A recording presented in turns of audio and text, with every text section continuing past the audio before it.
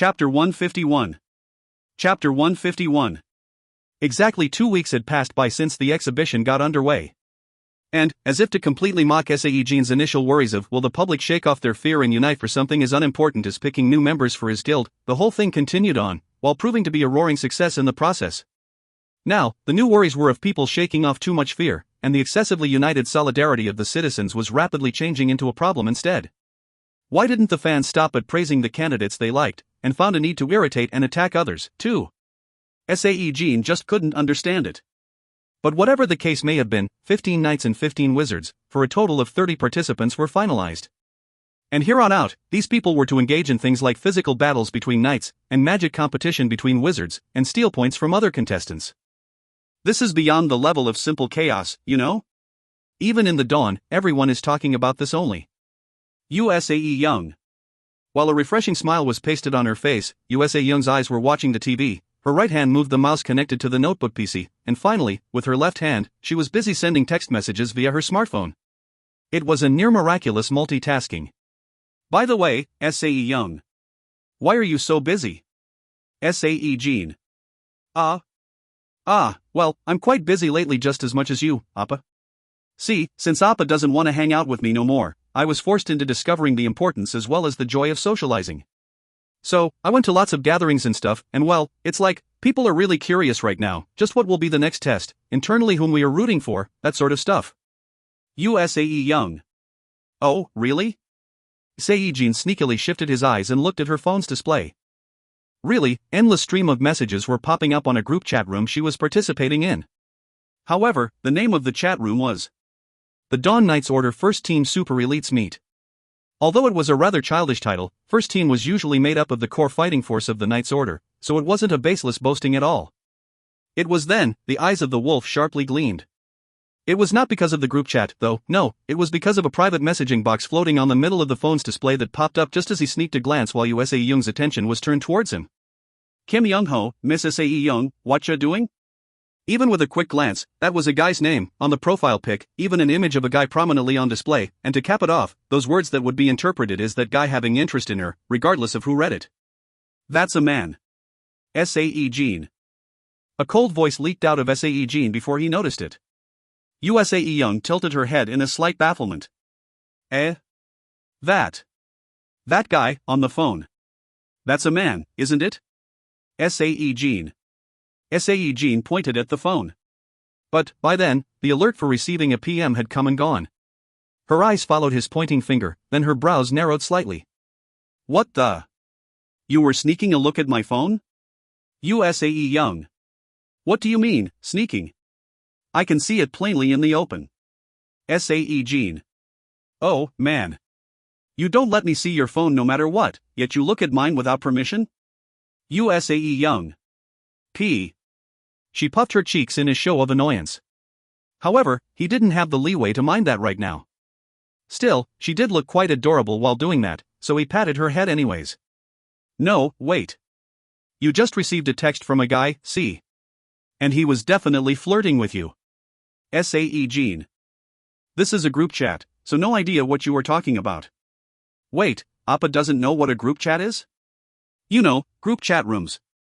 That's where a group of people converse by sending text messages, TL. Well, some of you might think there's something a bit strange here, but that's because Sae-Jin is using the abbreviated form for group chat room in Korean. The last one, she says it in full. Group chat room in Korean is. And I tried to TL as literally as possible. This is the result. Kim Sae-Jin's forehead creased up deeply. Was she treating him like an 80-year-old or something? I know what a group chat is, okay? But that message wasn't part of the group chat, but a private message. I saw it. Sae-Jin. Her face wavered in dazement.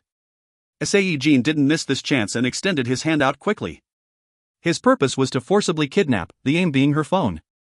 However, she swiftly hid the phone behind her back. Her reaction speed was really fast. But that only fanned the flames of suspicion, instead. Sae-Jin's brows quivered in dissatisfaction. Give me that. Why aren't you giving it to me? Sae-Jin. Wait, just wait for a second, okay? This isn't what Appa thinks, Sae-Jin. That is why I'm telling you to hand it over. Hey, why did that guy call you Miss Sae-Jin? Sae-Jin. He's the son of Jae-sung Group's VP. Because he's the last born, he can't inherit the family business. So he focused on being a knight, and now, he's a high tier with the Raven Order, and his future prospects are really promising. Sae-Jin. Sae-Jin began spouting gibberish with a reddened face. No, you don't have to read out his resume. Just give me the phone. Sae-Jin. Really, it's nothing important, really. Appa also sometimes message Hazelinuni, right? It's like that. Sae-Jin. What? Suddenly, he got really furious. The messages he sent to Hazeline now and then were. Damn it, this is what they call double standard, isn't it? TL, the author used a popular Korean abbreviation/slang word which can be literally TL'd into, when I do it, it's romance, but when others do it, it's cheating. You probably can see why I omitted that and used double standard instead. Sae-Jin held his breath back and calmed himself down, before slowly continuing on with his words. You're right. It could also be like that. However, here's the thing. Does that guy know you and I are in a relationship? Sae-Jin. Hazeline was acting in that way even though she knew this fact. However, she had the sort of suitable excuse of elves being hopeless in love, so what did this guy, Kim Young-ho, has for one? Hearing his question, Sae-Jin rolled her eyes over and over as if she was trying to think of something, but eventually, spat out a lengthy sigh and murmured her reply. No. He doesn't know. Sae-Jin. She utilized the moment of Sae-Jin freezing up in shock and poured out the rest of the story. Well, within our knight's order, not many people know of us living together. Sae-Jin. But, how come? That's because we haven't officially announced it. Sae-Jin. But, anyone with even half a brain should know by now. We've been living together for so long now. No, wait. Fine, some people might not know, that's true, but didn't you say he's the last born from a big Chable family? So how can he not know? Sae-Jin. Sae-Jin smirked slightly. Of course, within certain circles of reporters, her living together with Sae-Jin was already an open secret. But since almost all of them kept their mouths shut real tight, not even those commonly seen office memos circulated. After all, being frowned upon by the monster and the Dawn was buying a one-way ticket straight to career suicide. He doesn't know. It's like he's been abandoned by his family, you know? He's a really pitiable guy in that regard. People within the Knight's Order think the same, too. It's like, we're close siblings, an older brother and a younger sister.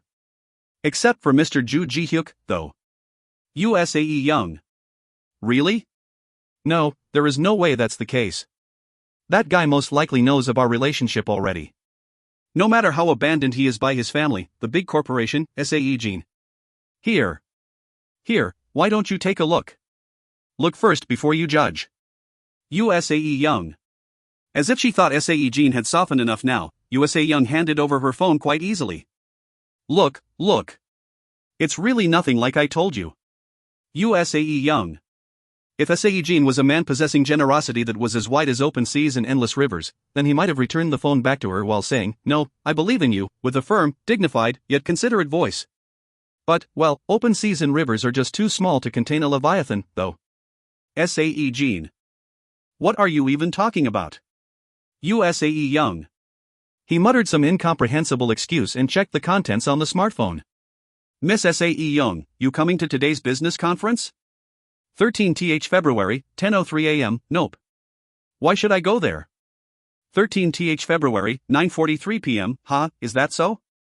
I can't go there, even though I want to. 13th February, 9:45 p.m. Similar types of messages continue. Omitted by the author. No, really. Kim Young-ho, Miss Sae-Jin, what ya doing? For March, 6:33 p.m. Sae-Jin found Sae-Jin's defenses quite satisfactory. However, why on earth was this fool, Kim Young-ho, being so persistent? While he was concentrating on the phone, Sae-Jin moved her agile, cat-like hands swiftly and snatched away his phone instead. I'm gonna look at Appa's phone, too. Sae-Jin. In that moment, Sae-Jin froze up like a statue. Thankfully, though, he hadn't had much contact with women of late. Even Hazeline stayed away, too. As if she became conscious of her actions, other than leaving comments such as "photo came out nicely" on images he uploaded on his Insta*ram account every now and then, she did not make one single attempt to call him up for personal matters. Yep. Good. USAE Young. Finishing her inspection in less than 3 minutes, USA Young put his phone down, quite pleased by the result. Then, she slid into Sae-Jin's embrace quite comfortably. Ah, that's right. Appa, why didn't that wizard from Bang Baedong become a candidate? USAE Young. No, I mean, doesn't he have a good relationship with us? He did give us all of his grimoires and stuff, too. I hear that the reason for the participating wizards being so hands-on during the contest is because they want to enter the monster's members-only library, the only one in the world where the full set of his grimoires are being kept in one place. Also, didn't he release the grimoire number 25 not too long ago? 2 days ago, the Wizard of Bang Baedong published the grimoire number 25. It did incite the predictably explosive reaction, but unfortunately for everyone, the only place this book was displayed was the monster's members-only library. The reason why it hadn't found a home in other wizard towers yet was because of the truly intense behind-the-scenes battle going on at the moment. Besides the excessive attempts at suppression, simple threats of exposing one's corrupt dealings if one did not give up trying to purchase the grimoire were thrown around, and even some local wizard towers lobbied the government to expel the members of overseas wizard tower representatives from the country. And Sae-Jin wasn't aware of such vulgar, disgusting, and desperate warfare happening beneath the surface. Ah, the Wizard of Bang Baedong? Sae-Jin. I'd like to meet him at least once. USAE Young. USAE Young spoke to him with a bright smile on her face. Seeing her totally oblivious and quite adorable smile, Sae-Jin made up his mind, his lips quivering a little. It seemed that the time to tell her the truth about this wizard persona had arrived. She knew that his trait was him transforming into the Leviathan. She also knew that he could borrow the Leviathan's powers while he was human, as well. The Wizard of Bang Baedong is me. Sae-Jin. After a lengthy silence, USA Young asked back with a dazed face. What? What do you mean by that? The name of the Bang Baedong wizard is Mei? USAE Young. He thought she was joking, but her expression and the tone of voice were serious. Sae-Jin broke out in a hearty laughter and shook his head. Ha ha ha. No, I am the Wizard of Bang Baedong. You haven't noticed at all? Sae-Jin. What did you say? But how? You're lying. USAE Young. Utterly shocked out of her mind, USA Young jumped around wildly, then she grabbed his shoulders and shook him hard. Think about it carefully, now. The Leviathan is a creature of magic. And why would the Wizard of Bang Baedong, who had no contact with us, give us the grimoires? Sae-Jin. OMG. LOL, the raw doesn't say that, but I inserted that in. The raw is literally one word, Hull. It has no meaning other than to express one's shock. Within USA Young's eyes and mouth that couldn't get any wider, astonishment filled up. Although this was quite similar to when he confessed to being the York blacksmith, the shock she received seemed to be far greater this time around. However, she recovered not too long after, and then began calculating potential profit and losses. Oh, Appa, in that case, can you let the Dawn keep the grimoires of Bang Baedong Wizard? You know, right? That we've been working hard to establish a wizard tower for a while now. USAE Young.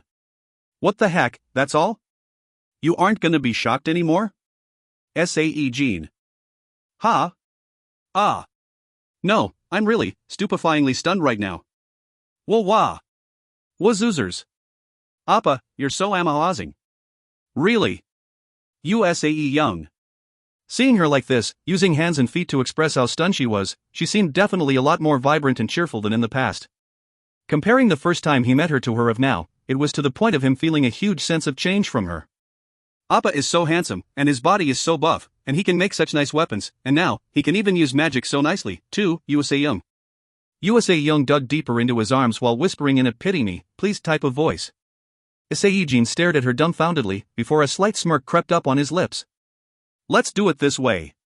Divide the shares of the wizard tower between the Dawn and the monster. With that, not only the grimoires will be furnished in their entirety, but even the wizard's name will be associated with the tower. Sae-Jin. The negotiation began in earnest. USAE Young's eyes shook imperceptibly. Ha? But why? Why? That doesn't make sense at all. The monster didn't even help out when the Dawn's been trying to set up a wizard tower until now. USAE Young. But I'll be helping out with this, right? And it'll also be a huge help, too. The grimoires of the famed wizard, plus his name on top. With that, as soon as the tower gets off the ground, I'm pretty sure it'll become a recognized tower right away. Sae-Jin. Around 3 seconds of silence later, she sneakily slipped out from his embrace, took her phone, and made a call to someone. Sae-Jin leisurely waited for the other side's opinion. The middle of March. The martial contest between knights and the magic competition between wizards, that drew in over 40,000 live audience per match, finally came to a conclusion. Kim Yurin recorded an overwhelming 14 victories and 0 defeats within the knight category, while on the magic category, an unknown elf wizard named Emile Riru recorded the same overwhelming record as well. Through various other tests such as defeating monsters, contribution to the good of public interest, game show like Battle of Common Knowledge, etc., 20 candidates out of remaining 30 got disqualified. And those who got disqualified, while leaving behind gifs of themselves looking remorseful, discontent or furious, one wizard even broke down and cried his eyes out, disappeared to where they came from. Kim Sae-Jin then decided to have an one-on-one interview with the 10 remaining candidates. He wanted to weed out bad characters, of course, and the broadcaster also wished to capture the process as well. Pleasure to meet you, Wizard Emile Riru. Sae-Jin. Me too, it's a nice pleasure. The first interviewee happened to be the wizard, Emile Riru. He sensed a somewhat dangerous and insidious aura coming from her, but Sae-Jin decided not to judge too prematurely. The scores for common knowledge is 0? Reading up on the follow-up words of the judges, this is on the level of a primate or a reptile. It seems that you haven't studied a lot until now? Sae-Jin. He deliberately threw out the sensitive topic first while activating the eyes of the wolf. He was trying to see into this wizard's heart and her personality. And what crappy thing are you trying to pull here? Guess who? She smirked refreshingly, before emitting a bit of mana all around her, destroying every single camera installed in the interview room. What the? Sae-Jin. I'd prefer you stop looking at me with those disgusting eyes. I mean, I came all the way here just to negotiate, yet you're making me want to kill you right now, you know. Along with thick killing intent, the outer skin of the elf Emile Riru melted down like a dough. And the person revealed was Prelani Bathory. Sae-Jin couldn't help but admire her perfect disguising technique. Really, did this mean that the queen in the state of perfection could even fool the senses of the wolf? Hello, kid. Been a while. Bathory. Bathory lightly tapped on his neck as she spoke. Right away, the interior of the room darkened and got separated from the rest of the world. A few. Yeah, it has been a while. Another isolation barrier? Sae-Jin. Unlike his relaxed exclamation, his heart was beating like crazy in his chest. Yo. You don't have to tense up so much. I came here to cooperate with you, after all. Bathory. Cooperate? Sae-Jin. That's right. Bathory. At Kim Sae-Jin's still confused face, Bathory showed a cheeky smile. You see, I'll help you kill the vampire lord. How about it? Bathory. What? Sae-Jin. Sae-Jin's consciousness shook for a moment after seeing her smile. But that was all. Several alert windows indicating that skills had been activated popped into his view one after the other, instead. The unique skill, the most pure divine body, has activated. Bathory's ultra-high-grade seduction magic has been resisted. A part of the seduction magic has been reflected back to the original caster. Immediately, her brows quivered ever so slightly. The alert windows informed him of the reason. However, Sae-Jin maintained his poker face and tilted his head. Phew woo. So, this new skill helped him out in this manner. Sae-Jin let out a silent sigh of relief while checking out the information window for the most pure divine body. The most pure divine body. The host's body will be purified of all impurities. Depending on the will of the host, the physical strength of the body can be raised up to a maximum of 1000%.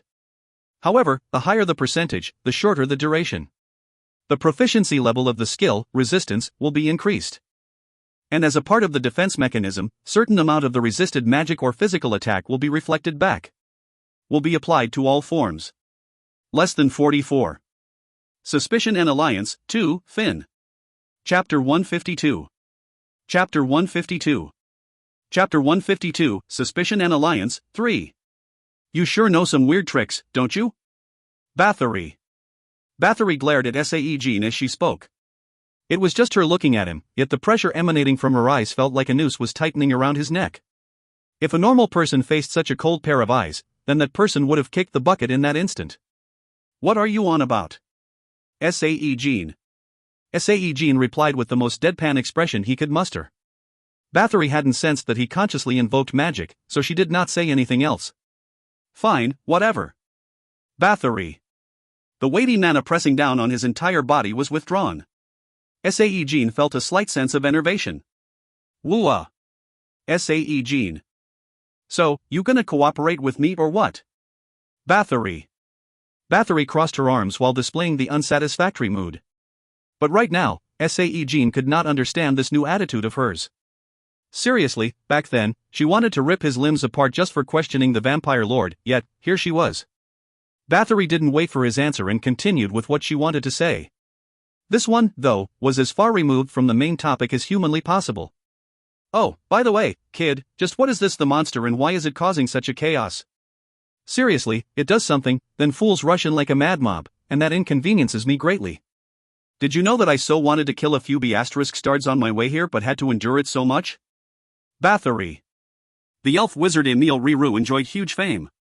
Of course, odds were, that was due to the aura of seduction inherent within Bathory's mana, but still, the size of her fanbase was second only to Kim Yurin's.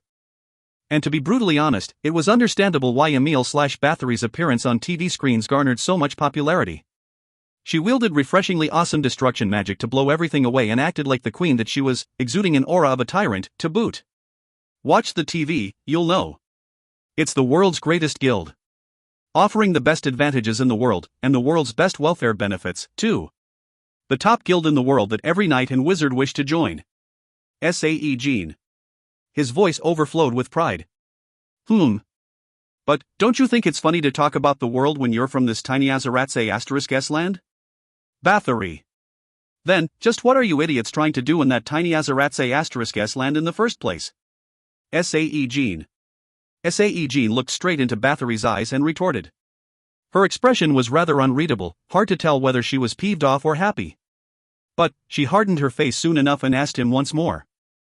The cooperation. You in, or not? Bathory. You should tell me the contents first. Sae-Jin. I told you already. I'll help you to kill the Lord. Bathory. It was such a different attitude compared to the past, when she was still worshipping the Lord. It was questionable how could a person change so quickly, but still, it would be great if one more thorn in his side was removed permanently. But the problem was after Bathory had become the new Lord. And after that? Sae-Jin. Kim Sae-Jin sharply opened his eyes. After that, you people should do whatever accordingly. Bathory. Bathory sneered as she continued. Hey, you. I think you're mistaken about something here. The portal opening up, that's like, set in stone, you know? No. Matter how much you struggle, that'll never change. You should be preparing for the aftermath, instead of thinking about blocking the portal or something. Bathory. In that case, killing the Lord is one of the things to prepare for the aftermath, is that it? Sae-Jin. That's right. According to your guess, the Lord wants to return to the Earth's past, no? Bathory. Sae-Jin shut his mouth. Initially, he did think that the Lord wanted to return to this planet's past. But after giving it more thought, he became aware that this was not the correct guess as well. The odds of the Lord's plan being not about going to the past, but maintaining the same timeline as the stage called the Earth and moving to another dimension, were very high. So, Sae-Jin explained this to Bathory. That's complicated. Make it easier to understand. Bathory. Okay, so? If the Lord succeeded in going back in time, then the present should have been affected, right? Like, because of the Lord going back in time, the world should have become the paradise for vampires or some such. But that didn't happen. So, I'm saying, my initial guess is not correct. That B***start is trying to jump dimensions only. Sae-Jin. And when you say dimensions, you saying there can be many of those existing in the same space? Bathory. Correct. One of the definitions applied to the fissure is that it's a gap between different dimensions in different worlds, so you can get to other dimensions through it. Sae-Jin. The reason why Sae-Jin said all of this was to tell her that killing the vampire lord had nothing to do with the preparations for the aftermath. Technically speaking, the Earth of another dimension had no relation with the matters of this world, after all. As if Bathory somehow understood the meaning behind his explanations, her face crumpled to resemble a Rakshasi. TL, a Rakshasi is a female version of Rakshasa. Google one to get the feel for how ugly it looks. Beware of the Bollywood film popping up instead, though. So, you don't want to cooperate? Bathory. Sae-Jin didn't reply immediately. And within this silence, Bathory forced out a smile and began emitting mana from her body. You're not gonna answer? Bathory. There was no need for an answer, though.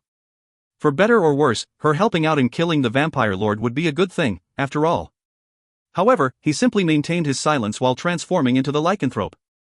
Since she came to seek cooperation, that meant, at minimum, she wasn't thinking of killing him here. In that case, he wouldn't miss this chance to drink some more of her blood. You really ain't gonna answer? Bathory. Bathory's face became dumbfounded. But Sae-Jin simply pounced on her without a single shred of hesitation, pressed her down with his arms and his jaw descended down on her pale smooth neck. The blood of Bathory has been ingested. Accompanying that feel-good alert window, a huge impact shook his brain. Bathory simply punched the side of his head. However, her strength in 100% condition was truly terrifying. Kayachk. One saving grace was that she'd suffer the same amount of damage as Sae-Jin received. While borrowing the strength of the potions, he pounced on Bathory once more. Star. After getting beat up by Bathory till he was on the cusp of dying, Sae-Jin acted as if he had no choice while accepting her offer. Right next day, he organized a meeting. The participants were Kim Yurin, Lee Hyrin, Hazeline, Yu Baek-song, Ju Ji-hyuk, Lilia, Kim Sun-ho, and even Rosradel. All 8 of them gathered in the secret underground conference room. Kim Sae-Jin unpacked the rather horrifying prospect of cooperating with Bathory to the gathered members first, and then explained what they had to do next. For now, Rosradel will continue to stay beside Bathory. Sae-Jin. Ha! At Sae-Jin's orders, Rosradel's expression collapsed like that of a person who just lost his country or something. Obviously, we will need someone to spy on her movements. And as for actual gathering of information as well as searching for locations, Miss Yu Baek-song and Mr. Kim Sun-ho, please handle them along with the available intelligence operatives. Sae-Jin. Got it. Yes, boss. Understood. Yu Baek-song and Kim Sun-ho nodded their heads. However, their sights were locked onto Kaiser II acting coquettishly on Sae-Jin's thighs. As for the knights, please concentrate on getting stronger. Also, Miss Kim Yurin should be unfamiliar with handling a griffin, so please head over to the nesting area and get to grips on how to control a griffin perfectly. After the exhibition ends, of course. Sae-Jin. Yes, I understand. Kim Yurin replied back energetically. And so, Sae-Jin was able to end the meeting quite quickly. Next up, was Lee Hyrin's mischievous expressions of her admiration. Oh. Our guildmaster looks so cool today. Lee Hyrin. Please stop joking around. Sae-Jin. Right, will it be fine with a non-guild member taking part here? Lee Hyrin. With a guilty face, Kim Yurin's shoulders trembled. It'll be fine, since her admission is almost a sure thing anyway. So, everyone, disperse. We don't have much time. Sae-Jin. Bathory said the fissure/portal should fully open up between October and December, so they indeed didn't have a lot of time left. No, it was more correct to say it was imminent. At Sae-Jin's words, the members all replied with lots of spirit and hurriedly went on their own ways. 10 days later, 2nd of April. The exhibition that garnered so much of the public's passionate support finally ended. The successful candidates in the knight category were Kim Yurin and Ju Oh-hyung, both of them highest-tier knights. A pretty interesting spectacle of sorts unfolded on the presentation stage during the final broadcast where the successful candidates were announced. Kim Yurin's serene speech on her thoughts on entering the guild contrasted rather sharply with the heartfelt dedication read out by the tearful Ju Oh-hyung. On the other side, the 2 wizard candidates who made it were a male elf named Breton, as well as Emile Riru, as promised to Bathory previously. However, Bathory wanted to look stylish in an old-fashioned kind of way, and quoted a forward idiom during her acceptance speech. Unfortunately, she used it in such a wrong context, it wasn't even funny anymore. Kim Sae-Jin just couldn't understand why she ended up saying the forward idiom Yukchamusak during such a happy occasion. This idiom actually comes from the Romance of the Three Kingdoms. This author must have a thing for ROTK or something. Basically, it means foregoing personal feelings and upholding the military command structure, or something similar to that effect. Not sure how you can Google this one if you're interested in finding out what's what. Oh well. But he heard on the following day that it was Rosradel who deliberately fed Bathory nonsense in order to publicly embarrass her. And predictably on the day after that, Bathory found the truth out via the internet and invaded the guild HQ in unbridled rage while shouting out that she was going to kill Rosradel. Fortunately, though, the temporary cooperation pact between her and Sae-Jin remained intact. The completion ceremony for the Dawn Corporation's and TM's Wizard Tower, the collaboration of the Dawn and the Monster. The unrivaled financial muscle and the Monster, combined. According to the Dawn, the time to invest more capital and to diversify its portfolio is when the state of current affairs are at most unstable. And then, another nuclear bombshell dropped. A Wizard Tower that the Dawn Corporation and the Monster each held 5.5 to 4.5 of shares was officially launched. Obviously, that alone lacked the necessary oomph to cause a commotion in the country. Even if it was the Dawn, the number one in the business sector, a modern-day Wizard Tower was a cradle of wisdom built from dozens upon dozens of years of accumulated experience and knowledge. The consensus of industry experts from other Wizard Towers were that, even if it was the Dawn, one should be ready to endure decades of losses and ridicule. However, a news with an exclusive report tagged on got published soon after, and the whole situation got turned around 180 degrees. A wizard that didn't put down his roots in any Wizard Towers until now.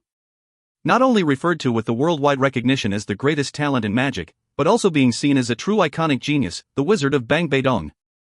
He had proudly aligned his name with the Dawn's new Wizard Tower.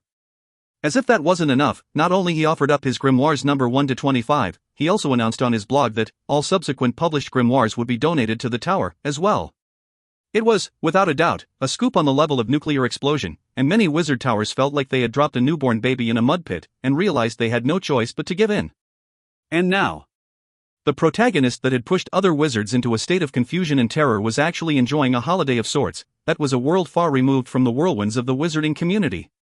So, how is it? How's the media reacting to the news? Sae-Jin. Sae-Jin tightly hugged USA Young, who seemed to be stuck like a glue to her notebook PC, and asked. It's seriously great. The number one liked comment is, the Dawn and the Monster and Bangbadong Wizard come together, and the nature's balance is upset. He. USA Young, TL, our delightful author tried another weird pun-based joke that I just don't get. Consequently, I couldn't TL it literally, as well. Thus, this is the result. Is that so? Hey, you seem to be really interested in this Wizard Tower business, though. Sae-Jin. Of course. I pushed for this business venture, after all. USA Young. Really? Yep. That is why, the tower's operational director is me. USA Young. USA Young pecked a little kiss on Sae-Jin's cheek and smiled happily. As an aside, a tower director and a tower lord was not the same. If one thought of tower director as a chairman of the board, then the tower lord was like the dean of a school. And sure enough, a tower director's powers were greater than that of a tower lord's. What the? Why didn't you say anything? I'd have negotiated with a bit more leisure, then. Sae-Jin. The guy in charge of making this deal work, Cho Han-sung, negotiated so tenaciously that even left the representatives of the Dawn utterly blown away. According to him, a former superior officer who bullied him in the distant past just so happened to be one of the Dawn's negotiators, so that was why. It's alright. After all, my share is fixed at 35% anyways. The rest belongs to my grandpa and my dad. It'll be better if Appa has the rest, instead. USA Young. Should he feel proud of her or be sorry for her? Sae-Jin formed a slightly apologetic smile, leaned his head on her shoulder, and they looked at the notebook PC together. Oh. Hey, isn't this guy the Vice Lord of the Seoul Wizard Tower? And this person over here, that's the Tower Lord of Busan Tower, right? Sae-Jin. I thought they would be people that lacked nothing, but the amount of requests for open position coming through is just so much. Someone's PR/resume data was as big as 1 gigabyte, you know? Ah, that's right. Even foreigners sent in some. Look. Here's the Tower Lord for the Veli Wizard Tower, ranked 5th in the world. USA Young pulled up a photo. And the Tower Lord shown was a female elf with a slick figure that sure fitted the name of the tower. She must be really good at belly dancing. TL, oh boy, yet another pun-based joke by the author. I did what I could, but you be the judge. Ha, how ridiculous. Hey Juicy, where do you think you're looking at? USA Young. Ah, it's nothing. Cough. Well, it's all good news. Our Wizard Tower should grow fast at this rate.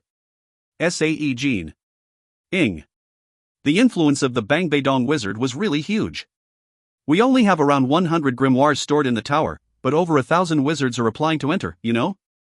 USAE Young. A single grimoire was really expensive. And it was also difficult to procure one, too. Most regular mid-grade grimoires fetched upwards of several $1,000,000.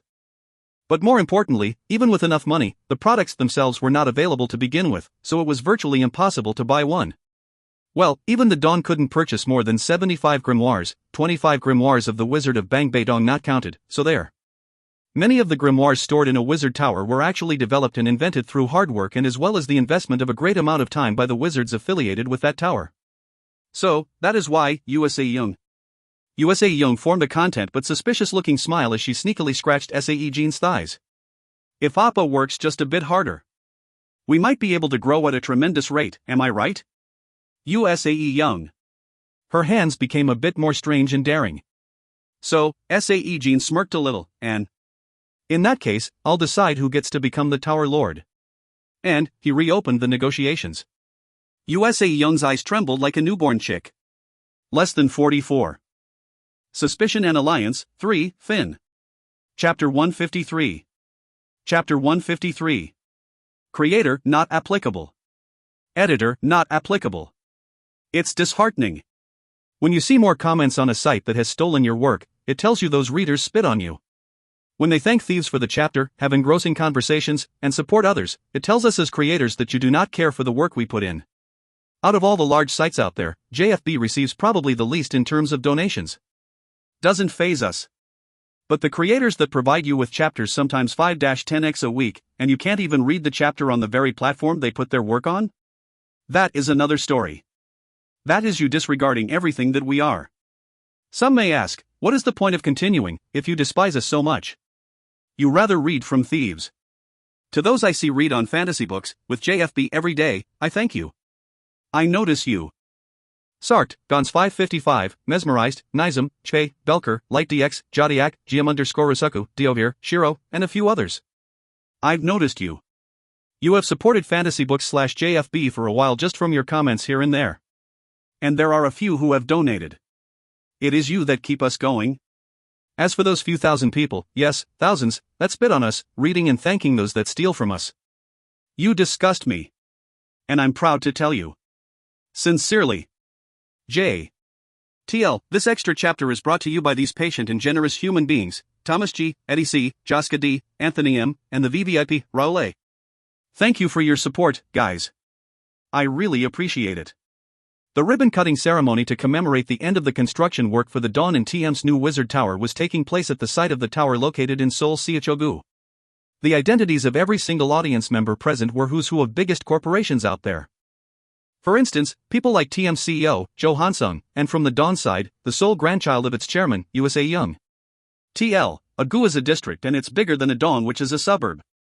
The Knight USA Young's the representative from the Dawn, huh? This wizard tower was built in the city of Seoul. This inevitably meant that it would compete against the Seoul Wizard Tower, widely seen as the Seoul's best, and consequently, Korea's best tower. So, the director of the Seoul Tower personally came here to gauge the flow of atmosphere around these parts. The tower director spoke from behind the heavily tinted car window while looking at USA Young. Jo Han-sung from TM. They must be expecting great things, since Kim Sae-Jin's right-hand man is here in person. Yes. It's quite likely that both TM and the Dawn has poured all their resources into this venture. Within the financial circles, Jo Han-sung was well known for his straightforward personality and tenacious drive to succeed, which made him a man others should not mess with. But that wasn't the only reason. Kim Sae-Jin's most trusted advisor. The title alone easily sunk all the other qualifications the man named Jo Han-sung possessed into insignificance. From the huge-scale national defense business supported by the likes of Griffins and a Kraken, to creating artifacts, from orcs' miraculous weapons to mana tattoos, etc., all of them, indispensable abilities that the current world could not do without. If one were to call the Wizard of Bangbei-dong as the true icon of innovation in the modern wizardry, then Kim Sae-Jin should be seen as the symbol of the modern world itself. It was all very strange. Now normally, the public came down hard on those folks who earned a good deal of wealth and political power through their traits only. However, Kim Sae-Jin was the only exception to that strict rule. Maybe that was due to the special circumstances. Currently, boss monsters appeared several times a month, so if there was no Kim Sae-Jin, the country of Korea would have ceased to exist in this world a long time ago. Without him, there would not be the orcs' weapons to satisfy the demands for quality armaments by the knights, not to mention those artifacts that could increase the chances of their survival by 90% either. And also, it was the same sort of story for the griffins, responsible for drastically reducing the amount of time required for the dispatched knights to arrive on the scene. Introduction of griffins that could figuratively arrive virtually as soon as being dispatched was referred to as revolution in policing, as well as the worldwide defense service that raised the status of Korea internationally, the Kraken. Kim Sae-Jin was an existence that burned like the light coming from a lone guiding star within this dangerous and treacherous world. For a man like that to enter the business of wizard towers. Now that was the advent of an unexpected calamity for all potential competitors. I heard the rumors of the Vice Tower Lord Hemming sending in his resume over that side. The Seoul Tower director creased his forehead. The more he thought about it, the more irritated he got.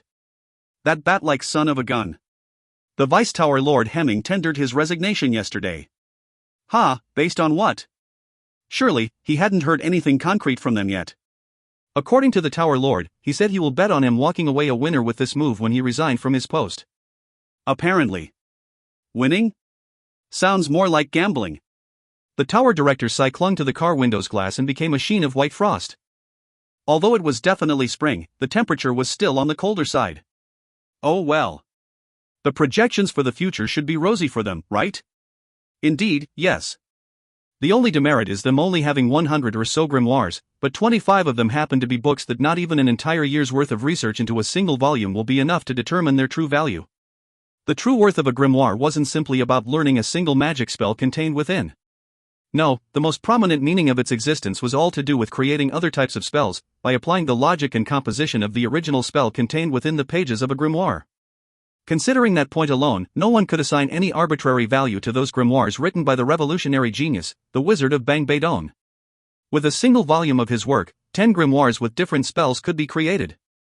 However, within the new Wizard Tower, it held all 25 volumes, so it was only a matter of time before the collection grew into 250 books, then to 2,500 books. It was then. The Seoul Wizard Tower's director spotted a man watching the ribbon-cutting ceremony from afar. He seemed familiar, sculpted physique, sleek and long legs, strong jawline and a sharp nose. Even though he wore a pair of sunglasses and a mask, there was no way his handsome visage could be hidden away. The director had seen that face hundreds, thousands of times before, so he instantly recognized the man. It was a secret no one else had any clue of, but the tower director Joseph Jean just so happened to be one of Kim Sae-Jin's most ardent fans out there. Wait for a second. The tower director hurriedly opened the car's door and approached that man. That man tilted his head in confusion when an unknown person came up to him. By any chance, are you Mr. Kim Sae-Jin? Just under his sunglasses, signs of panic could be seen. Kim Sae-Jin talked about various things with the director of Seoul Wizard Tower, who had quite unexpectedly managed to spot him. And unlike the popular belief that everyone from a wizard tower were egocentric fools with too much pride, the director was actually quite a principled man. Their conversation went well and Sae-Jin even found his dignified attitude likable, even all of that was due to the man's passion clearly imbued within the way he gestured and talked. Here. It's a present. Sae-Jin. So, Sae-Jin gave away the thing he brought along to use as a PR material today. What is it? The tower director fixed his frameless glasses and took a closer look at the book given to him. There was nothing written on the cover, other than the alphabets and numbers, number 26. Number 26, 26, the number being 26. While saying the same thing over and over again, the tower director belatedly realized what this was and his expression changed into one of pure panic. This is. Please, use it well. There are only 17 of this 26th grimoire in the world, 18, if you count that one as well. Sae-Jin. Kim Sae-Jin spoke as he smiled. The 26th grimoire strided the boundary existing between magic and sorcery. It featured Meteor, a spell that would have never been revived in the modern world if it weren't for the Bathory's knowledge on sorcery and the Leviathan's mana body combining their might together. This powerful legendary spell that occupied the top spot in the fire-based element magic would no doubt leave behind a huge crater in the world of magic very soon. But, how can I receive something this valuable? The hands of the tower director were shaking like leaves. Please, take it. There aren't that many wizards who can learn this spell around the world anyway. Sae-Jin. Sae-Jin deliberately chose an attacking magic for his new grimoire. He hoped that this would help at least a little bit during the Kim Yuson prophesied the great calamity of monsters in the future. Fearing that vampires might get their hands on it and abuse the spell, Sae-Jin was planning to select 17 wizard towers that had tower lords capable of learning this meteor spell and personally hand it over to them. However, not one Korean wizard tower was included in his original plan. But well, another copy could be made any time, so it wasn't a problem. Please, take it. Well then, I should get going. Sae-Jin. Thank you very much. Actually, I'm a big fan of yours. Really? In that case, thank you for your support. Sae-Jin. Kim Sae-Jin lightly tapped the shoulders of the heavily trembling director and headed towards the ribbon-cutting ceremony while cutting open a path through the walls of reporters like an unstoppable tank. When a tall man suddenly barged his way through, inevitably reporters began spitting out their dissatisfied remarks. And so, when he arrived around the middle of the way, Kim Sae-Jin removed the sunglasses and stared at Yu Baek-song. Since he didn't tell her he was planning to show up, panic was quickly overtaking her expressions as the countless camera lenses turned towards him. He walked confidently within the path created by the reporters. While thinking about trivial things, such as wondering if this was what Moses was feeling during that famous moment, he walked next to USA Young and took his spot there. Then, he gazed at her and formed the brightest smile he had ever worn until now. I'm sure some of them will notice with this much? Sae-Jin. Oh whoa, really now? You should have told me beforehand, you know. USA Young. USA Young spoke in a fake criticizing voice, yet her face was blossoming with a huge smile. Thanks to Kim Sae-Jin's unexpected arrival, the ceremony was a roaring success. The vampire lord's whereabouts might be deep underground, said Ross Riddell. His voice lacked energy. Also, both his eyes were blackened, and almost half of his hair had been plucked out. It seemed that he had to pay a heavy price for ruining Bathory's speech during the exhibition's final show. Underground where? Hye-rin. Hye-rin handed over a boiled egg as she asked. With a practiced hand, Ross Riddell massaged his eyes with the egg. Under the Gangwon province's monster field. Remember the place that got created when two fissures overlapped each other and the Earth's crust got distorted? Ross Riddell. Ah. That place where mana couldn't be used at all? Hye-rin. As if she had recalled it, Hye-rin spoke up while clapping her hands. Hearing this, Kim Yoo-rin's face too began drowning in memories. Well, that was the place where she got to meet the orc for the first time, after all. No, Mr. Author, it's not, but I'll just leave you to your own forgetfulness. Right. Apparently, the Lord is performing research underground with his most faithful retainers. Ross Riddell. What kind of a research? Hye-rin. I don't know. They are doing something, alright. Ross Riddell. Guild Master? What should we do now? Kim Yoo-rin. Kim Yoo-rin asked Sae-Jin while looking at him. Sae-Jin thought for a while, before shifting his gaze to Kim Sun-ho. Kim Sun-ho passed the baton over to Ju Ji-hyuk. Then, Ju Ji-hyuk passed it on to. Well, the person at the end of the chain of stairs turned out to be Kim Yoo-rin after all. She sighed out grandly. Ha-ha. Can't be helped, really. Captain's the only one with enough experience on planning and conducting raids amongst us here. Hye-rin. I get it. Let's take a look at the map first. Kim Yoo-rin. Kim Yoo-rin took a look at the map of the interior Ross Riddell brought along. The most eye-catching thing on it was the passage displayed, and it was located quite close to the East Sea's coastline. They might be able to utilize the Leviathan's strength at this rate.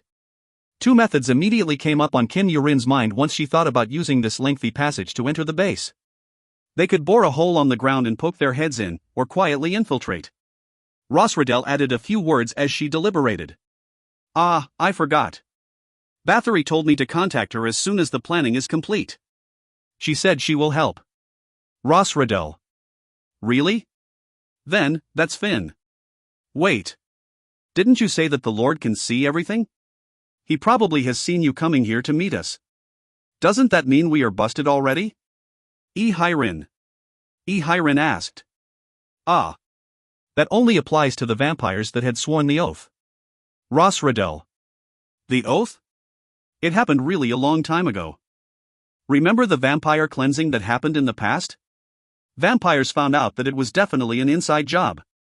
So, those who somehow survived the cleansing wanted to make sure the traders pay the appropriate price, but well, since there weren't a lot of vampires remaining, someone cooked up the idea of let's not kill our own kins when there's so little number to begin with, and instead, swear an oath of never betraying our kind and entrust our lives to the Lord. However, I am a child born after the racial cleansing had come to an end.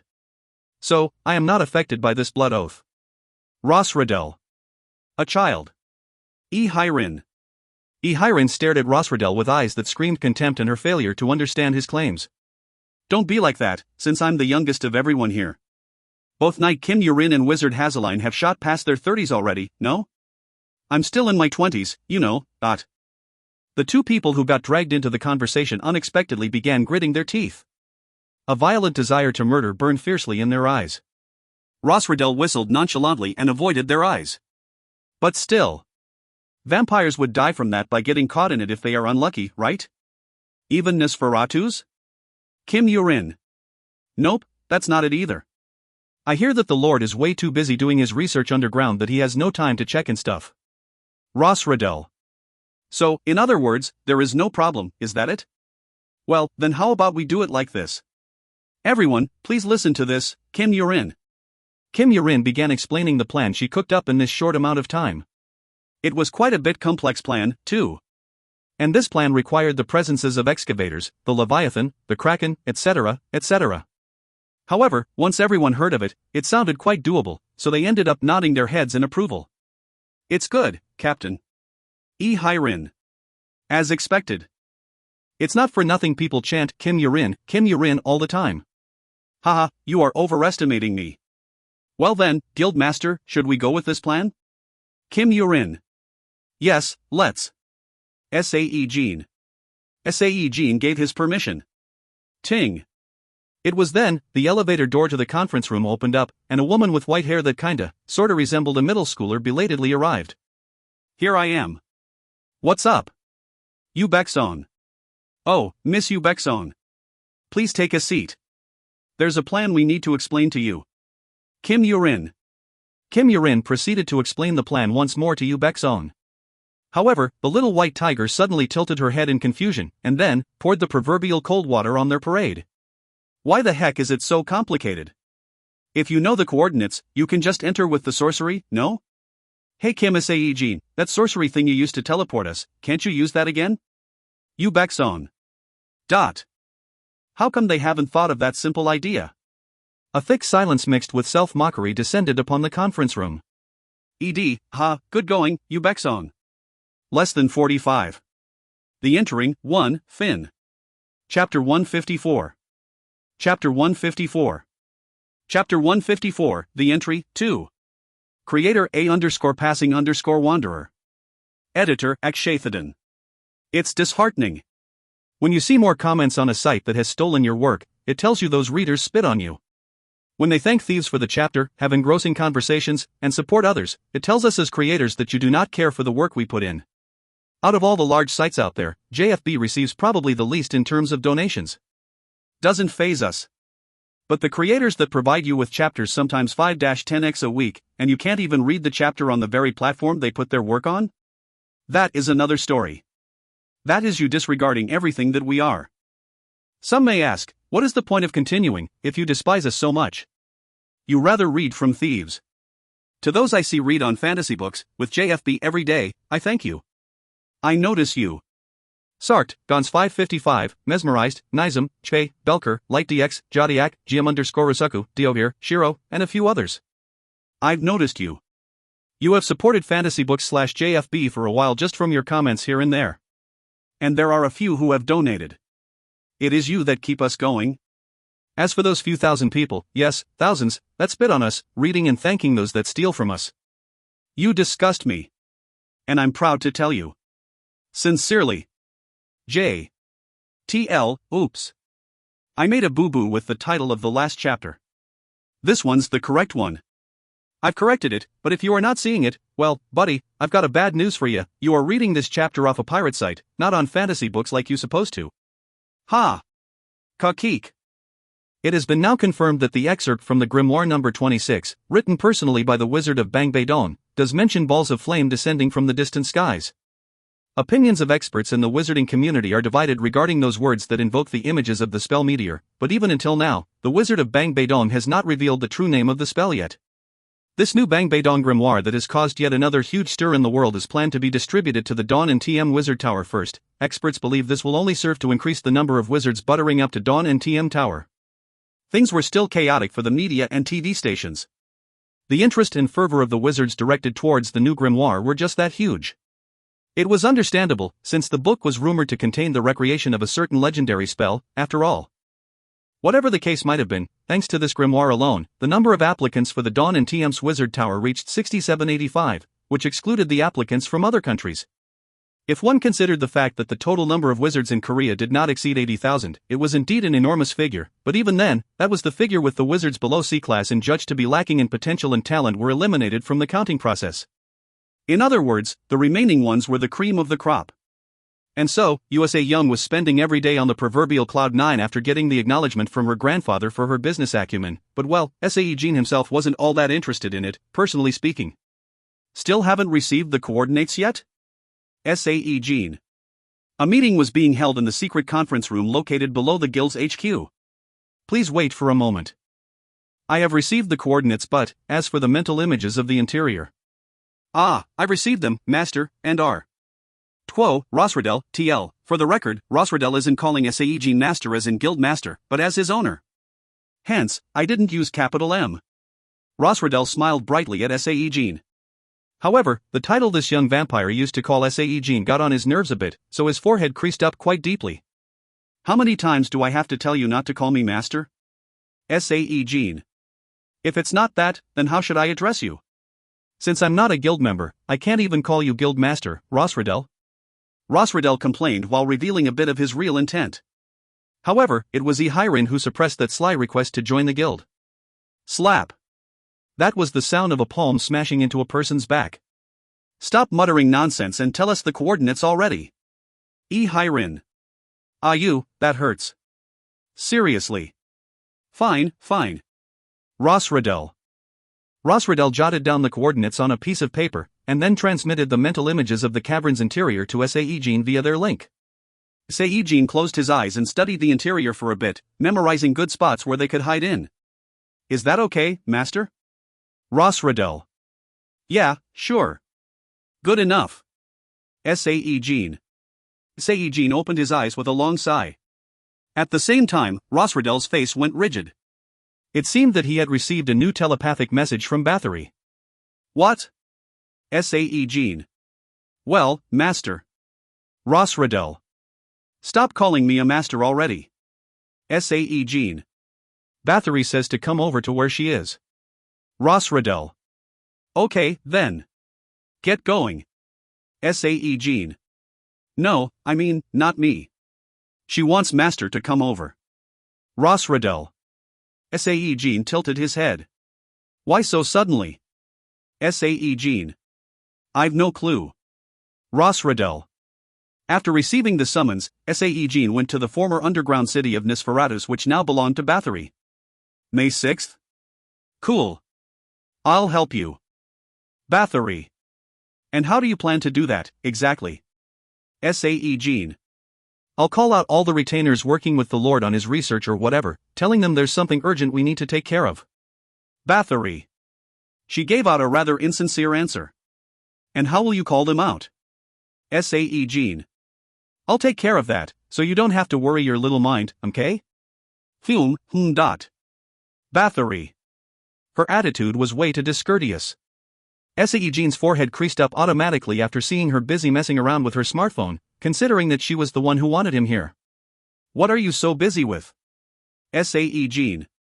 Oh, I'm just checking out a couple of articles online. These ants are so adorable, you know? Hey, here, this number next to this thumb up sign, that's telling me the number of ants agreeing with this opinion praising me, right? Bathory. She pointed at the phone screen and asked him. There was a comment section attached to an article praising Emile Riroux's martial prowess, and 7,300 were agreeing with it, while 3,400 weren't. Yeah, correct. Sae-Jin. So, that means 7,300 likes Emile Riroux. Good. But what about these 3,400?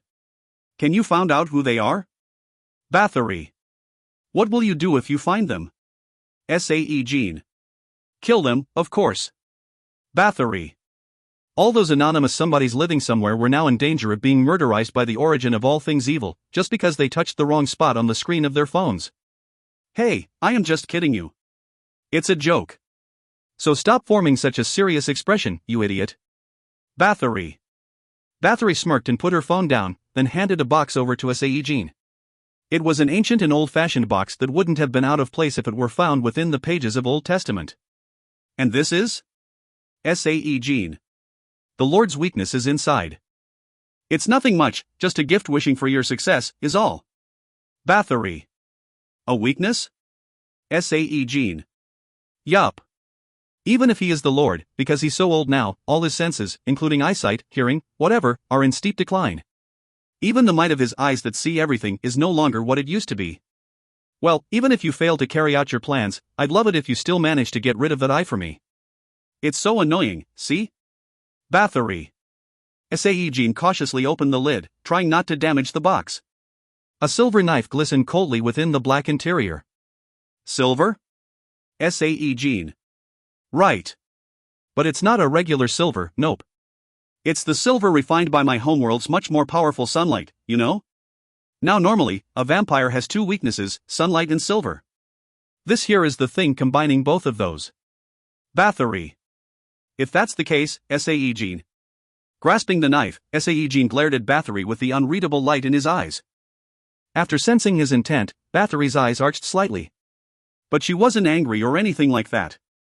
Even if those are vampires' weaknesses, we can't even feel them when we are young and full of vitality. But the Lord is different. He's really old, you see. If you cut him with that knife, his flesh will start rotting away. And he won't be able to regenerate himself even with a single cut. Bathory. Poof. Sae-Jin wielded the silver knife this way and that. It had a really plain exterior.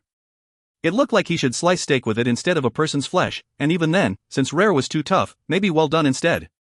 No, Mr. Author, rare is softer to chew, actually. After watching him for a bit with a satisfied smile on her face, Bathory added some cautionary words as well.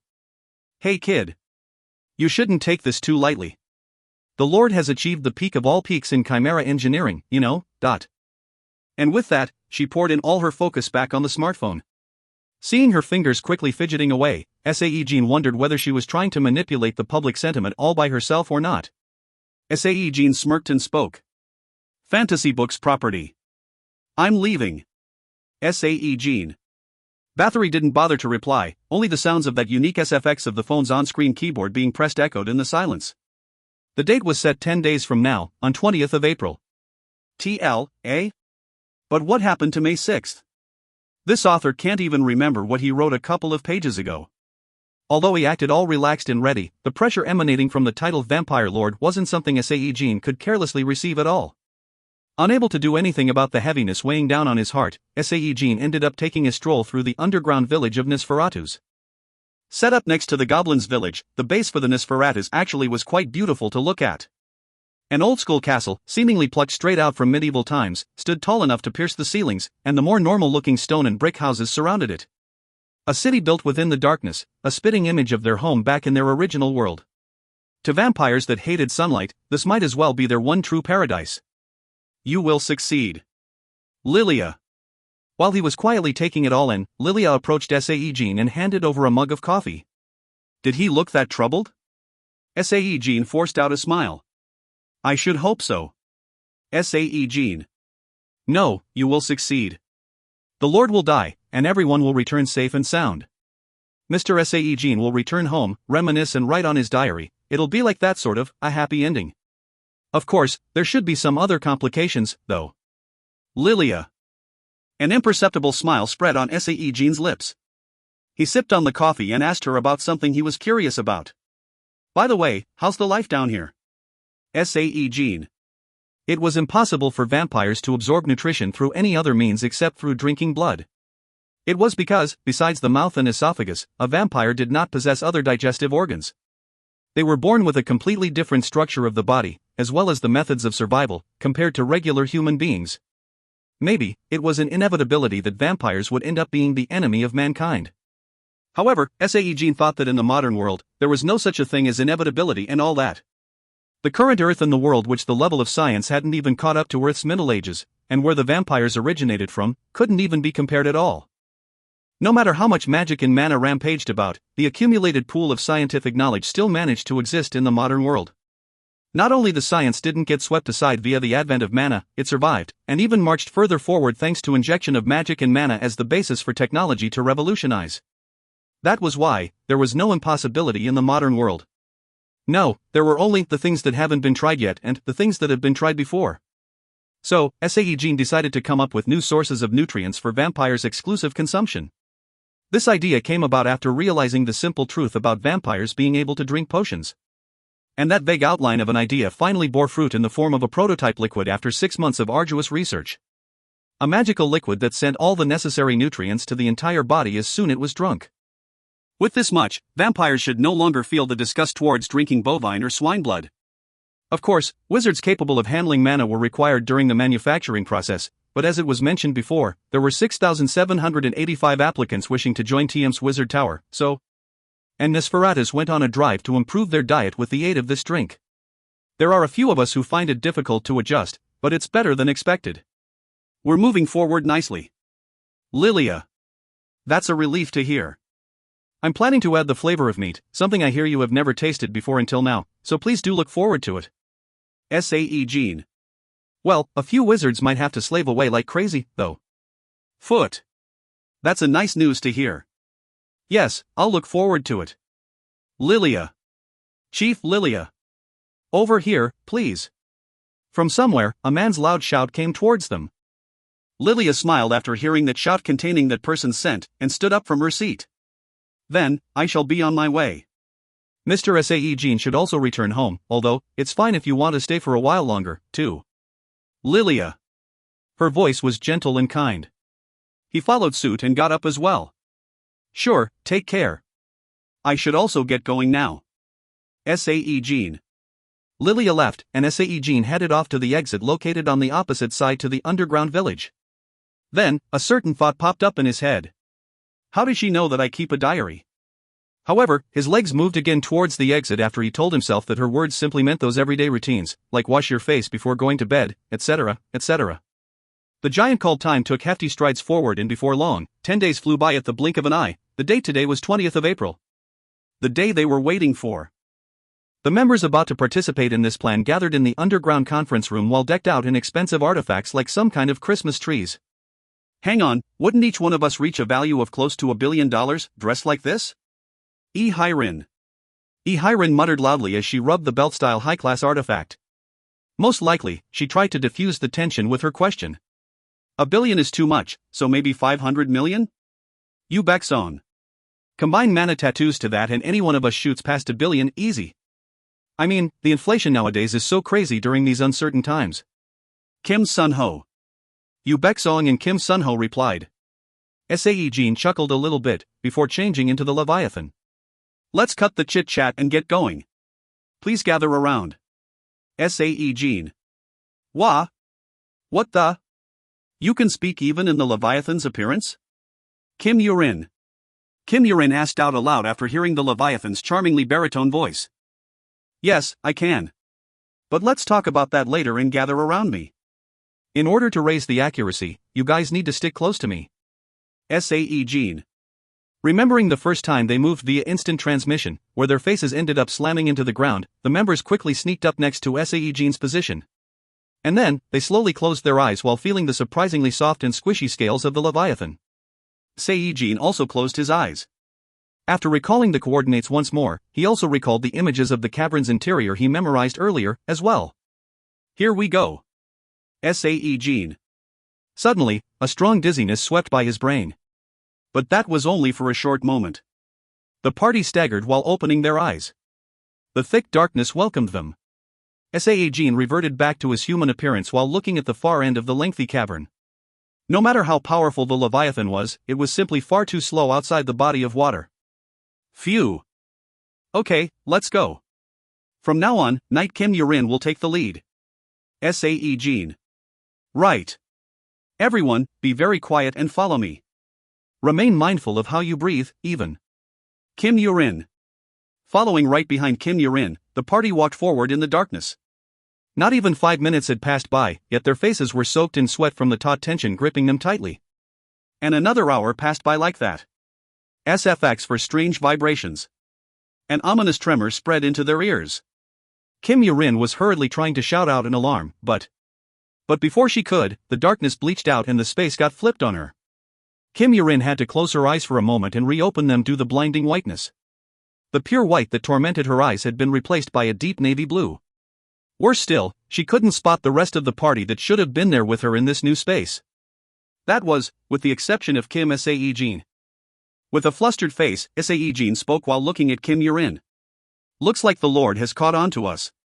Sae-Jin. Kim Yurin surveyed the surroundings with a frustrated face. Seems like it. Kim Yurin.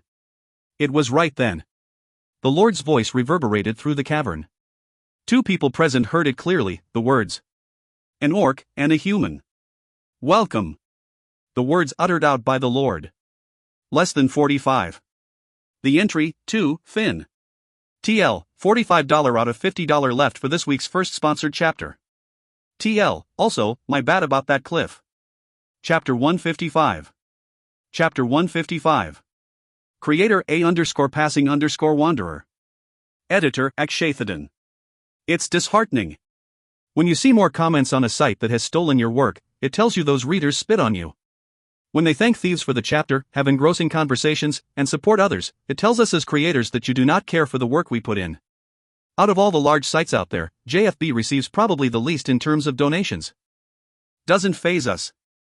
But the creators that provide you with chapters sometimes 5-10x a week, and you can't even read the chapter on the very platform they put their work on? That is another story. That is you disregarding everything that we are. Some may ask, what is the point of continuing, if you despise us so much? You rather read from thieves. To those I see read on fantasy books, with JFB every day, I thank you. I notice you. Sarkt, Gons 555, Mesmerized, Nizam, Che, Belker, LightDX, Jodiak, GM_Rusaku, Diovir, Shiro, and a few others. I've noticed you. You have supported fantasy books/JFB for a while just from your comments here and there. And there are a few who have donated. It is you that keep us going. As for those few thousand people, yes, thousands, that spit on us, reading and thanking those that steal from us. You disgust me. And I'm proud to tell you. Sincerely. J.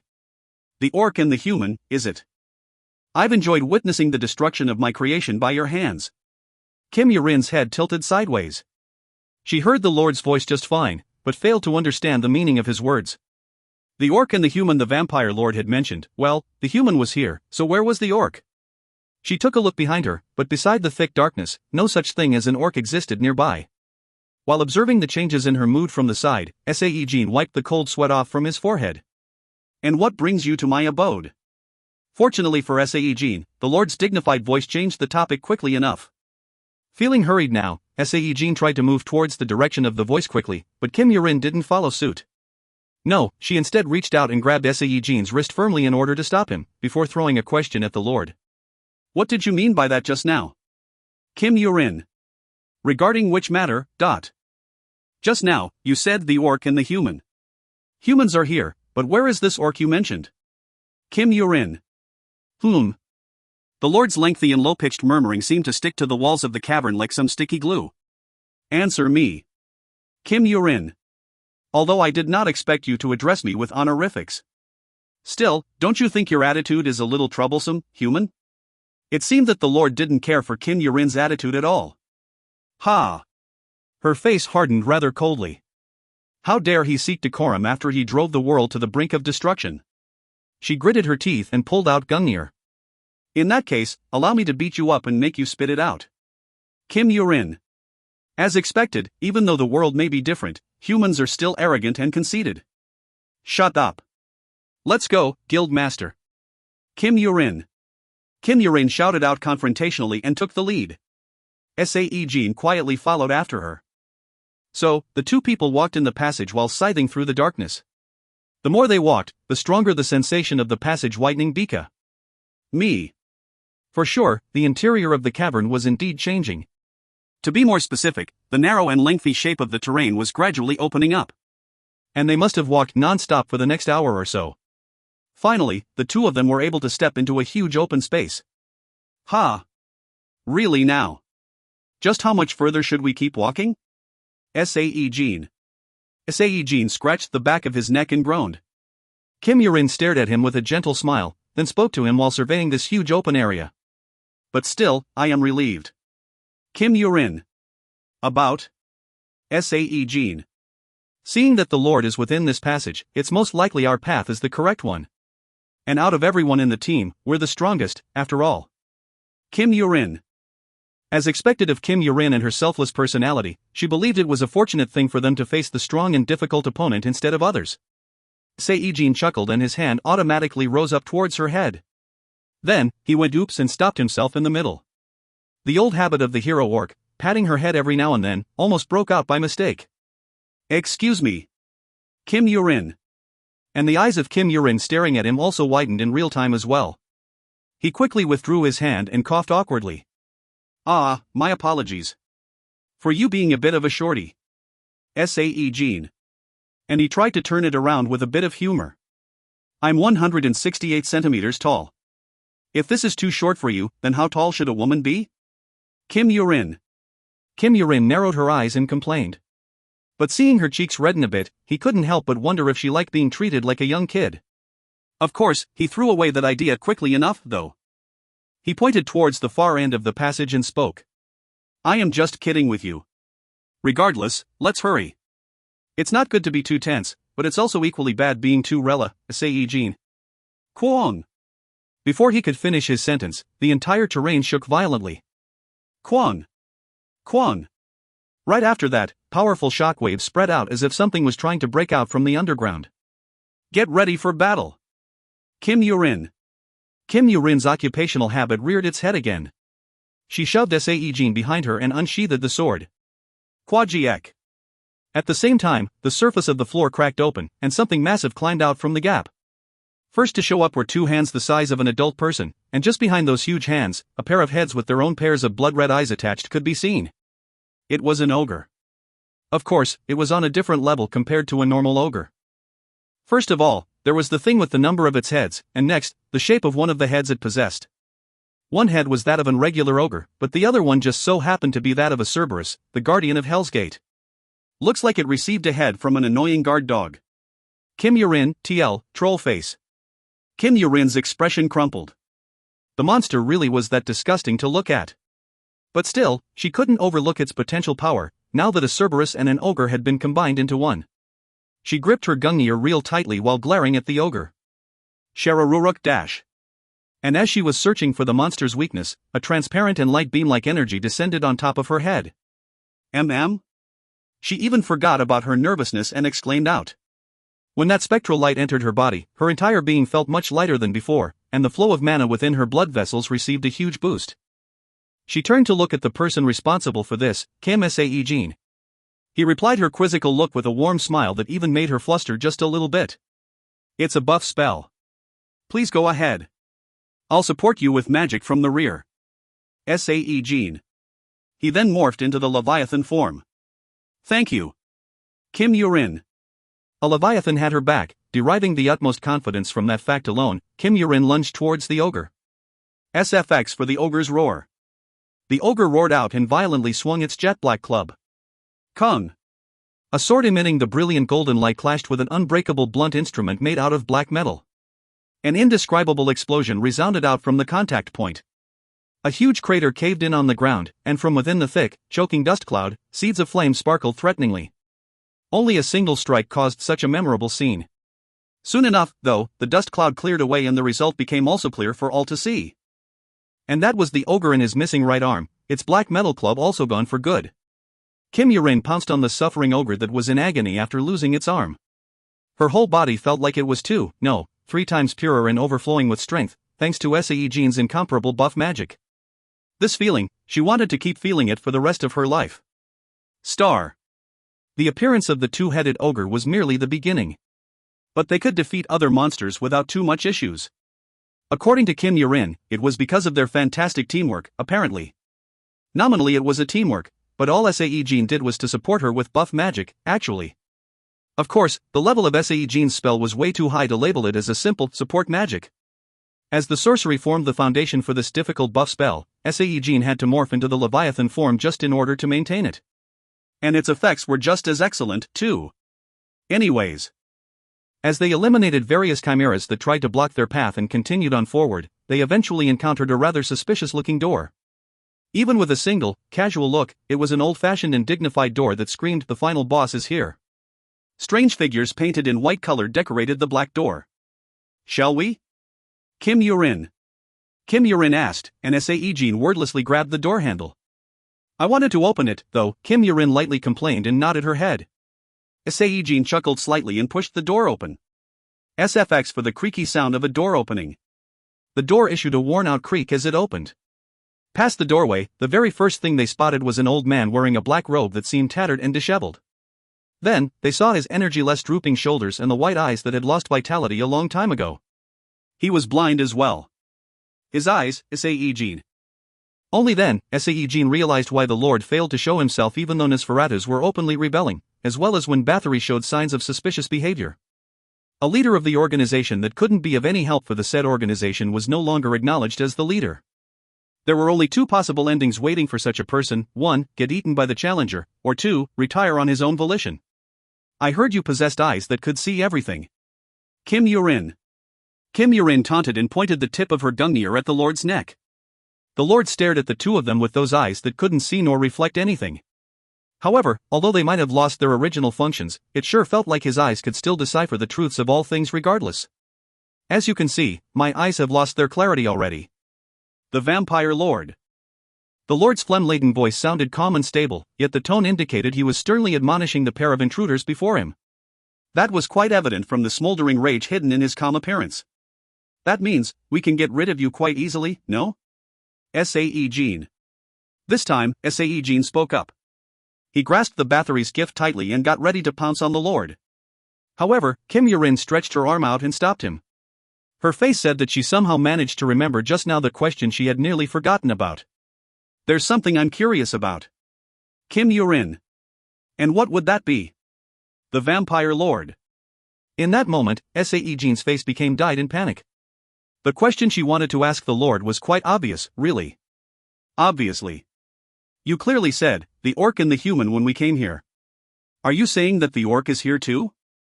And which orc are you referring to when you said the orc? Kim Yurin. The Lord maintained his silence. Meanwhile, Sae-Jin changed back into the Leviathan form. He was thinking of firing off the mana cannon and killing the Lord before he opened his mouth. Unfortunately, though, that ended up being the bad move on his part. Indeed, a measly human with a trait that allows you to transform into many other life forms. Seeing it with my own eyes, it is truly interesting. The Vampire Lord. The Lord's words seemed to strike home way too accurately for a blind man. Oh, the Lady Knight, what are you even talking about? The orc resides within that man. I have remembered his appearance especially so, because he was in his orc form when he slew my chimera. That is why I have referred to this man as the orc. The Vampire Lord. Instantly, all of Kim Yurin's movements ceased up. SFX for the sound of winds blowing. A cold and ominous wind blew in from the wide-open doorway. As if that coldness had woken her up, Kim Yurin turned her head towards Sae-Jin's direction. Within her enlarged eyes, several emotions, such as confusion, surprise, a sense of betrayal, etc., swirled about crazily. Even though Sae-Jin could feel her eyes staring at him, he continued to wordlessly study the Lord. As the silence flowed thickly between the two, the Lord eventually opened his mouth again. Perchance, she did not know? I wonder why. The Vampire Lord. Just, what does this mean? Kim Yurin. She finally opened her mouth, too, and asked. However, the recipient of that question wasn't the Vampire Lord, but Kim Sae-Jin. Only then, Sae-Jin turned his head towards her and met her eyes. He could see the reflection of the Leviathan within her trembling pupils. Suddenly, he thought he looked disgusting for some reason. So, he reverted back to his human appearance. He gritted his teeth and shifted his glare back at the Lord, and then spoke up. He's attempting to drive a wedge between us. Do not be misled. Sae-Jin. Drive a wedge? What can you possibly mean by that? The Vampire Lord. Unfortunately, the Lord interfered. With an insidious and sly smile on his face, to boot. Oh, the Lady Knight. Truth always leaves crumbs of evidence behind. And you should have been faintly aware of those evidence crumbs by now. The Vampire Lord. Kim Yurin's eyes remained fixed on Sae-Jin while the Lord's words entered her ears. And so, she began recalling things one by one. Her prior suspicion regarding the small insignia placed on the orc blacksmith's weapons that Sae-Jin had crafted, that could be also found on the hero orc's weapon, that strangely firm belief the orc had in Kim Sae-Jin, those habits Sae-Jin unconsciously exhibited that were so similar to that of the orc, and finally, his trait where he could change into a monster. At the same time, all the questions she held deep inside flooded back out. All those questions she had suppressed with the single thought, "It's not possible," bubbled back up to the surface once more. Mr. Guildmaster. Kim Yurin. Kim Yurin's face hardened, but she didn't speak any further. She used silence to pressure Sae-Jin. Should he tell her the truth? But honestly, he felt hesitant to do so. After all, those actions he performed without giving it much thought, as the orc would be seen as him making utter fool out of her from Kim Yurin's perspective. Later. There is more important work we need to finish first. Sae-Jin. Sae-Jin called up the excuse of later, in order to overcome this critical moment. Obviously, they did have a mission to complete here. He grasped the silver knife tightly and started walking towards the Vampire Lord. No, Kim Yurin. But Kim Yurin proved to be a stubborn customer. The story will take too long to finish. We have something to, Sae-Jin. All I want is one simple answer. It's not going to take long. Kim Yurin. Her firmly shut lips and her sharply narrowed eyes, with an expression as grave and serious, something Sae-Jin had never seen her make before, she continued with her words. You are the hero orc, yes? Your trait, you can transform into other forms besides the Leviathan, yes? Less than 45. The entry, 3, Finn. Chapter 156. Chapter 156. Creator A_Passing Wanderer. Editor Akshathadan. Do you have a completed novel just sitting around doing nothing? Do you want to earn money off it instead? Well, log in now and submit a novel on your profile. You will earn revenue based on the amount of users you attract. Only novels with good English will be accepted. Stuck between Kim Yurin busy demanding answers, and the Vampire Lord who was gazing on expectantly, Sae-Jin fell into a dilemma of sorts. 1 second, then 1 minute, valuable time was being wasted away in anxiety. During this time, the Vampire Lord was kind enough not to attack first, and he instead waited for them. It seemed that he didn't think too highly of the current situation's seriousness at all. Sae-Jin closed his eyes and sighed out grandly. The nervous swallowing from Kim Yurin sounded really loud at that moment. I am. Sae-Jin. However, Sae-Jin didn't continue. Rather, the chilling sound effect of a blade piercing flesh cried out, instead. The wide-eyed Kim Yurin hurriedly turned her head towards the Lord. A silver knife was buried deeply in his solar plexus. You dirty scoundrel! The Vampire Lord. The Lord spat out his rage and blood at the same time. I was aiming for the heart, though. You somehow dodged. Sae-Jin. The knife's flight time was probably less than 0.1 seconds, no more than a blink. But still, fitting for the one holding the title of the Vampire Lord, he twisted his body just in time to avoid getting struck in his heart. And with this first strike done and dusted now, there was no more room left to hold a conversation. Kim Yurin gritted her teeth and held her gungnir tightly. Sae-Jin spoke to her in the meantime. Don't forget our real purpose from here onwards, please. I'll tell you everything once this is over. Sae-Jin. That promise, I'll hold you to it. Kim Yurin. At the same time, the ground below changed. No, the space itself seemed to warp. The floor they stood on became dyed in blood-red color, and the Lord, once close enough for them to touch by reaching out, was pulled back to a far-off distance, glaring at their direction. Almost right away, the reddened ground began to literally boil, and giant monsters rose up one by one. Even among those, there was one particular creature that caught their attention. A giant snake-like existence seemingly painted in ash, that was both real and at the same time, not. The Twilight Spirit. A demonic creature commonly thought of as the apex of all undead-type monsters. That wasn't the only monster to come out, though. A two-headed ogre, a crimson wyvern, death knights, etc., etc. 15 monsters that could individually bring an entire city to a standstill appeared and filled up the room. Well, this looks like it might get tricky for only the two of us. Kim Yurin. Kim Yurin muttered out with a frustrated voice. Sae-Jin shook his head at her declaration, however. We just need to endure for a while. There's a parasitic mana and a powerful poison applied to the blade of that knife. If the Lord is maintaining this space with his mana, he's not going to last long. Sae-Jin. In that case, I should help out with the process, then. Kim Yurin. Kim Yurin grasped her sword in reverse grip. She was planning to fire off a beam of light in the blink of an eye to kill the Lord. TL, the raw stated inverse grip, but Google search returned nothing on that front. So I changed to reverse. Seems a bit wrong, though, so I'm leaving this TL note here. On the other hand, Sae-Jin transformed back into the Leviathan and summoned the Kraken to divert the danger away from her.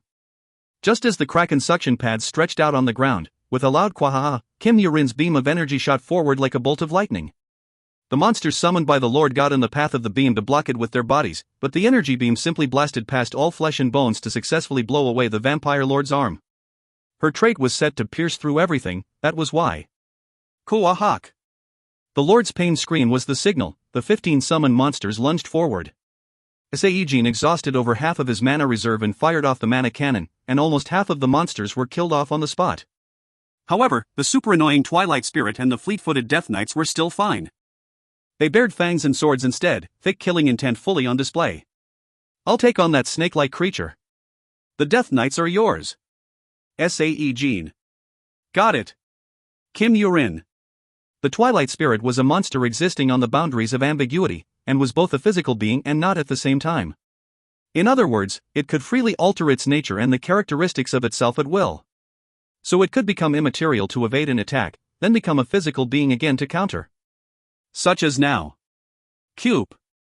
The snake's tail materialized out of thin air and struck Sae-Jin's stomach. As he was forced back by some considerable distance, he tried to come up with ways to kill that thing. From what he learned from the monster bestiary, this monster couldn't be killed with regular attacks. And the mana cannon with its limited range wouldn't work on that nimble creature, either. However, as the lycanthrope, he could prize out a weakness in it. So, he had to aim for that. He quickly changed into the lycanthrope form. At the same time, a big shadow loomed over his head. A Death Knight's massive sword came down to split his head in half, but Kim Yurin's golden beam of energy deflected it away. A werewolf? That's crazy. So, the plan? Kim Yurin. Kim Yurin asked him while deploying the acrobatic swordsmanship to ward off the Death Knight's attacks. Let's kill other monsters first. We can then go one-on-one with the boss monster, Yuhurk. Sae-Jin.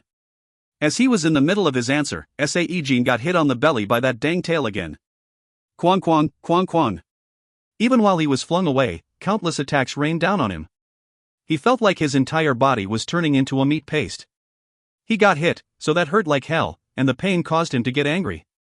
He activated the eyes of the wolf. The body of the Twilight Spirit as seen through his eye was as expected, jet black, no weaknesses whatsoever. But when he focused his glare where the monster's heart should be, a faint red spot gradually developed. And so, one single weakness had emerged. Sae-Jin confidently pounced on the monster. Time to die. Yuhurk. Sae-Jin. Too bad, he had forgotten that, although there was a weakness now, he still lacked strength to fight it one-on-one. Kim Sae-Jin was flung away to a far-off distance with a single flick of the monster's tail. Ah Ute. At the same time, Kim Yurin's groan could be heard as well. Surprisingly enough, although she was still being buffed with support magic, she used her own strength to defeat 3 of the 5 Death Knights surrounding her. But as a human, it was asking far too much of her martial prowess to contend with 5 near-boss-level monsters like the Death Knights. The Kraken was helping out on the side, but ever since Sae-Jin stopped using the Leviathan form, its might had decreased significantly. In that moment, the Death Knight's massive sword drew towards the exhausted Kim Yurin's direction. Sae-Jin hurriedly ran over there and tried to block that swinging sword. But, it was right then. The space contracted suddenly, and all the summoned monsters disappeared. Just in the nick of time, the Vampire Lord's strength had been exhausted. 2 people sighed out in relief and controlled their rough breathing. However, the Twilight Spirit remained for some reason. The monster maintained the physical form and, as if to protect the Lord, stood in front of him. No matter what petty tricks you come up with, you'll still die, so why don't you quietly give up now? Sae-Jin. Hoo hoo. The Lord continued to laugh even after hearing Sae-Jin's taunts. The Twilight Spirit moved to the side of the Lord at the same time. Then, the Lord shoved his hand into the heart of the monster. The heart was ripped out while spewing out blood everywhere like a fountain. What the... This is an existence that shares my blood. I've made it by sacrificing my own soul. The Vampire Lord. While muttering the words they couldn't quite comprehend, the Lord began biting into the heart, consuming it bit by bit. It was indeed a grotesque sight to behold, but it wasn't all that difficult to figure out the meaning behind his actions. Well, his complexion improved greatly, and his body size ballooned up to a huge size, after all. Ka-ha-ha-ha.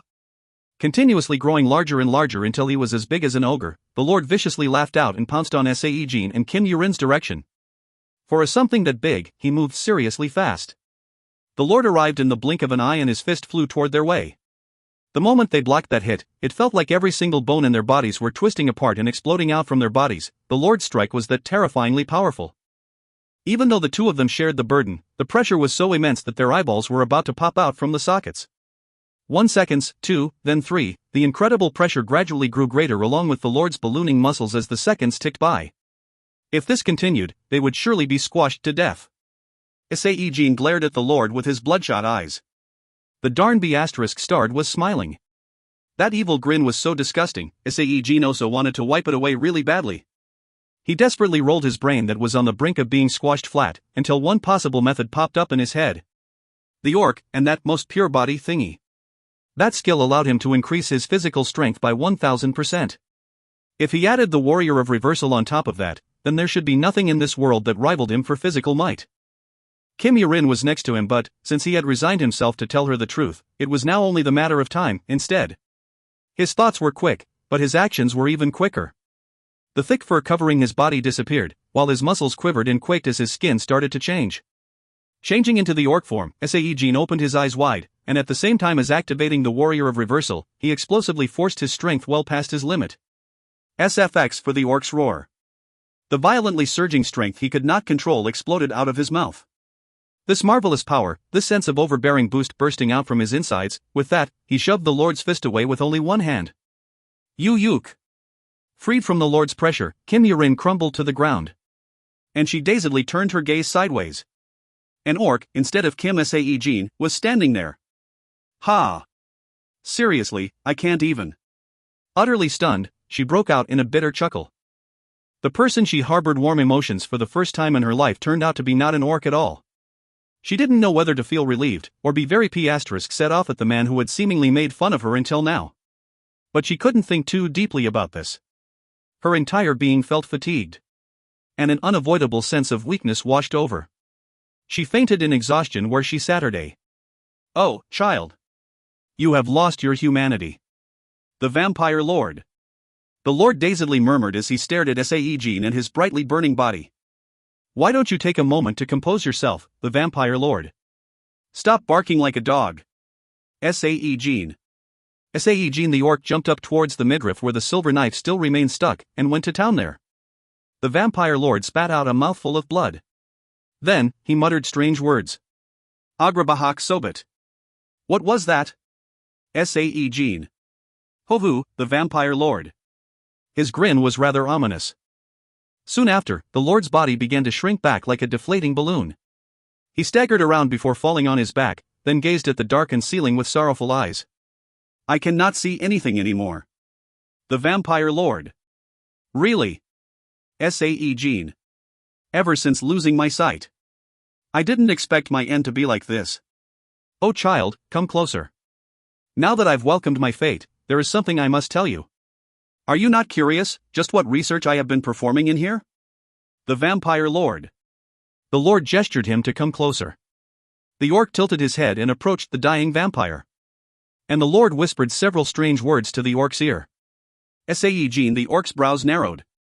He just couldn't really understand what he was saying, centered around the words monster, future, and past. Unfortunately, before explaining further, the Lord's breathing came to a gradual stop.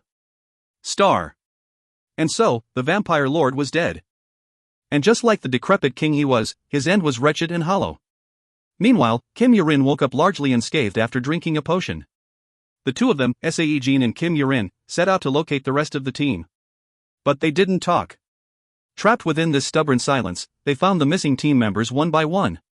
Hyrin and Ju Ji-hyuk were this close from being frozen to death. Hazeline and Yu Baek-song must have had a huge catfight as their faces were crimson red, their breathing rough and heavy, while both the conditions of Rosradel and Kim Sunho were quite critical. Having lost an arm each, if they were found even a minute later, they might have died. In any case, everyone was alive, much to their relief. Sae-Jin used the sorcery to teleport everyone back to the underground conference room. While Hyrin and Ju Ji-hyuk warmed their bodies up, Sae-Jin began his treatment on Rosradel and Kim Sunho, but during that time, Yu Baek-song and Hazeline broke out in yet another fight. And no, it wasn't some cute war of words either, it was more apt to describe it as fierce brawl, instead. Please, calm down, I say. Just what happened back there? Hyrin. Will you two just stop already? Stop. Ju Ji-hyuk. Hyrin grabbed Hazeline's arms, while Ju Ji-hyuk held Yu Baek-song back. But she keeps teasing me and calls me a little kitty. Yu Baek-song. Ha, just when did I do that? You started first by saying that I like Sae. Hazeline. Yu Baek-song's angry shout resounded to everywhere, but too bad, Hazeline's retort couldn't continue and had to come to a complete stop. Hazeline could only shrink away while checking out Sae-Jin's reactions.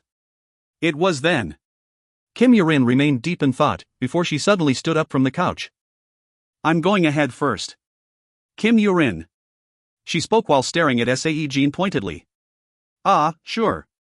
Take care. Sae-Jin. You're not coming? Kim Yurin. Sae-Jin. Sae-Jin panicked at that moment. But, with a great timing, Jo Han-sung's phone call arrived at the same time. Please wait for a sec. Let me get this first. Hello? What's the matter? Sae-Jin. Hello, Guild Master. Sir, we've got too many artifact orders piled up as we speak. So, I have set down dates for interviews, but the contents were about the artifacts. The monster lowered the pricing of the artifacts after taking into consideration the current climate of the world, and well, the number of orders coming from around the globe literally exploded. So, perhaps inevitably, they had to hold face-to-face interviews, in order to pick the right sort of people to own these artifacts. Oh, that. I'll take care of that later on, so don't worry. For now, give priority to the compiled list and sell accordingly, please. Sae-Jin. Yes, sir. I understand. Sae-Jin quickly ended the call. But Kim Yurin had long disappeared to elsewhere. Ha! She went upstairs. Follow her. Dunno what's going on, but still. Hyrin. Hyrin answered for him. So, he hurriedly chased after Kim Yurin. Less than 45. The entry, 4, Fin. Chapter 157. Chapter 157. Wrapped up inside the thick darkness of the night, underneath the cold glare of the moon, Kim Yurin was sitting on one of the Monster Park's benches. Her eyes were closed, as if she was in a state of deep contemplation. Sae-Jin breathed in deeply and walked towards her position. I'm disappointed. Kim Yurin. Before he could get near her, though, she threw out this one line at him. He scratched the back of his neck while lowering his head. I mean, seriously. Yes, it was somewhat odd, for sure. How can an orc resemble a human so closely like that? Ah, now that I think about it, I do remember seeing several points that are really similar to Mr. Sae-Jin's countenance, after all. Kim Yurin. Her reactions were completely out of Sae-Jin's expectations. Although not at the level of wanting to mow down everything, he at least thought she might get angry at him. But no, what she displayed wasn't the rage at being deceived, nor sadness at finding out the hero orc wasn't real, but self-mockery that blamed herself instead. And that only made Sae-Jin feel even worse than before and far more apologetic as well. Sae-Jin sat on the opposite end of the bench Kim Yurin sat on. She gazed at the moon drawn on the night sky and continued with her words. No, from the beginning, an orc with IQ known to be lower than that of a dolphin learning to speak was a nonsensical notion. I should have realized that something was amiss then. It's all because of that goblin, Kim Yurin.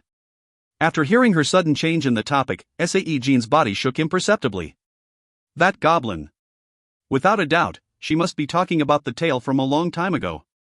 Ah, right. Guildmaster, did you know that goblins can learn to speak, too? Kim Yurin. Gee, goblins, you say? Sae-Jin. Yes. Well, goblins are the smartest among all the monsters, after all. So, among the smart goblins, the one with the most smartest brain can learn how to speak Korean. But that was my mistake, thinking that a mutated orc could definitely learn to talk, too. So, I'm definitely not a fool in that regard, right? Even other people with similar experiences would have been deceived. Kim Yurin. Sae-Jin's complexion froze up along with her words. His gestures became eye-catchingly strange, and his breathing became quite rough as well. Why are you reacting like that? It's the truth. I've experienced it firsthand. Kim Yurin. Sae-Jin didn't reply. He was already feeling so apologetic right now, and well, he realized that he just couldn't speak another lie to her again. But, she ended up misinterpreting his current reaction and showed her frustration with a deep frown. You don't believe me. Ha, fine. Forget about it. It'll be more strange to believe me anyway. Kim Yurin. No, I do believe you. Sae-Jin. He resolutely replied to her and stared at Kim Yurin with his eyes wide open. Seeing his sudden enthusiasm, Kim Yurin's face reddened ever so slightly. Oh, thank you for believing me, Kim Yurin. The thing is, that goblin, that was also me. Sae-Jin. This time, it was Kim Yurin who ceased all her movements, her mouth half open, and her eyes opened up extra round. Thinking that she might not believe him, Sae-Jin hammered the final nail in this particular coffin. Your gift, I received it well. It's an exp. Nsive ring, too. Sae-Jin. She fell into a pool of thought for a brief moment. A ring as a gift. A ring given away as a gift was a fact that only she and the goblin knew. No one else. So that's how it was. Kim Yurin. Plop. She dazedly muttered out something, and then collapsed. The physical strain of fighting against the vampire lord, as well as 2 mental shocks, caused her to faint. What the? Miss Yurin? Why? Sae-Jin. Stunned silly by this new development, Sae-Jin quickly used healing magic on her. But when she still didn't regain her consciousness, he quickly carried her off to the nearest hospital. After admitting Kim Yurin to the hospital, Sae-Jin went around sorting out the strained relationships of the guild members that soured for one reason or the other. And finally, came back home. The time was 5 o'clock in the afternoon. Since USA Young was busy with the matters related to the Wizard Tower and frequently had to be away, the house was left totally empty for the first time in a long while. He dug into the couch while spitting out a long sigh thick with all the accumulated fatigue. Somehow, he felt empty and hollow. The mission was over, and the sense of extreme enervation gripped his entire body. Thinking that he must have been feeling lonely, Sae-Jin turned on the TV. With a good timing, USA Young's face filled up the screen. When are you planning for the IPO of the Dawn and TM's Wizard Tower? Listing stocks for the tower? Is there a need for me to do that? After all, our Wizard Tower can fully sustain itself without resorting to such methods, you see. It was an interview on a news program. USA Young came across as very confident in her speech. Seeing her on the screen, he ended up wanting to see her for real. So, he called her on the phone. Wong, after the ringtone went on for 3-4 times, the call got through. Hey, Sae Young. Where are you now? Sae-Jin. Wong. Me, I'm meeting out with people who will work for the Wizard Tower, yup. Her voice was a bit slurred. Did she drink alcohol? Sae-Jin's brows narrowed all of a sudden. Where? Sae-Jin. Here? A sushi restaurant. As she spoke on the phone, another voice belonging to a man repeatedly saying, "Who are you speaking to?" interfered in the background. Unconsciously, Sae-Jin cracked his neck. The sounds of Audiobook. Audiobook rang out rather clearly. Which sushi restaurant? Sae-Jin. Hyung? Oh, why did you call me, Appa? I was wondering where you went off to. Hey, so where are you right now? Here? Not so sure? You wanna get killed? Eing. Forgive me. It's a meeting for the tower, so if Appa shows up, I'm gonna get shoved aside, you know. Of course, he could understand that much. But right now, that clueless dude next to her asking, "Who is that? Who's calling?" was seriously getting on his nerves. Okay, fine. Then switch the phone to the speaker. I want to say something. Sae-Jin. Oh. Is there really a need for that now? I'll speak on your behalf. I promise, it'll be real quick. I'm not coming home for a whole week if you don't. Sae-Jin. Yeah, okay. Fine. It's done, you're on speaker. Sae-Jin manipulated his vocal cord and changed his voice a little bit. And then, towards all those people relaxedly dining out and building a strong friendship, he threw out the proverbial bombshell. Ueum. Hello, everyone, this is the Wizard of Bangbaedong speaking. Currently, I'm with Mr. Kim Sae-Jin. I'm making this call after having a good chat with him. You see, I'm planning to publish the grimoires number 27 and 28 very soon. And so, I seek two capable persons who will examine and verify the contents of the books. Is there anyone among you who is interested in the role? Sae-Jin the Wizard. He spoke up to hear and waited for 3 seconds. By examining the grimoires, one could have his or her name associated with the Wizard of Bangbaedong's grimoire for free. That alone would increase their fame far greatly than ever thought possible. And sure enough, the animalistic heavy breathing of every wizard wishing to seize this enormous opportunity could be heard through the phone. Sae-Jin did his very best to hold back his laughter and spoke in a serious tone. If no one is interested, then it can't be helped, I guess. Sae-Jin. Instantly, wizards reacted. At first, in order to prove each one of them possessed the right qualifications over the person next to him or her, they began quietly debating their academic abilities. Seeing that the wizard Nim of Bangbaedong has been continuously publishing attack magic spells lately, I, who has steadfastly walked the road of attack magic until now, should be the one to examine the new grimoires. No, that's not right. Attacking spells needs to be combined with other types of spells. From that point of view, I should take on the responsibility, as I've arduously walked on the path of application and utilization of various magics. Both of you are wrong. From the onset, something this important should be seen by someone with a deep academic background, instead. Huh, what do you mean by a deep academic background? Are you using that inconsequential reasoning for such an important matter? TL, oh boy. These 4 paragraphs were an absolute mess to TL. I did what I could, but not sure how close I got to what the author was trying to say. However, the tone of the voice got heated as rebuttal after rebuttal were thrown around. And soon enough, not only angry shouts but even the sounds of plates, tables, and other furniture being destroyed could be heard from the phone. Hoo. They're fighting so nicely. Sae-Jin. Sae-Jin was enjoying the sound of the chaos, but then, the noise got abruptly cut off. It seemed that Sae-Young had left the restaurant in a hurry. Those people lost their dang marbles. Just now, they were even getting ready to use magic, you know. He. In that case, why don't you bring along the winner over here? Sae-Jin. You're a rotten person, you know that? Seriously now. Although her dinner out was totally ruined, she sounded rather pleased for some reason. By the way, publishing 2 grimoires at the same time, is that true? If you're lying, I'm going to get mad. And that was why. Sae-Jin smirked slightly. Of course, I will. Okay, where are you? I'll pick you up. Sae-Jin. Oh yeah. I'm at the Tebudon Sashimi. Hurry up, Appa. On the way. Sae-Jin. Sae-Jin ended the call and put on the coat. But, as he was about to leave, he overheard the news still left playing on the TV screen. A news just in. It has been now confirmed that a supermassive fissure has opened up in the region of Western Europe. This fissure is the biggest ever recorded in the history to appear in Europe. What's going on? Sae-Jin. This was different from the promise with her.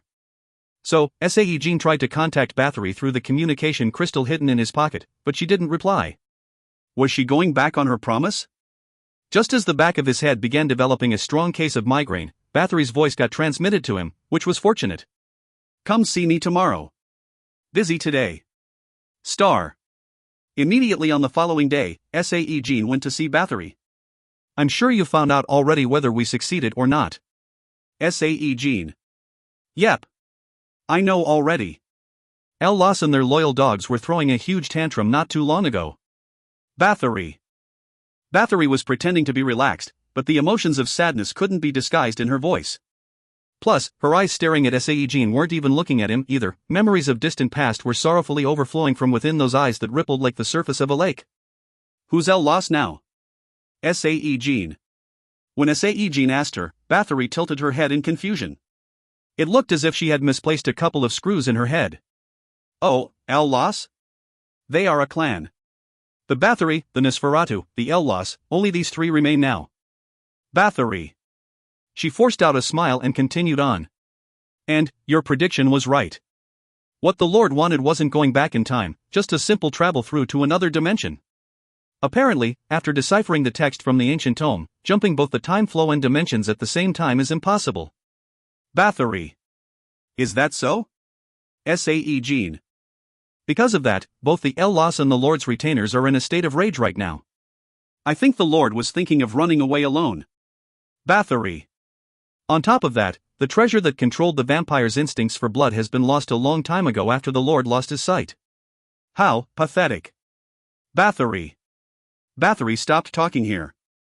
Sae-Jin too didn't say anything. However, when he came to see her, he had lots of things to say. The incident involving the fissure in Western Europe, the future for the vampires that have lost the central figure of the Lord, Bathory's aim, and even persuading her to assimilate back into the society. Sae-Jin couldn't utter any of these out. The reason? Teardrops forming on the corners of Bathory's eyes. Sure, Sae-Jin couldn't get her fickle nature that took her from asking him to kill the Lord, and to mourn his passing, but whatever, the sorrow she displayed right now was, without a doubt, genuine. What a coward. Good thing he died. Bathory. Bathory spoke thus, her voice tinged in deep sadness. However, he couldn't return empty-handed after going through the big showdown of the day before. So, Sae-Jin cautiously asked her about the giant fissure of Western Europe first. We have nothing to do with that one. Bathory. What? Really? Sae-Jin. Yeah. We didn't touch other fissures except the one here in Korea. Bathory. Does that mean there's another force at work here? Sae-Jin. Nope. That's just nature playing its part. From the moment the first fissure opened up, the future path for this little planet called Earth became full of thorns, so to speak. Bathory. What do you mean by that? Sae-Jin. What I mean is that, this planet Earth will meet the same fate as my old homeworld, that's what. The Lord was trying to escape before that happened, too. But I don't know all the details. I also just heard about it not too long ago, you know. Bathory. From who? Sae-Jin. From my subordinates. They are busy trying to decipher the results of the research the Lord has performed, right now. I'm getting updated in real time as we speak. Bathory. Bathory then abruptly stood from her seat. Okay, you should go now. As promised, we won't interfere with you lot or try to extend the fissure forcefully or stuff like that. With that much, you should have about a year's worth of breathing room. Bathory. Just 1 year? Sae-Jin. Yup. So, you should decide and prepare whether you'll act like us and escape to another world, or stay and fight till the bitter end. Bathory. What will you do? Sae-Jin. Bathory narrowed her brows as if she was getting frustrated with a little kid. Our object has always been the same, to return to our old homeworld, see. So, get the EFF out, now. Bathory. She suddenly grabbed Sae-Jin's collars real tightly. And then, an unpleasant sensation of the entire world twisting apart washed over, causing him to squeeze his eyes shut. When he belatedly opened his eyes again, Bathory was nowhere to be seen, and instead, the sight of Seoul's Gangnam district filled up his vision. Why Gangnam, of all places? Sae-Jin. As he looked around dumbfoundedly, whisperings of the passers-by tickled his ears. What the? Isn't he that Kim Sae-Jin guy? You might be right. Hey man, go and take a closer look. It hadn't even been a minute yet, but the waves of crowd were gradually building up. Sae-Jin let out a groan of exclamation, thinking that celebrities could indeed upset the heavens if needed, and quickly moved his feet. Too bad, his actions only ended up confirming the crowd's suspicions. It is Kim Sae-Jin. Appa, please gimme your autograph. Appa Payak. Getting scared by that loud cry, Sae-Jin ran away like his rear was on fire. Less than 46. Tension 1, Fin. Chapter 158. Chapter 158. All the core posts for the Dawn and TM's Wizard Tower had now been mostly filled up, the Vice Tower Lord and 7 Chief Wizards that were similar to executive directors in a regular corporation, plus the employee-level high-class, mid-class, and low-class positions, as well. The name of the Vice Lord caused a massive stir, however. The wizard appointed to this prestigious position was none other than the High Elf Shahan, former Vice Lord of the New York-based World No. 2 Wizard Tower, Trinity. After the announcement for her appointment was made, Shahan expressed her sincere gratitude towards the Dawn and TM's Tower through various interviews she did with the mass media.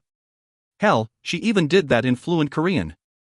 No one had any idea when she learned the language, either. Not only that, the identities of the people filling up the chief wizard positions were quite something to behold as well: former Vice Lord for the Seoul Tower, former Lord of Busan Tower, etc., etc. They consisted of famous local and international wizards. However, the most important position remained vacant while other spots were steadily being filled up. Not one person expressed their curiosity regarding that, though. After all, everyone understood that this position could only go to the Wizard of Bangbadong and no one else. Even someone like Hazeline, who had once been a part of the wizarding world but left it due to a certain unsavory incident, thought the same as well, but only until the Wizard of Bangbadong himself, Kim Sae-Jin, personally called for her. "Excuse me?" Hazeline. Currently, inside Sae-Jin's office. Hazeline asked him in a daze while sitting opposite him. Within her extra round eyes, questions and disbelief floated about. "So, what do you think?" "I personally think you're the perfect fit." Sae-Jin. Sae-Jin smiled as he spoke. The reason why he summoned her here was simple. It was to appoint her the new Tower Lord. The media might throw a hissy fit and say what on earth he was thinking, but this wasn't a completely left-field hiring at all, because, although she was currently the well-known alchemist Miss Hazeline, her actual origin lied with magic. She simply stepped away on her own volition after failing to control her emotions properly. But Sae-Jin believed she still possessed a massive attachment to the world of magic, even now. If not, then there wouldn't be a reason for her to look up the wizard's online chat rooms and communities periodically, no reason to jump around and enjoy like a little kid after successfully learning a new spell, and of course, no point in her coming up with the fake identity of Shenarine and secretly acting as a wizard, either. Hazeline maintained her silence, probably because of Kim Yurin. Unless Hazeline resolved her long-standing conflict and the guilt associated with it, she would never be able to find the necessary courage to return to the world of magic, perhaps for the rest of her life. The thing is, Hazeline fixed her stares to the floor and opened her mouth while fidgeting uncomfortably. Her voice was so weak and quiet. "Mr. Sae-Jin, thank you for your consideration. But, my abilities aren't, Hazeline. I'm sure they are better than Miss Shahan's. You perfectly studied all of the Bangbadong wizard's grimoires, after all." Sae-Jin. Hazeline had been virtually camping out in the guild's members-only library of late, obviously, in order to thoroughly study the grimoires of Bangbadong wizard. Currently, she had lawlessly memorized the books number 1 to 26, and had reached the stage where she could potentially invent her own unique attack spell as well.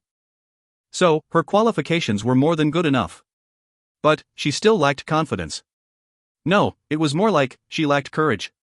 That's only because of the mana tattoos, you know. What I lack in technique, I cover it with increased mana reserve, that's all. And also, Hazeline. It seemed that she had more things to say, but other than her lips moving a bit, no words came out of them. Sae-Jin didn't know the exact words she wanted to say, but he could still roughly estimate what she wanted to say, regardless. Miss Kim Yurin also gave her consent. Sae-Jin. Those words seemed unrealistic, rather than shocking, to her. Because, there was no way Kim Yurin would forgive her. While studying her face frozen in stunned silence, Sae-Jin recalled the events from the day before. If you're asking me for my professional opinion, then I'm against it. No. Totally against it. Totally, completely, against it. Kim Yurin. Her answer was very resolute for a patient still lying on a hospital bed. And there was even a hint of hostility in Kim Yurin's expressions. But, why? Sae-Jin. She's definitely not normal in her head. I mean, where in the world can you find a crazy woman like her who poisons a person's potion? There's no guarantee that she won't do that ever again. Kim Yurin. But you also don't have the guarantee that she will do it again, either. Sae-Jin. In any case, I'm still totally against it. It's too risky. Kim Yurin. Kim Yurin pouted heavily. At the ends of her hospital bed, stuffed dolls of the orc and Athene stood side by side. Sae-Jin reached out and took the orc doll. A sense of unease entered Kim Yurin's eyes, hoping that he wouldn't take the doll away. Just what happened between you two? Sae-Jin. He gently patted the top of the orc doll and placed it on top of the bureau next to her bed. It's complicated. By a lot. Kim Yurin. Kim Yurin reached out and rescued the doll from the cold, hard wooden surface. And then, hid it securely under the covers. Well, it's not my place to pry into your past. However, Miss Hazeline is just about perfect for the position of the Tower Lord. At a bare minimum, I'd like a wizard who was close to me filling up that position. Sae-Jin. Surely, there must be lots of other, more suitable wizards you can find, right? No, besides that, why are you asking me about this? I'm not related to this matter at all. If the guildmaster wishes for it, then you can just hire that crazy Bick, that person, am I wrong? Kim Yurin. She remained resolute. As befitting a 30-year-old boyfriendless lifelong loner, she was like an iron wall. That's because, without your consent, I'm pretty certain that Miss Hazeline wouldn't want to do it, either. Sae-Jin. No way that's true. Kim Yurin. Yes, way. Kim Yurin looked like she didn't believe him. She even went as far as to change the topic of the conversation when Sae-Jin tried to continue his persuasion. Let's talk about that later. More importantly, there's something I'm curious about, Guildmaster. Kim Yurin. Okay, what is it? Sae-Jin. I saw at the end there. What did the Lord say to you? Kim Yurin. The whispered words of the dying vampire lord, Sae-Jin couldn't understand them back then, and he still couldn't understand even now. But he remembered them all too clearly. It was like he was making a prophecy of some kind, but I have no idea what he was trying to say. On top of that, some of the words must have been in the vampire language, because I couldn't even hear those parts at all. When the Leviathan form evolved, he became able to decipher a handful of the native vampire language, but truly, they were just a meager handful. And all of them happened to be swearing, too. But Kim Yurin didn't lose her interest in this matter. What did he ended up saying? Kim Yurin. I stole a peek through a certain treasure of the Nosferatus. The worst monster in the history will become the hero. It was something like that. Sae-Jin. As if she was thinking deeply, Kim Yurin's forehead creased up. Kim Yurin. Foot. Kim Sae-Jin burst out laughing after quietly gazing at her, trying to look serious and stuff. And then, pulled out the present he brought along. It was a stuffed doll that depicted a cute goblin. The common saying of "how cute can a goblin be" couldn't be applied to this doll. A roundish, chubby head and short limbs, this cuteness was on the level that even Sae-Jin felt boastful about. And the evidence of its cuteness was Kim Yurin's face that was slowly melting into a puddle. But she quickly hardened her face and spoke up. A goblin, is it? Thank you for that time. I was able to survive, thanks to you. Kim Yurin. She then extended her hand out matter-of-factly. Her face was full of covetousness, telling him to hand over the doll already. Too bad, Sae-Jin had no plans to do that, at least not so soon. Thank you for the kind words. But, are you really refusing so quickly to help me on the matter I'm asking you about? Sae-Jin. Kim Yurin's smooth eyebrows twitched after she heard his words. Sae-Jin was aiming for this moment. Why don't you guys meet up and talk first? Miss Hazeline is also regretting her actions as well. Plus, you receive this doll as a bonus on top. Sae-Jin. He playfully shook the doll's butt and seduced her. Star. While looking at Hazeline's stunned face, Sae-Jin clapped his hands loudly. Then, the door to his office was yanked open, and the heavy footsteps reverberated against the walls.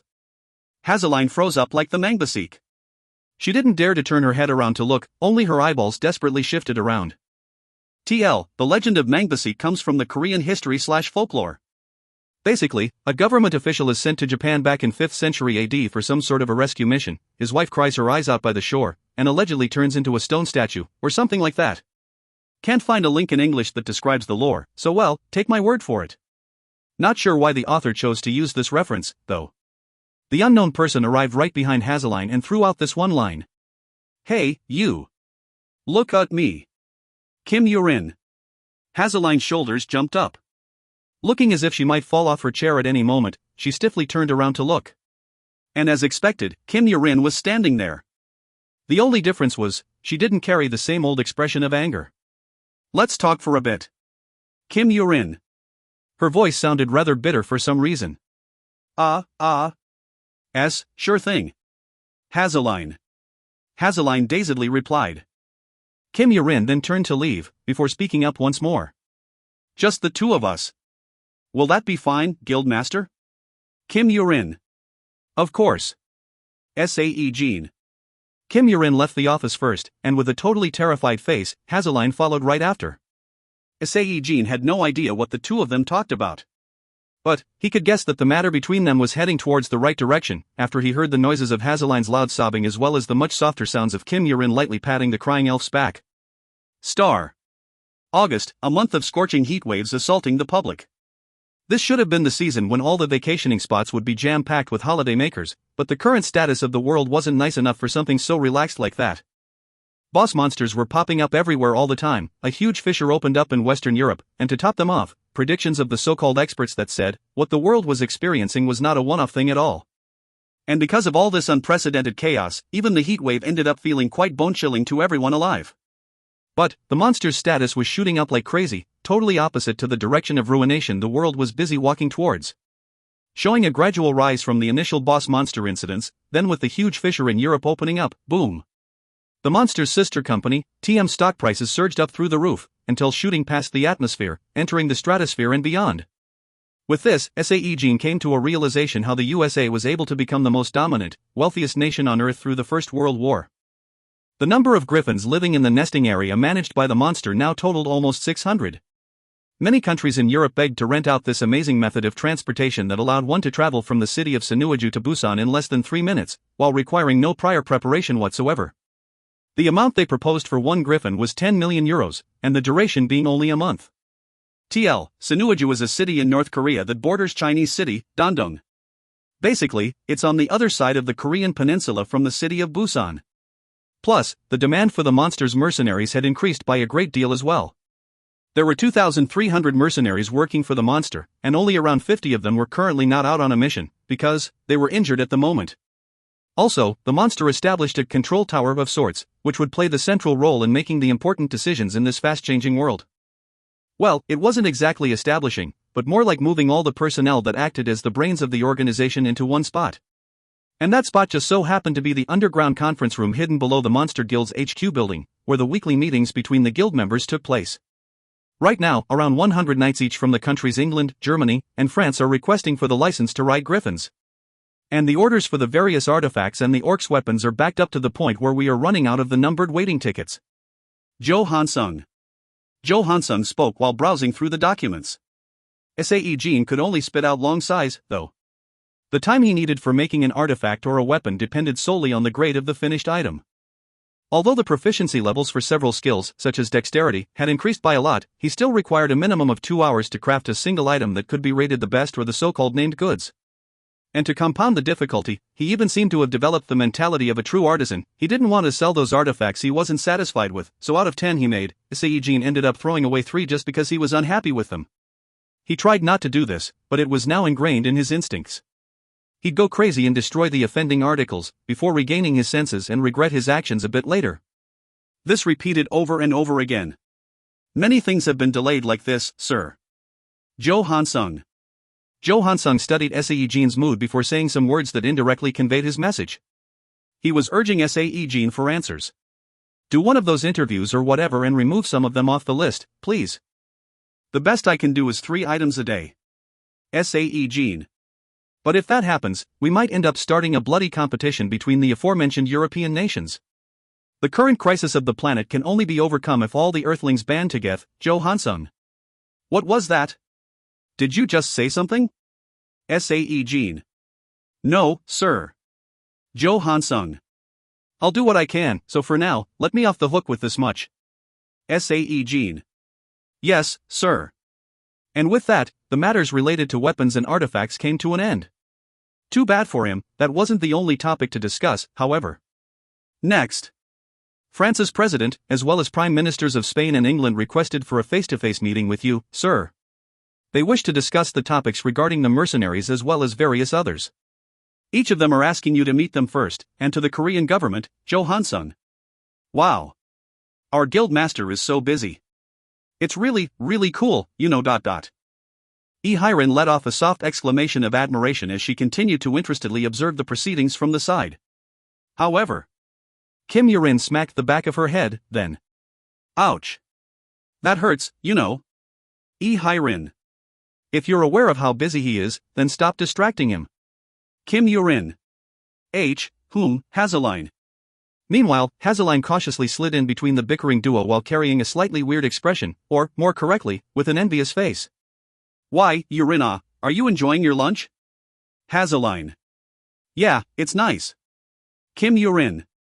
Really? I'm feeling full right now, so would you like my portion of meat as well? Hazeline. Hazeline asked with a red face while busy fidgeting around with her fingers. Kim Yurin's cheeks also reddened slightly, and with an unsure face, she too hesitated. But then, like a swift and crafty little cat, Yu Baeksong sitting next to them quickly butted in. In that case, gimme. Yu Baeksong. Ot. Hey, put it down, you idiot. Hazeline. You said you're full, though. Yu Baeksong. Nyam. Before anything could be done, Yu Baeksong swallowed the steak in one gulp. Rage filled Hazeline's reddened face this time as she stood up and pointed her angry finger at Yu Baeksong. What the heck? This crazy cat burglar. Hazeline. It's fine. Kim Yurin. Oh, really? Hazeline. But with a single hand gesture from Kim Yurin, Hazeline promptly sat back down on her seat. And Hirin on the side interestedly studied this clear display of power dynamics between these two people. Less than 46. Tension, 2, Fin. Chapter 159. Chapter 159. Well then, I'll be on my way, Guildmaster. Jo Hansung. The insufferable meeting with Jo Hansung that lasted for over 2 hours finally came to an end. Feels like I might really die at this rate, Sae-Jin. After Jo Hansung had left the conference room, Sae-Jin lied down on the couch immediately. His vision was blurring, and his head ached. When he looked around the conference room, he found that the guild members hadn't left for home just yet. Some of them even brought along their own duvets and blankets, suggesting that maybe they were planning to camp out here, of all places. After researchers uncovered the crucial fact that the martial arts from the Jin Mudo School is particularly effective when combating monster threats, the school has experienced an unprecedented level of boom recently. The dojo master, Miss Eugene is. At the same time, the news on the television was delivering a story regarding the Jin Mudo. When Sae-Jin turned his attention towards the TV, he saw Eugene and her considerably improved complexion, plus her toothy smile, dominating the screen. Jin Mudo Schoolmaster / the Monster Guild member. We have over 2,000 dojos operating across the globe at the moment, with nearly 10,000 disciples receiving instructions. Eugene. It sure is a wonderful trend without a doubt. By the way, what do you, as the leader of this martial arts school, think is the true advantage of this form of martial arts? Interviewer. To me, the advantage is that, during the fight against monsters in a standoff situation, you're not hindered by your weapons, instead relying solely on the most natural movements your body can make. Plus, let's take a look at gauntlets. They are much easier to manufacture compared to other armaments, so, although they might be rated as similar in overall quality, you can find more gauntlets in circulation and crucially, they are cheaper to buy as well. And so, I believe that these and other points have combined to give the spotlight to our school of martial arts when it comes to the matter of monster subjugation. TL, gauntlets are easier to make? Seriously? Mr. Author, tell that to the medieval blacksmiths, see how they react. They've grown by that much already? Sae-Jin. Kim Sae-Jin got thoroughly impressed by the contents of the interview. Of course, the monster did shower the school with an unrestrained level of support, but still, to grow by that much during the short period of 2 years was. Did you know that they've gotten really famous lately? The main body of texts and all the movement diagrams are left completely intact, so it's really easy to train in the art, and plus, its effectiveness is quite high, apparently. It's one of those ridiculous low-risk, high-return scenario, you see? I mean, our Knight's Order received 4 Jin Mudo disciples during this year's new recruitment process, out of 10 people selected this year. Hirin. Hirin replied to him while watching the TV. Oh, really? Sae-Jin. By the way, the dojo master girl is also one of the guild members, right? Kim Yurin. Kim Yurin asked while resting her chin on her hands. Ju Ji-hyuk volunteered an answer this time. Yes, that's correct. I've met her a few times, and she seems to be a nice person. Ju Ji-hyuk. And just why would you meet her in the first place? Hirin. Suddenly, Hirin glared at Ju Ji-hyuk with eyes narrowed to a slit like a flatfish. And as the flustered Ju Ji-hyuk began to stammer out an excuse, the interview got abruptly cut off without a warn. Ing. Then, the anchor began reading a new information, saying it was the breaking news. Near the province of Kangwon, a Mayan has made an appearance. This Mayan is understood to be an ogre in origin. A footage of a giant mailman rampaging around with bloodshot eyes was transmitted next. Everyone in the conference room held their breaths and watched the TV. Those referred to as Mayans hadn't appeared publicly in the past 10 years or so. If one did, then it was terminated almost immediately. The modern world viewed Mayans as even worse enemies of mankind than vampires, after all. Well, vampires had the excuse of their own survival when attacking humans, but Mayans didn't, as they simply enjoyed causing destruction and committing murder. However, such a Mayan had shown up out of the blue. Publicly, too. Should we go and help? Kim Yurin asked as she lowered her duvet. But Sae-Jin shook his head. No need. It's walking around that exposed, so most likely, it's been subjugated already. Sae-Jin. It has been confirmed that this Mayan was subjugated by the Griffin writer, Kim In-soo, a short while ago. With a great timing, the anchor spoke up. As Sae-Jin shrugged his shoulders, Kim Yurin pulled the duvet closer. Oh, right. That Kim In-soo, doesn't he have a bit of history with you, Guildmaster? Hirin suddenly asked Sae-Jin as if the thought suddenly popped up in her head now. We did have a little run-in back then, sure. But, how did you find that out? Sae-Jin. Sae Young told me. She said that you and Kim In-soo fought over her and stuff? Hirin. Fought. Fighting over her. Sae-Jin simply smiled. Although his first encounter with Kim In-soo wasn't positive, Sae-Jin didn't harbor any ill feelings towards the guy at all. Actually, Sae-Jin ran into Kim In-soo again about 3 months ago. He remembered that, as the lycanthrope, he broke Kim In-soo's weapon back then, so he ended up gifting an orc's weapon to the poor guy. Kim In-soo expressed how grateful he was, with teardrops forming on his eyes and everything, while repenting on how much of a schmuck he was in the past. What? Fighting over her? Isn't it more like Sae Young doing everything she can in order to keep Mr. Sae-Jin by her side, instead? I mean, she should be relieved that no one has snatched him away yet, Hazeline. She was probably only joking, though. Hirin. Even if it was a joke, Sae Young's getting a little too conceited lately. Hazeline pouted as if she was unhappy about something. Too bad, Kim Yurin's ultra-sharp eyes quickly stabbed into her back. No, wait, why, looking at her objectively, she is really like that nowadays. Hazeline. Well, that is true. Kim Yurin. Looking at Kim Yurin suddenly agreeing with Hazeline, Sae-Jin simply carried on smiling. But still, you should refrain from saying those things again. Kim Yurin. I understand, Hazeline. Hazeline cutely replied back and leaned her head on Kim Yurin's shoulder. But, as if that was annoying, Kim Yurin moved slightly to the side to avoid it. Sae-Jin chuckled while looking at the two. Star. A week after that, the appointment of the Tower Lord was announced to the public. As expected, big reverberation and controversy got kicked up at the same time. It was all par for the course, really, since, although Hazeline was an A-class wizard approved by the government, the fact remained that she didn't work as one for over 8 years.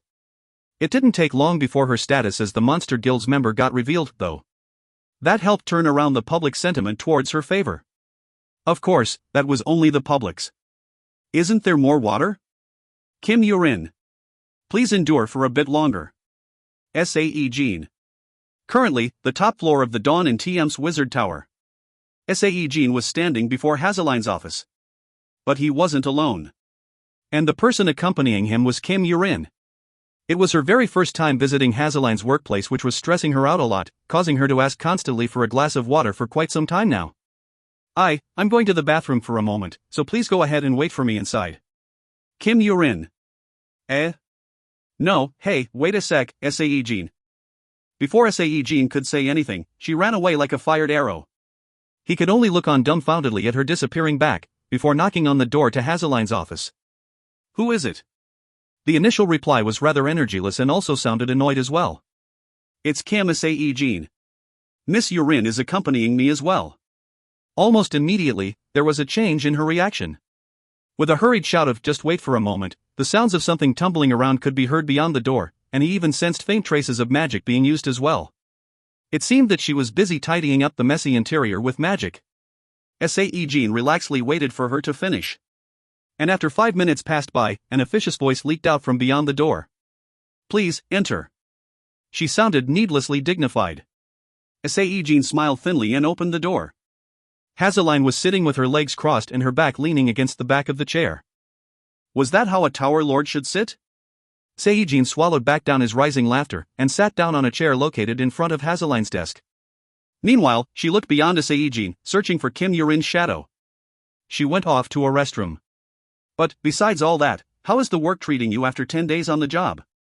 Sae-Jin. Yes? Ah. It's fine, more or less. Hazeline. Her complexion wasn't so good, though. When Sae-Jin narrowed his brows questioningly, she quickly added a couple extra words as well. I can't seem to adjust properly, is all. Hazeline. What do you mean, you can't adjust? Sae-Jin. To the wizarding world, I mean. I'm returning to it after so long, so. It's hard accepting their way of doing things. Hazeline. Actually, he had some idea of what was going on, after hearing about it before coming here. Thanks to her unexpected and somewhat explosive appointment, factionalism had developed within the tower already. However, the situation was just too one-sided to call it factionalism. On one side, a faction formed around the High Elf Shahan, and on the opposite side, it was Hazeline all by herself. The rest were remaining neutral. And besides that, anything else bothering you? Sae-Jin. I'm okay with the rest. Hazeline. Hazeline didn't tell him. She was trying not to worry him. But, if this situation persisted, it was only a matter of time before Hazeline got swallowed up. If that happened, it would get too troubling for Sae-Jin. Thankfully, though, she still had one very important ally she could count on. And this one single ally was far more reliable than any other rotten A** swipes combined together. Well, in any case, I believe that Miss Hazeline will adapt to the situation accordingly. Sae-Jin. Of course. You don't have to worry. Hazeline. For a briefest moment, a hint of anguish brushed past her expressions, but that was all. Oh, that's right. Sae-Jin. He figured that he should stop beating around the bush, and nonchalantly pulled out 2 books. Here. I almost forgot about them. Sae-Jin. They were the unpublished Bangbadong Grimoires No. 27 and 28. As soon as she confirmed them via the covers, panic spread on Hazeline's face. But why are you giving me these? Hazeline. I'm planning to publish them soon, so I need people to proofread them. I shall leave the role of finding the right wizards for that to you, Miss Hazeline. Sae-Jin. This was the sign of Bangbadong wizard approving Hazeline, and was akin to handing over a powerful, decisive weapon over to her as well. Take care of the rest, please. Sae-Jin. Yes. But, where are you going? Mr. Sae-Jin, if you just give me these 2 out of the blue and escape from here, you're putting me in a difficult position, you know? Hazeline. I'm telling you to use them at your discretion. Besides, Miss Yurin should be arriving soon, so why don't you discuss it between you two? Sae-Jin. And with a great timing, Kim Yurin pushed open the door and entered. Sae-Jin left the office as if he was passing the baton over to her. Kim Yurin called out to him flustered, asking where he was going, but he still resolutely escaped from the office. 10 days later. Sae-Jin heard that Hazeline managed to successfully conquer the Wizard Tower quite thoroughly by utilizing the grimoire's powers. But there was no time for him to feel chuffed about that. Because, he received an urgent text message from Kim Sunho. And the message said that Kim Yuson was on the brink. Sae-Jin dropped everything and hurriedly ran over to the hospital.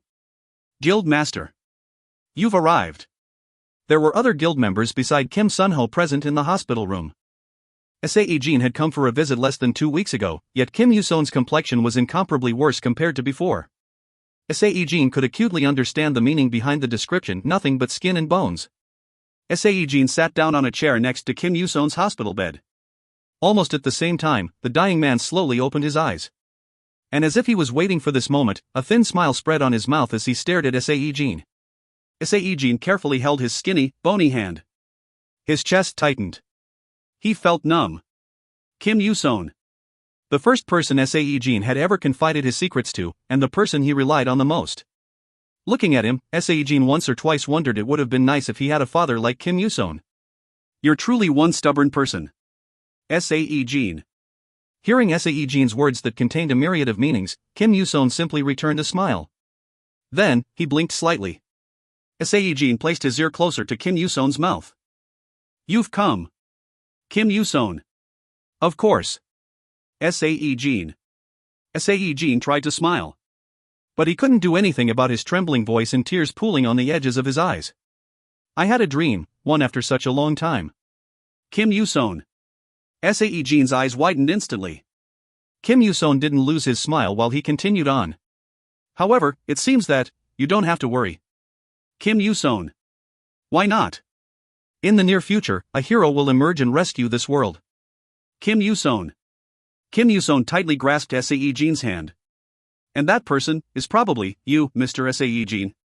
It was probably you. That is why I decided not to worry anymore. Kim Yuson. Sae-Jin couldn't understand everything he was saying. There were lots of things he wanted to ask, too.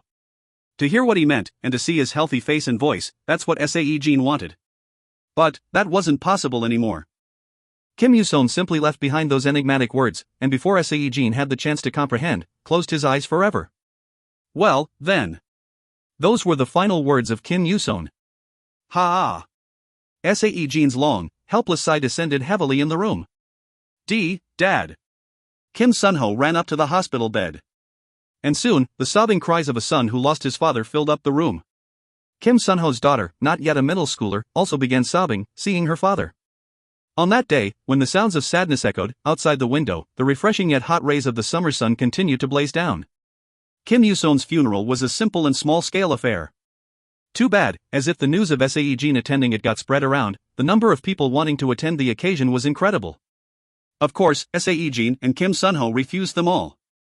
Trying to soothe his sadness, Kim Sunho jokingly said that if he allowed all of them to attend, then he might have made over $1 million from people donating money as a sign of their condolences.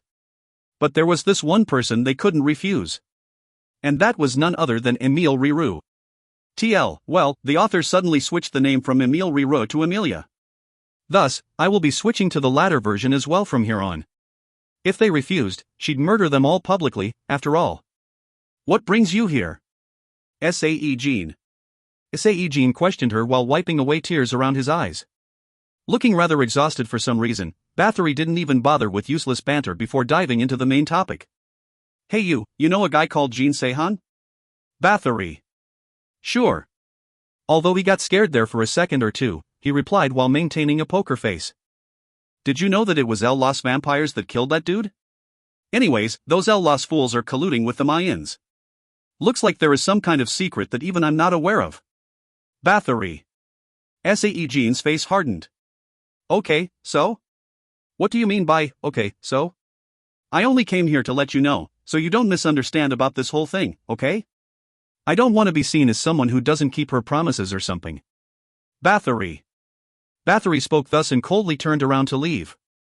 However, Sae-Jin still had something left to say. Since you came all the way out here, let's work together. Sae-Jin. Her steps came to a dead stop. However, when she turned around, her cramped face was resembling a terrifying demoness. Let's help each other out. Sae-Jin.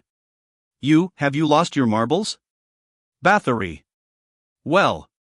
Wouldn't it be better if we worked together? After all, you say the fissure cannot be closed no matter what. In that case, why not we help each other out? Sae-Jin.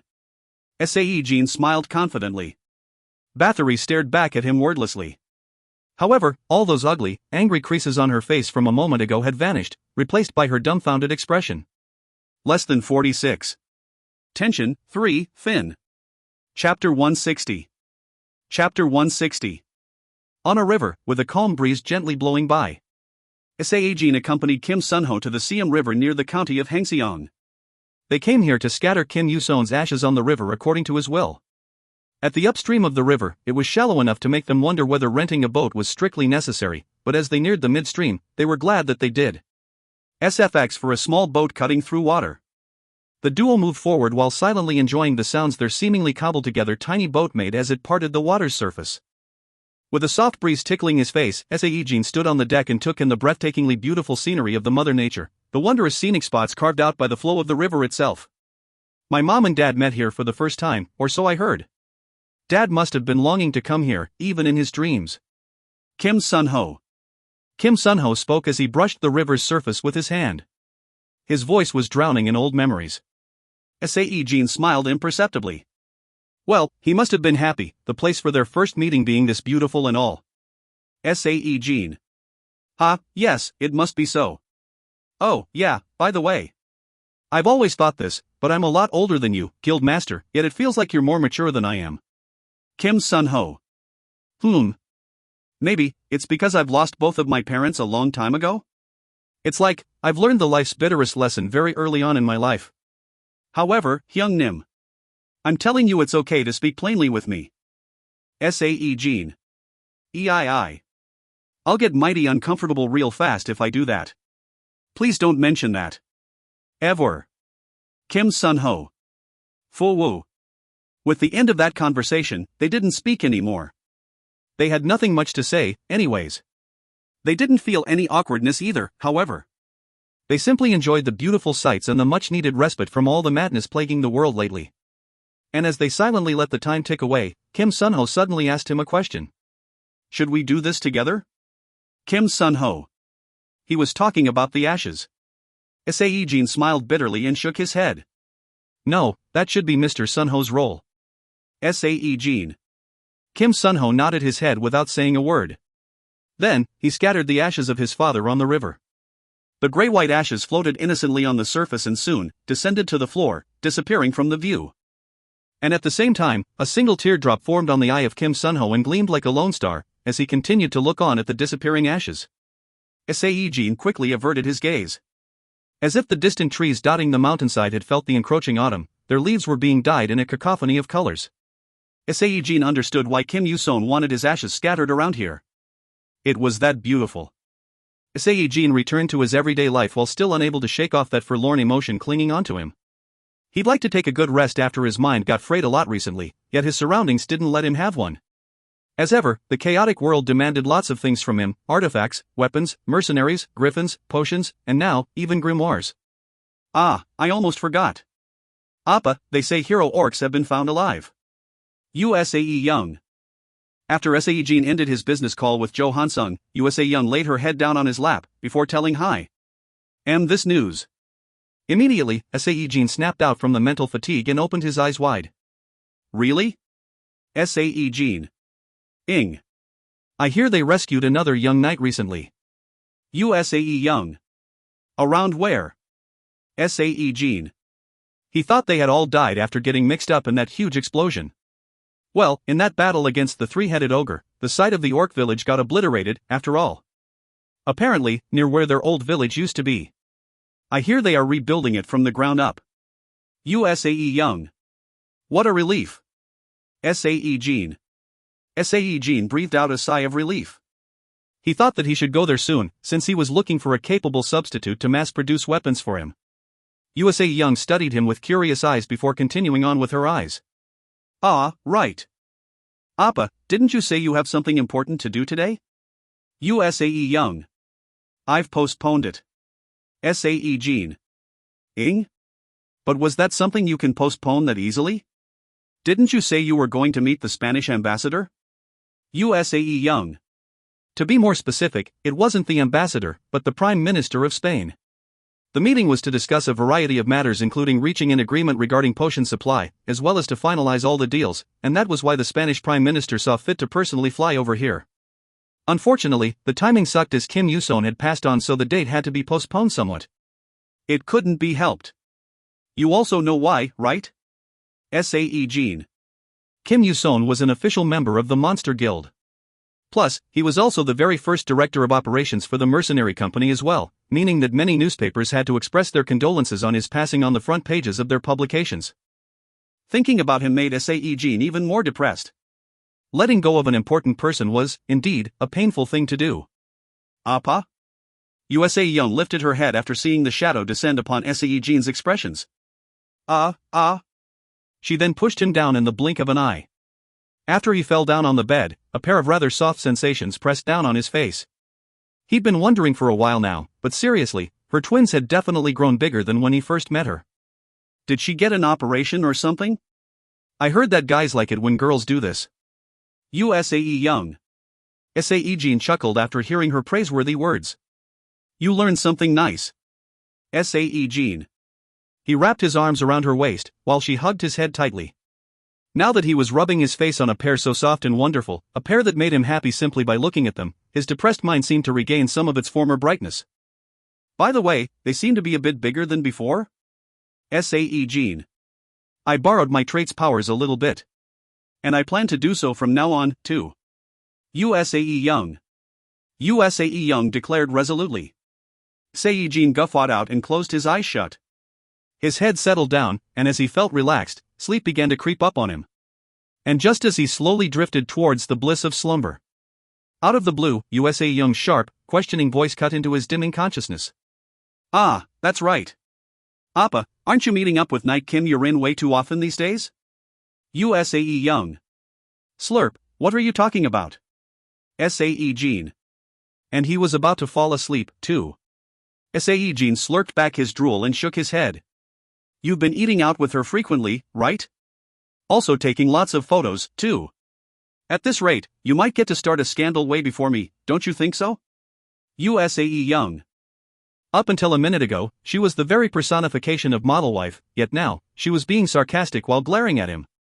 Since she was looking down on him, it was kind of threatening for some reason. However, he still found her rather adorable. Sae-Jin grinned and shook his head again. It's simply because of work. Sae-Jin. He couldn't help it, he had no one else beside Kim Yurin to discuss things with. He didn't have much to talk about with the currently bereaved Kim Sunho. Hazeline was crazy busy with the daily operations of the Wizard Tower, while Yubexong was just too childish. But on the other hand, Kim Yurin was rich with experience, having taken command on many different missions, plus she instilled confidence and trust as well. If she was a man, then Sae-Jin would have worshipped him as a true Hyungnim. Seriously, it's always work. Sae Young. While complaining that she had yet another rival to watch out for, Sae Young pulled out her phone.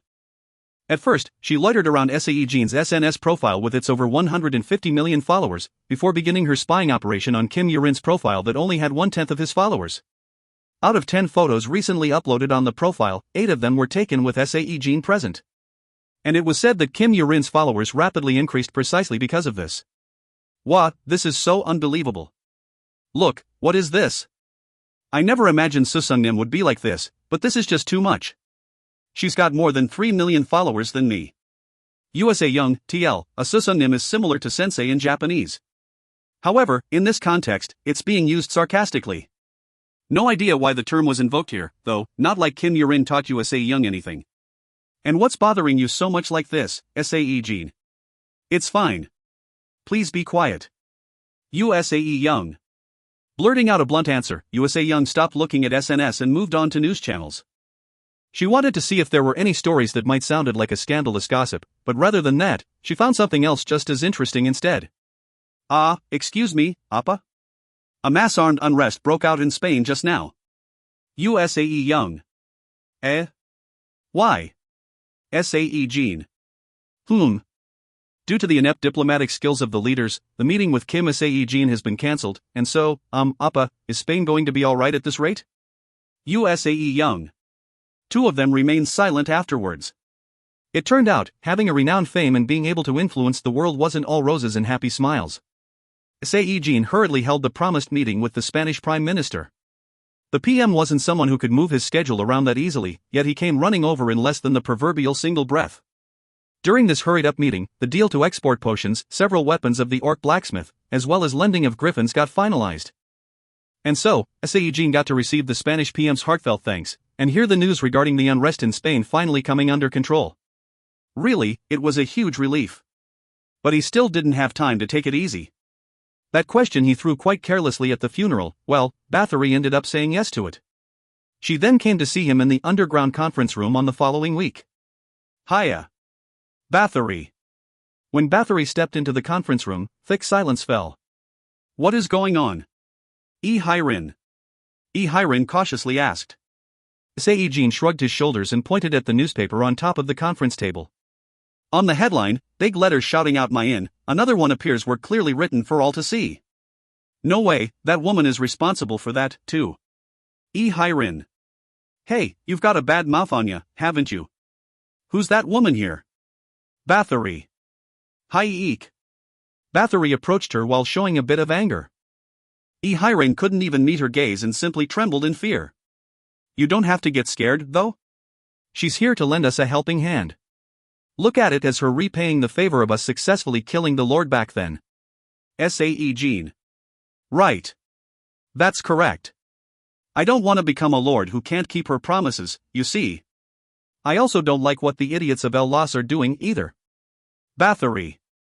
Bathory sat down on her seat. Then, crossed her legs and leaned her back on the seat back. But, before she could say something, her eyes radiated a dangerous glint after finding Cornlack lying on the conference room floor. She fake coughed a couple times and took a long look at Cornlack before turning her head towards Sae-Jin's direction. She slowly asked him, "Who does this creature belong to?" Bathory. "Ah, well, he's the result from one of my skills. For now, he's like the conference room NPC. Sae-Jin. Is that so?" Bathory. Bathory licked her lips seductively. Her eyes were full of avarice. "Give it to me." Bathory. "No, you mustn't. Kim Yurin." Suddenly, Kim Yurin shot up from her seat and shouted out. Even Bathory got stunned by her boldness. "What the heck?" Bathory. "What do you mean, a conference room NPC? Cornlack is our family. Kim Yurin." She shouted out passionately and embraced Cornlack. Although it looked more like she was currently captured by a giant wolf instead, but whatever, her actions seemed quite desperate nonetheless. As if this whole thing seemed ridiculous, Bathory broke out in a hollow chuckle. "Ha! What's up with her, Bathory?" "No, you can't. Kim Yurin." Kim Yurin shouted out even louder. Unfortunately for her, though, that was the wrong response in this case. Now normally, a personality where wanting to forcibly take away something precious from someone would be referred to as rotten, and well, Bathory was the shining beacon of a such rotten personality. Bathory's face hardened into a terrifying expression and she stood up from her seat. Then, with a threatening voice, she matter-of-factly handed down an order. "Give it to me. Right now. Bathory." And so, for a short while, a tussle broke out over Cornlack's fate. The clash over Cornlack's ownership ended in Bathory's favor. Bathory got drunk on the euphoria of victory and a sense of superiority while looking at the unstoppably sobbing Kim Yurin, but Sae-Jin simply cancelled the summoning as soon as Bathory returned home with Cornlack, and then summoned the giant wolf back into the conference room. Not too long after that, Bathory contacted him with a somewhat apologetic voice, saying that Cornlack must have ran away from her home. Regardless of what transpired afterwards, Sae-Jin still deployed the monster's information network using the info Bathory had brought along. And since the intelligence operatives of the monster possessed excellent capabilities, the whereabouts of the El Las were uncovered pretty quickly. The fake identity of the El Las' leader was the son of some pharmaceutical company's CEO. And his retainers were employees of the said company. "So, what are you going to do now?" Bathory. Bathory asked Sae-Jin, and his head tilted slightly as he asked back. "What were you thinking of doing?" Sae-Jin. "Kill them all, obviously." Bathory. "Don't you have any other thoughts besides kill or let them live in your head?" Sae-Jin. "Well, do you have a better whatever? Don't take us vampires too lightly, you." Bathory. Sae-Jin dumbfoundedly stared at Bathory for a bit, before extracting an energy bar from his pocket. "What's this?" Bathory. "You hungry?" Sae-Jin. "Not really." Bathory. "Then feed it to one of your subordinates." Sae-Jin. From Bathory's perspective, this was no different than some unexpected dog's bark, so her face crumpled quite badly. "And why should I?" Bathory. "This is food exclusively developed for vampires. As long as I can solve the issue of sustenance, you don't have to return to your former world, am I right?" Sae-Jin. "What did you just say?" Bathory. Sae-Jin expected to be beaten up somewhat by her, with her saying that he had crossed the line needlessly or some such. "You lost your bloody mind, haven't you?" Bathory. "Unfortunately, on that day, Kim Sae-Jin was beaten to a pulp, right up to the death's doorstep. No, he really, seriously got beaten up until inches from dying. If he didn't have potions, he might have really kicked the bucket from trauma alone." Bathory also felt the same pain as Sae-Jin felt, yet she didn't stay her hands. Not at all. Only then did Sae-Jin realize the important fact, that was, the homeworld was her so-called reverse scale. He should never, ever broach this subject at all. At the end, she ruthlessly stepped on the back of Sae-Jin, who was lying sprawled on the floor like a corpse, and announced that she would cancel their cooperation deal if he pulled another crap like this, before leaving him there. Less than 47. Mayan, 1, Fin. Chapter 161. Chapter 161. The Ellos used the vampire-specific approach of sleep deprivation and mind control magic to make success of their many business ventures. Among those ventures, several were famous enough for many a job seeker to recognize their names outright. Truly, it was the case of the base of an oil lamp is the darkest. A certain day in the middle of October, Sae-Jin deliberately went for a day out near the vicinity of the pharmaceutical company owned by the Ellos. Outwardly, it was to hold a business meeting, but the truth was, it was in order to snatch an important figure from the ranks of the Ellos clan. After ending the sham meeting with the Don's representatives, Sae-Jin and his bodyguard for the day, Kim Yurin, headed off to a restaurant well known to the locals. Named the Master of Seafood, this sushi restaurant was positioned in such a way that the pharmaceutical company's front entrance was clearly visible from Sae-Jin's seat. "Guild Master, will you please look over here?" Kim Yurin. As he studied the company's front view via the restaurant's windows, Kim Yurin, sitting in front, called out to him. When he took a glance, she was pointing the camera lens on her phone towards his direction. "Say cheese. Sae-Jin forced the corners of his lips to rise, and sure enough, with a soft click, she took a photo. As if she was satisfied with the resulting shot, she nodded her head and moved her fingers quite rapidly. He didn't have to look to know what she was doing right now. She was uploading the pic to her SNS profile. "You seem to be really active in SNS nowadays." Sae-Jin. He spoke in a courteous voice that featured a spoonful of sarcasm as well. She finished uploading the photo, and then formed a wry smile while scratching the back of her neck. Well, the thing is, I only started this because the Knight's Order asked me to. But after I entered the Monster Guild and started uploading photos taken with Guild Master, the number of my followers suddenly exploded upwards. And I've got over 10 million now. So, I can't disappoint all my loyal followers now, can I?" Kim Yurin. Sae-Jin chuckled loudly after hearing an excuse that could have only come from Kim Yurin. "You must find it enjoyable, then." Sae-Jin. "Yup. It's a whole new different world." Kim Yurin. After adding, "There are always reasons why a medium would take off," she returned to her phone. She was checking out the reactions of the followers that were popping up in real time. "Still, please do it in moderation. Sae Young is worried about a scandal breaking out between you and I." Sae-Jin. Which dumb reporter would dare to cause a scandal with you, Guildmaster? Also, please consider what you've done in the past. You should be ready to endure this much, at least." Kim Yurin. Well, with that reasoning, Sae-Jin had no excuse to offer. What he did was no different from making an utter fool out of her by swapping back and forth between the orc form and the human's appearance. He should be grateful that she forgave him without resorting to performing acts of violence on his person. Cough. "Do what you like. I'll even let you take a photo of me without a shirt on, if you want." Sae-Jin. Foo. "Thank you very much. Kim Yurin.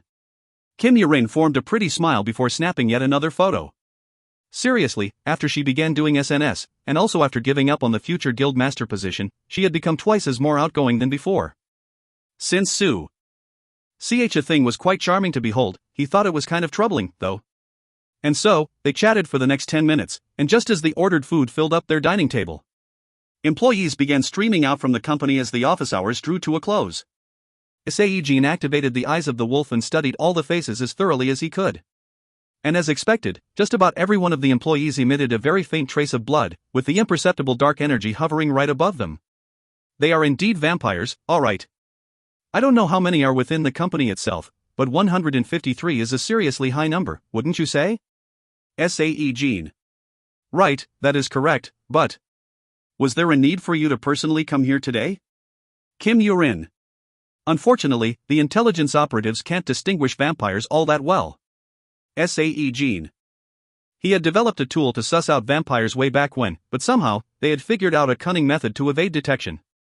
It was then Sae-Jin discovered AB** starred with a particularly strong scent of blood as well as possessing an overwhelming amount of dark energy. And this sense of incongruity was coming off from an imported luxury saloon car driving past the front of the sushi joint. He hurriedly pulled out the communication crystal to inform the waiting operatives hidden somewhere. The man riding on that Farrak, the aura coming off from that guy is the strongest. Make him your primary target, please. LOL. Farrak. The author knows how to skirt copyright issues. He heard the confirmation coming from the crystal. Sae-Jin lowered his chopsticks and stood up. Let's get going as well. Sae-Jin. But Kim Yurin tilted her head. But there's so much food left, though? Kim Yurin. True, there were quite a lot of stuff they hadn't finished yet, but they actually didn't come here to eat.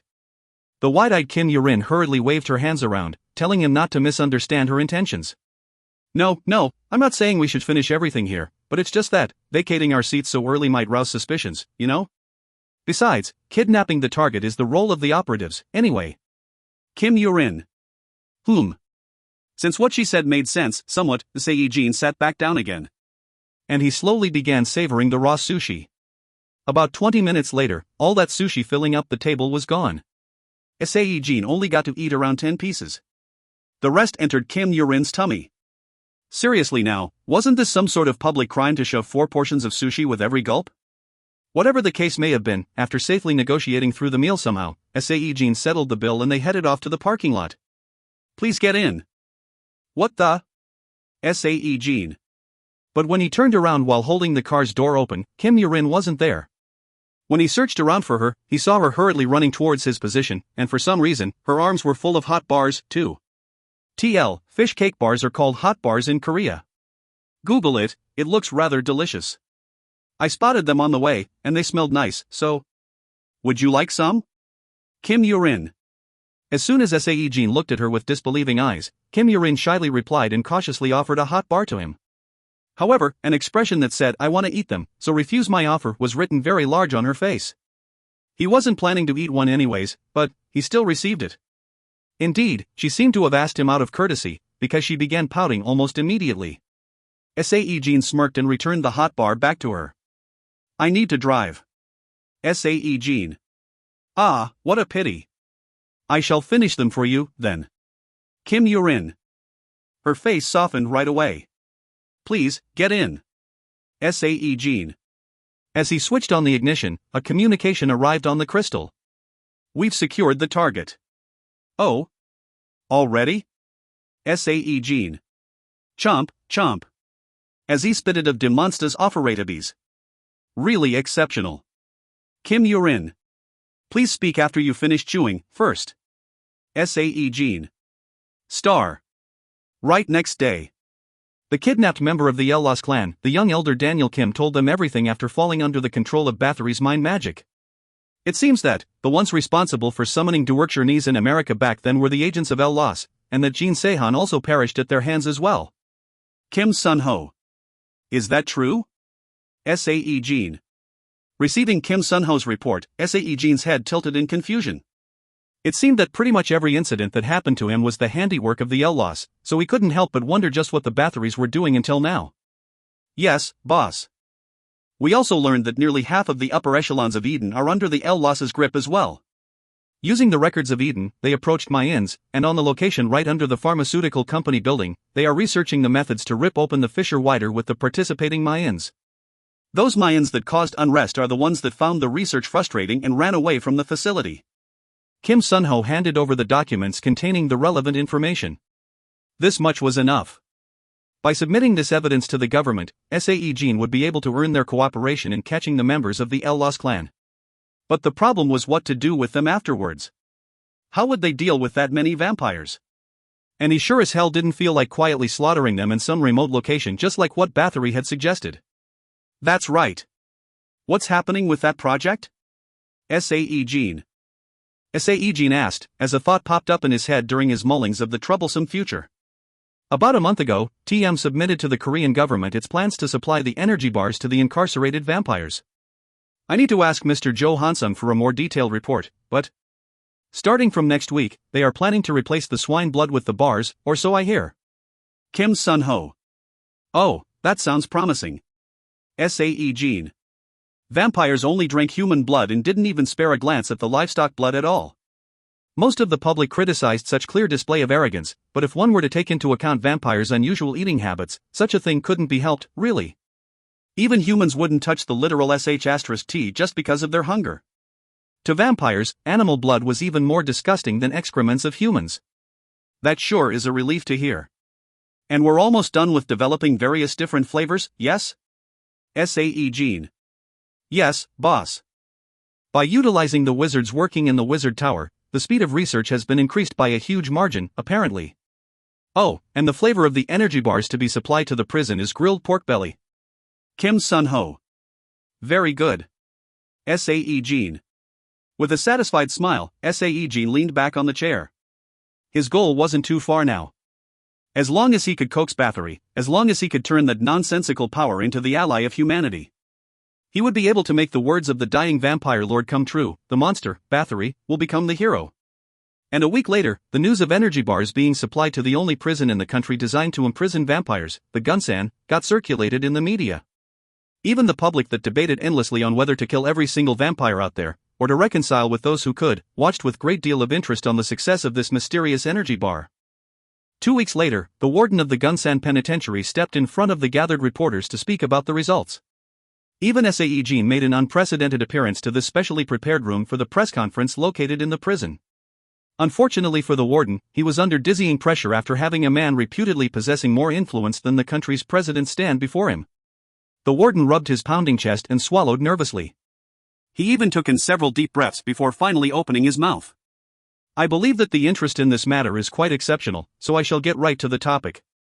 On the first day of supplying the energy bars from TM to the prisoners, as expected, vampires refused to comply. Warden. Several reporters who had prematurely determined that the experiment was a failure let off sighs of lamentation. But, through hard work of the guards, a few vampires began eating the bars. Warden. Hard work. That was written on the script. But the warden chose to not follow it. No, truthfully, we forcibly fed it to them. Warden. Camera flashes went off like crazy.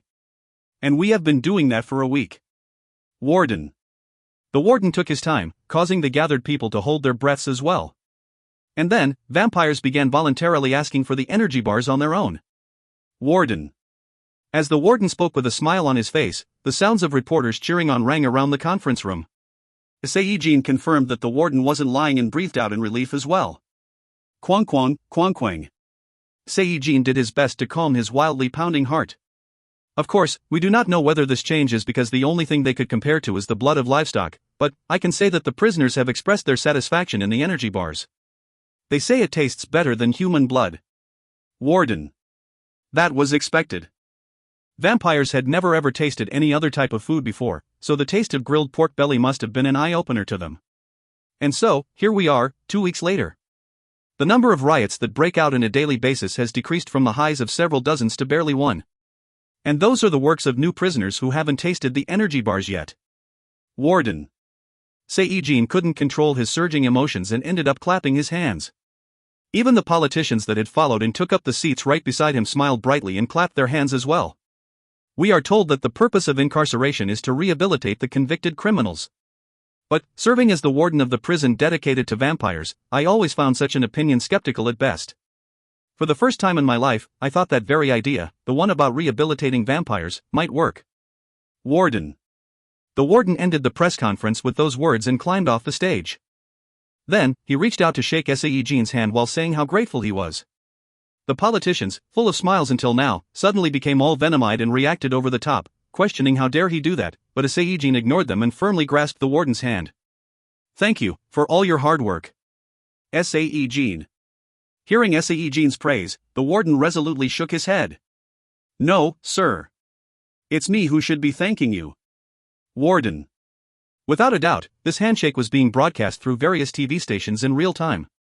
What would vampires, most importantly Bathory, be thinking about while watching this moment play out? Sae-Jin couldn't wait to find out. Less than 47. Mayan, 2, Fin. Chapter 162. Chapter 162. Oh, it's indeed quite delicious. This is so unreal. Ross Riddell. Ross Riddell continued to speak words of praise as he diligently chewed on the energy bar. Him of less than 5 minutes ago that busy threw a tantrum not wanting to eat one of those, was like a completely different person from another dimension compared to now. Is it more delicious than a blood pack? Hyrin. Hyrin, with her eyes going round in curiosity, asked him. Well, it is far cheaper, that's for sure. Ross Riddell. Until now, Ross Riddell had purchased, through definitely legal means, blood packs and used them for sustenance. However, the expense was quite enormous. 5 packs a day would come down to way past $9,000 every month just for his food bills. It's a flavor I've never tasted before, so I do find it quite interesting. But I also think it could get a bit monotonous after a while. You said this is the grilled pork flavor? Ross Riddell. Yeah. I think the taste's really close. But seriously now, you can't eat normal food, like, ever? Hyrin. Yes. If I eat normal food, I will die because I won't be able to digest them properly.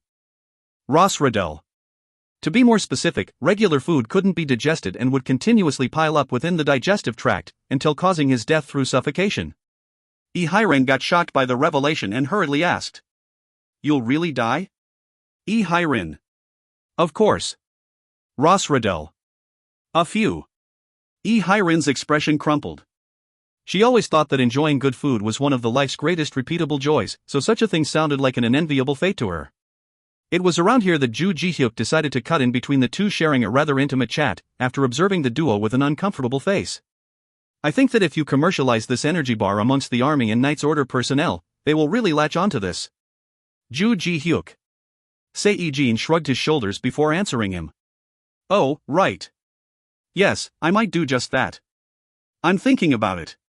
Sae-Jin. Invented through mobilizing all the top-tier artifacts from TM as well as its talented workforce, this energy bar's pricing was set at 6,000 Korean wons, $5.58 each, limited only to vampires.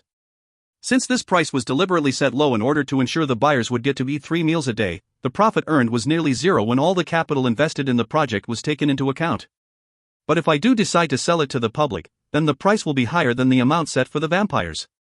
The wizards of the Wizard Tower are being worked full-time at the moment, and because of their profession being what it was, there was no helping with their high labor cost at the moment. For now, a certain bait was being dangled in front, the one that promised one of the Bang Baedong grimoires number 1 to 10 could be rented out without going through the waiting period, if the wizard put in 100 hours manufacturing the bars. But still, the profession of wizards was one of the high-flying careers that demanded a minimum of $100,000 as yearly salary, so... Ju Ji-hyuk stared at the energy bar with greedy eyes and asked again. Then, pricing it how much would get you a profit margin? We at Dawn should purchase a whole bunch, no matter how much one costs. I mean, hunger is an enemy we can't ignore during those raids that take a long time to complete. Ju Ji-hyuk. I should ask Mr. Hansung for a more detailed info, but well, around 50,000 Korean wons per bar? $46.50, maybe there, or a bit more. Sae-Jin. Oh. In that case, I'd like to buy a few for myself, as well as for my subordinates. Ju Ji-hyuk. Subordinates. When Ju Ji-hyuk climbed up to the position of the top knight in his order, he also became the so-called captain of a team. Naturally, he commanded around 15 subordinates now. As a result, his pride and sense of duty had become even more pronounced compared to before. Sae-Jin smiled brightly as he gazed at Ju Ji-hyuk. Your subordinates must be glad to have you as their superior officer. Sae-Jin. A smile spread on Ju Ji-hyuk's lips as well. Meanwhile, Hyrin's face blushed a bit as she glanced at him. Seeing these two, who had been openly flirting yet went absolutely nowhere fast until now, Sae-Jin felt slightly frustrated in his heart. Star. The average number of energy bars produced in a day totaled 600,000. Considering that the number of vampires living in around the world amounted to roughly 200,000, one could say they shouldn't worry about lack of supplies for having 3 meals a day. However, it was inevitable that there would be hardline vampires who refused to eat these energy bars. So, in order to dispose of the leftover stock that came about after supplying the willing buyers, Sae-Jin asked Knight's Orders if they were interested as well. The Dawn and the Raven Knight's Orders were the first to order over 20,000 bars for their personnel. When this news got around, many overseas orders tripped over themselves to get to TM's checkout counter as quickly as possible. The pricing for one energy bar was set at 70,000 Korean wons. $65.10. The business venture that had very little prospect for profit suddenly began generating some amount of revenue stream. Also, rumors of rift forming within the vampire society due to the advent of this energy bar could be heard as well. The reason for them wanting to return to their homeworld, the main reason why they ended up rejecting the society, had been solved out of the blue, so perhaps this development was the obvious next step. Unfortunately for Sae-Jin, no matter how long he waited, he hadn't received any word from the most important vampire of them all, Bathory. There hasn't been any contact from Bathory's side, yes? Sae-Jin. Currently, inside the underground conference room, where all of the monsters' agendas were decided. Sae-Jin asked Kim Sun-ho. Yes, boss. Other than handing over a map with the coordinates for the El Las's underground research center through Rosradel, there has been none. Kim Sun-ho. By the way, exactly how many members are there in the Bathory clan? Sae-Jin. 2,000 living in Korea, and over 10,000 if all the indirect relations around the world are counted, boss. Kim Sun-ho. That's more than I expected. Sae-Jin. Sae-Jin was slightly taken aback. Since she didn't seem to have too many active agents, he expected the overall numbers to be low as well. What about the rest? Sae-Jin. The El Las is 30,000, Kim Sun-ho. There are 50,000 of us. 20,000 are outside Korea, but after receiving news that the underground city has been completed, they are entering the country as soon as they can. Lilia. Lilia replied instead of Kim Sun-ho while sitting on the corner of the couch. As expected of the Nosferatus, he did think that there were a lot more vampires in the underground city of late. Kim Sun-ho took a glance at her and then continued. Yes, boss, she's correct. The rest are vampires not affiliated with any other clans, and a fair number of them happen to be inmates, as well. Kim Sun-ho. So that's how it is. Oh, before I forget, Miss Lilia, which date did you say the Nosferatus would hold a press conference? Sae-Jin. Lilia assumed a bright smile at Sae-Jin's query. In a week's time. I'm assuming you'll be in attendance? Lilia. Through a democratic process, Nosferatus had decided to publicly announce their intention to adopt the energy bars as their main source of sustenance and to integrate back into human society. Their plan also included opening up their rather stunning underground city to the outsiders and earn tourist avenue, which would aid in creating a sustainable vampire society in the long term, after the Goblin Village have been moved elsewhere, of course. Yes, of course. Sae-Jin. Sae-Jin replied in a reliable manner. At the same time, the message arrived that the knights such as Kim Yurin, Lee Hyrin, and Ju Ji-hyuk had entered the guild building after finishing their duties for the day. Well then, let us get the meeting started, to find the way to take care of all the Mayans. Sae-Jin. Star. In a dark room where a thick veil seemingly covered up everything, there was a single light source still existing within. It was the television, a wonderful box that helped to alleviate Bathory's boredom for a considerable length of time. Even today, yesterday, and also 2 days ago. From the rectangular box, the news of TM has invented energy bars that can be eaten by vampires continued to leak out. Bathory was dazedly watching the footage play on. Footage is showing the process of how the energy bars were manufactured, and a vampire eating the bar. Even the footage is showing the interviews with the incarcerated vampires. All of them were showing happy, smiling faces that said the day when the humanity and vampires reconcile wasn't too far away. This food will spread out to the rest of the world, with a sensible price, and for establishing a harmonious society for us all. With that final comment, footages came to an end. Bathory remained dazed as she stared at the TV screen for a long, long time. 5 minutes, 10 minutes. The ticking of the clock seemed monotonous yet very clear within this darkness. Bathory finally opened her mouth after a lengthy deliberation. Hey, everyone, . Her targets this time were the convoy of apostles always protecting her. Actually, the elders should have been performing this role, but there were none here. Bathory killed them all. Many of them chose the deceased vampire lord over the head of the clan, after all. Yes, my lady. The eldest apostle replied to her. What do you think about Bathory? Of course, we should strive to return to our homeworld, my lady. The apostle's voice was trembling imperceptibly. It was the sign that, although he was sincere in his belief, he was being shaken at the same time. So it is. Bathory. Bathory murmured bitterly and pointed at the TV. From her smooth, refined finger, a thin red stream of energy leaked out and entered the TV. And flames erupted from its inside. The TV that spat out uncomfortable news until not too long ago became a heap of ash in the blink of an eye. Star. After returning home, Sae-Jin sat on the bed while he waited for Yoo Se-young to come home as well. He was planning to tell her that old excuse about him going on a business trip for a couple of days, since he'd be participating in the cleaning up of the Mayan threat. However, she didn't want to show up, no matter how long he waited. 7 o'clock, 8, 9, 10, then 11. The longer the hours ticked on, the hotter his head boiled, and his fists were clenching tighter automatically. But finally, when the hour hand of the clock was about to touch 12, and just as Sae-Jin grabbed his phone after his anger finally erupted out. SFX for a door stealthily opening up. The front door opened slightly. And cautious footsteps even quieter than dust settling on the floor entered his ears. Sae-Jin deliberately withheld his presence in the main bedroom. Her footsteps seemed to circle around living room, bathroom, and then, the kitchen. He then heard her breathe a sigh of relief as if she had confirmed that there was no one else in the house. She must be under the mistaken belief that he was yet to return home, as Sae-Jin told her he was really busy nowadays. "Ah, I'm so tired."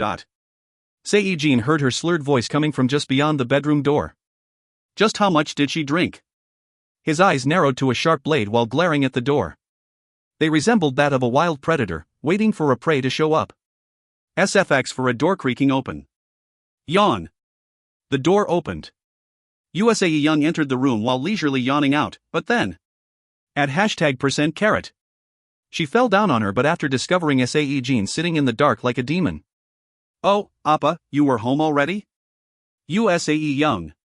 With one hand, she hurriedly tidied up her messy hair, while with the other, she hid her reddened face as her slurred, stuttering words rolled out. Sae-Jin wordlessly glared at her. The thing is, I ran into my old classmates and it's been a long time, so. It was such a nice little surprise, so like, we were having fun and ended up, a bit late than usual? USA Young. He still maintained his silence. I can also have a fun day out, you know. Besides, I didn't stay out the whole night, right? It's still, 11:59 now, there's still a minute left. A whole minute. And you always stay out overnight, too, USA Young. She showed him the time with her phone. Still, Sae-Jin didn't say anything. That. USA Young. Please say something. Did I do something hugely wrong here? USA Young. Sorry. USA Young. Fut. Sae-Jin ended up chuckling at her rapid apology. As if USA Young was relieved as well, she sneaked up closer to the bed. I'm home. USA Young. She entered Sae-Jin's embrace while acting all Egeo and stuff. He asked her while gently rubbing her back. A reunion, huh? Did you have fun? Sae-Jin. Ing. I ended up recalling so many good memories, since I haven't seen them in such a long time. USA Young. Really? I thought you didn't have a lot of friends. Sae-Jin. But I do, 4 of them, as a matter of fact. USA Young. Having 4 friends as the only grandchild of a chaebol, now that was a lot. Oh yes, it sure was, USA Young declared as so and justified her reasoning. Oh, right. Don't you have meetings regarding the Wizard Tower scheduled? Sae-Jin. Yeah, I do, but why do you ask? USA Young. I got worried. I need to go on a business trip this week, but I am worried about you drinking way too much and then fooling around, Sae-Jin. I ain't gonna do that, so stop worrying. USA Young. For a second there, did her eyes gleam rather dangerously? You seem to meet a lot of people lately? Sae-Jin. Ing, lots of fun things are happening all the time now. There are the guild meetings, then there are those Wizard Tower Directors Conference, too. It's all because of Appa's hard work. USA Young, TL, quite frankly, none of those sound particularly fun to me, but whatever, different strokes for different folks and all that. Sae-Jin smiled and patted her head. In that case, life should still be fun even without me around, am I right? Sae-Jin. What the heck? USA Young. He was only joking, but USA Young's expressions rapidly cooled. It was a serious look completely devoid of any mischievousness that could be seen maybe once or twice in a year. Obviously, that's not possible without Appa around, because you are the reason why my life has become wonderful lately.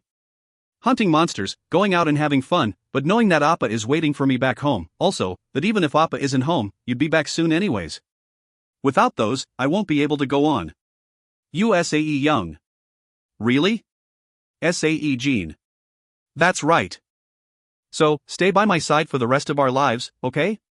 And stop saying those unlucky things, too. USA Young. USA Young spoke with a serious, determined face. All right. Sae-Jin nodded his head. Only then, she broke out into a warm smile and left a peck on his cheek. But that was only for a fleeting moment. Her eyes suddenly narrowed to a slit as she spoke. Oh, and by the way. Yurinuni uploaded a photo to her SNS yesterday. You guys had sushi, huh? USA Young. Ahaha, haha. What's so funny? USA Young. He awkwardly laughed. Then, he pressed her shoulders and pushed her down on the bed, stopping her interrogation efforts. Don't try to gloss over T. E.U. Youth. USAE Young. He didn't feel like sweating over small stuff right now. He simply locked lips with her in a show of their love. Sae-Jin proceeded to spend the night caressing the body of a woman he found even more beautiful with every passing day. Less than 47. Mayan, 3, Fin. Chapter 163. Chapter 163. Good morning. Ting ting ting ting ting, ting ting. Slurp, what the hell, Sae-Jin. The smartphone alarm woke me up. I got slightly flustered, since it's not often I sleep until the alarm wakes me up. Grabbing the phone with my right hand, I found out it was 7 in the morning. And I even scheduled a final strategy meeting at 6 in the morning today. Fearing the absolute worst, I checked the messages, and as expected, a ton of dissatisfied texts bombs from the guild members, including Kim Yurin, Hazeline, etc., had piled up in the inbox. I was about to get up in a hurry, but then, looked at my left arm that felt like something a little bit weighty was resting on it. Turned out to be Sae Young. Was it because we were really giving it our all last night? Or should that be this morning, instead? Whatever, she was still completely submerged in her dreamland, her breathing calm and steady like a sleeping child. With not a shred of fabric covering her, she remained still as if she had fainted or some such. Must be cold. It would be fine to cover her with a blanket, but I embraced tightly instead. Her milky skin was so smooth and well, it felt really wonderful, too, almost to the point where I wanted to start tormenting her for a bit longer. Moan, asterisk. I pressed my cheek to hers and rubbed slowly, and only then, she squirmed this way and that, while showing signs of waking up. She looked so adorable wriggling around like this, so I hugged her even tighter. VRRRR. I wanted to stay like this for as long as I could, but too bad, the phone began vibrating. This time, it was a call. From Kim Yurin, no less. Right, I don't have the time to laze around like this. After kissing Sae Young's forehead, I stood up. As I got dressed, Sae Young hugged the pillow tightly and rubbed it all over, as if she felt the emptiness next to her. Cute. I gently patted her restless back. And after helping her fall back into the comforting arms of sleep, I left the house. TL, perspective changed back to third person. As soon as Sae-Jin arrived at the underground conference room, he had to withstand several scary stares all at once. Well, they did gather here at 6 in the morning, regardless of how insanely busy each one of them were, but then, the very person who called for the meeting in the first place was late by an hour and a half, so there was that. I'm truly sorry. Sae-Jin. He lowered his head and apologized sincerely before sitting down on the seat of honor. Oh, well. What can you do? No need to apologize. We just have to wait for you. You're the person in charge, after all. Hazeline. Those words came from the mouth of Hazeline, currently feeling prickly due to handling the daily running of the Wizard Tower. Sorry. Sae-Jin. I said, it's fine. Start the meeting already. You got delayed while romancing around, probably. I can tell without even looking. Hazeline. Sae-Jin signaled Rosradel with his eyes. Oh, yes. I'll start with the regular briefing first. Rosradel. Star. Below the pharmaceutical company's building, around 2,000 vampires affiliated with the Ellos clan were concentrating on the deciphering and researching of a certain ancient tome, while the rest 28,000 strutted around the outside world. Taking that fact into account, it seemed like a bit of a stretch for 10 people to face off against 2,000. Besides, even if they were able to fight them off, it would turn into a massacre during the process. That was a big no. So, Sae-Jin devised a solution for this quandary. And that was to teleport to the exact location where the clan's head was hiding at, and use the isolation barrier to isolate and deal only with the head and his retainers. This was the best plan they could come up with at the end of the lengthy meeting. Well, in that case. Kim Yurin. Kim Yurin began preparing equipment and spoke. Let's go and take them. Kim Yurin. You mean, like right now? Hirin. However, Hirin showed hesitation, her face flustered somewhat. Of course. Nothing good will come about by delaying this, after all. Kim Yurin. I haven't prepared myself yet, Hirin. And what other preparations do you need? Kim Yurin. With an expression showing she couldn't understand, Kim Yurin looked around. There were uber-expensive artifacts, potions, equipment, weapons and other things strewn about inside the conference room. Even with a slight exaggeration, everything here would fetch over $10 billion if stolen and sold on the black market. But well, all Hae-rin did in response was to blush deeply while fidgeting helplessly with her fingers. While everyone stared at her with questioning looks, Ju Ji-hyuk slowly stood up from his seat. "Pardon me, Miss Yurin?" "Ju Ji-hyuk." "Yes?" "Kim Yurin." He called for her and whispered something to her ear. Only after that, she came to realize something important and became embarrassed, before letting off a couple of fake coughs and spoke up. "I'm going to a convenience store for a little while.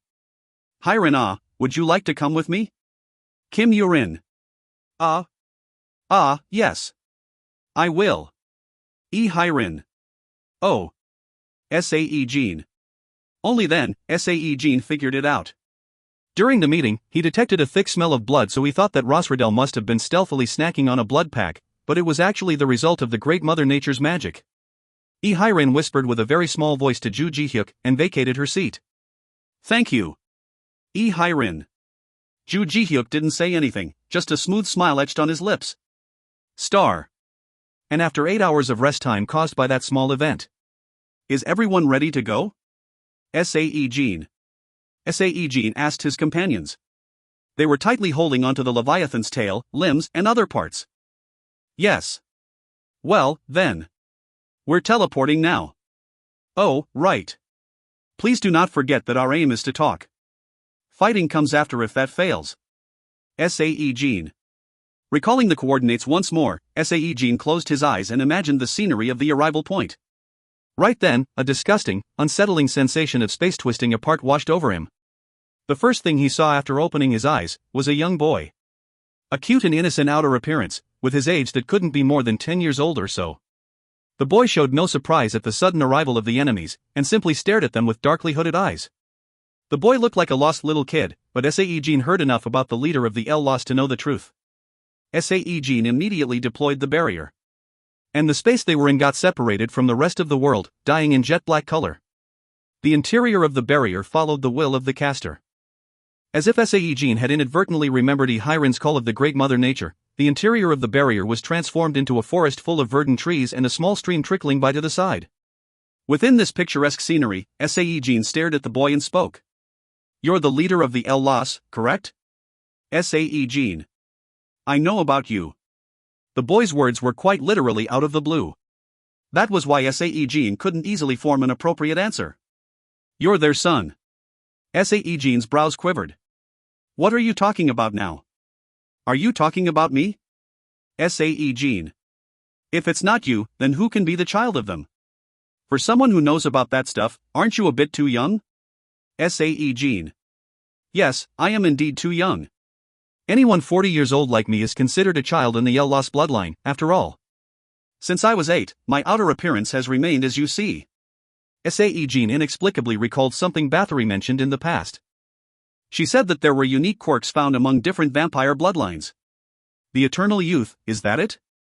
Sae-Jin. "Yes.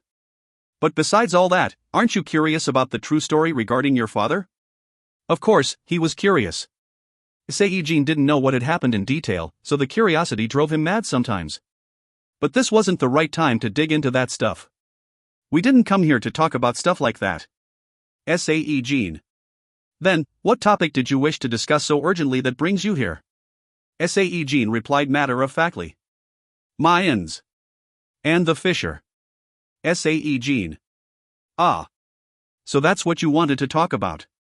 The facial expression of the boy was languid, while his brows lifted up ever so slightly. "My apologies, but negotiations are not possible. We have no intentions of letting go of the Fisher. Our one true aim always has been our homeworld. But, why? Even if you don't return to your homeworld, you should be able to live without too many issues just by waiting for a bit longer." Sae-Jin. Well, it is impossible for us to live with others. But if I was allowed to explain the reasoning, then your parents have to be brought into this discussion." "What?" Sae-Jin. Sae-Jin's brows narrowed. The boy didn't pay any mind and continued. "It won't take long." And so, the boy's story began. As he promised, it wasn't a lengthy tale. Sae-Jin's father and mother, as the Knights of Eden, became involved in the so-called war with vampires, operations to wipe out vampires. In truth, and got deeply shaken to core by all the inhumane and senseless slaughtering they witnessed. During one of the missions, they ran into him, the head of the El-Los. And his pleading to their conscience resulted in him successfully duping them. It was all because of the great cause of returning to the past version of their homeworld in order to change their fate, which certainly did not sound so bad on the surface. So, the two of them aided El-Los for a brief amount of time. However, when they came in contact with the Nosferatus, they betrayed us. I was really confused back then. The Nosferatus did not know our plans to widen the fissure, after all. But somehow, they learned the truth. And they also gained this unshakable belief in the process, as well. A belief so strong, your father even predicted that our plan will fail. That was why I killed him. Sae-Jin glared deeply into the boy's eyes. Those unreadable eyes were eerily empty and completely devoid of feelings. But, after I killed him, I became deeply curious of just what the source of that great belief was. So, I furnished all the information regarding your father and left it in Eden. If the reason for that firm belief was a person, then perhaps, one day, wouldn't he show up to take a look? That's what my vague line of thought was. A light bulb went off inside Sae-Jin's head. He felt like that the pieces were finally falling into their places now. It would have not been difficult to destroy all the records since they had taken over Eden. Yet, the info about Sae-Jin's father was left as it was. And the reason was... And then, he did come. Jin Se-Han.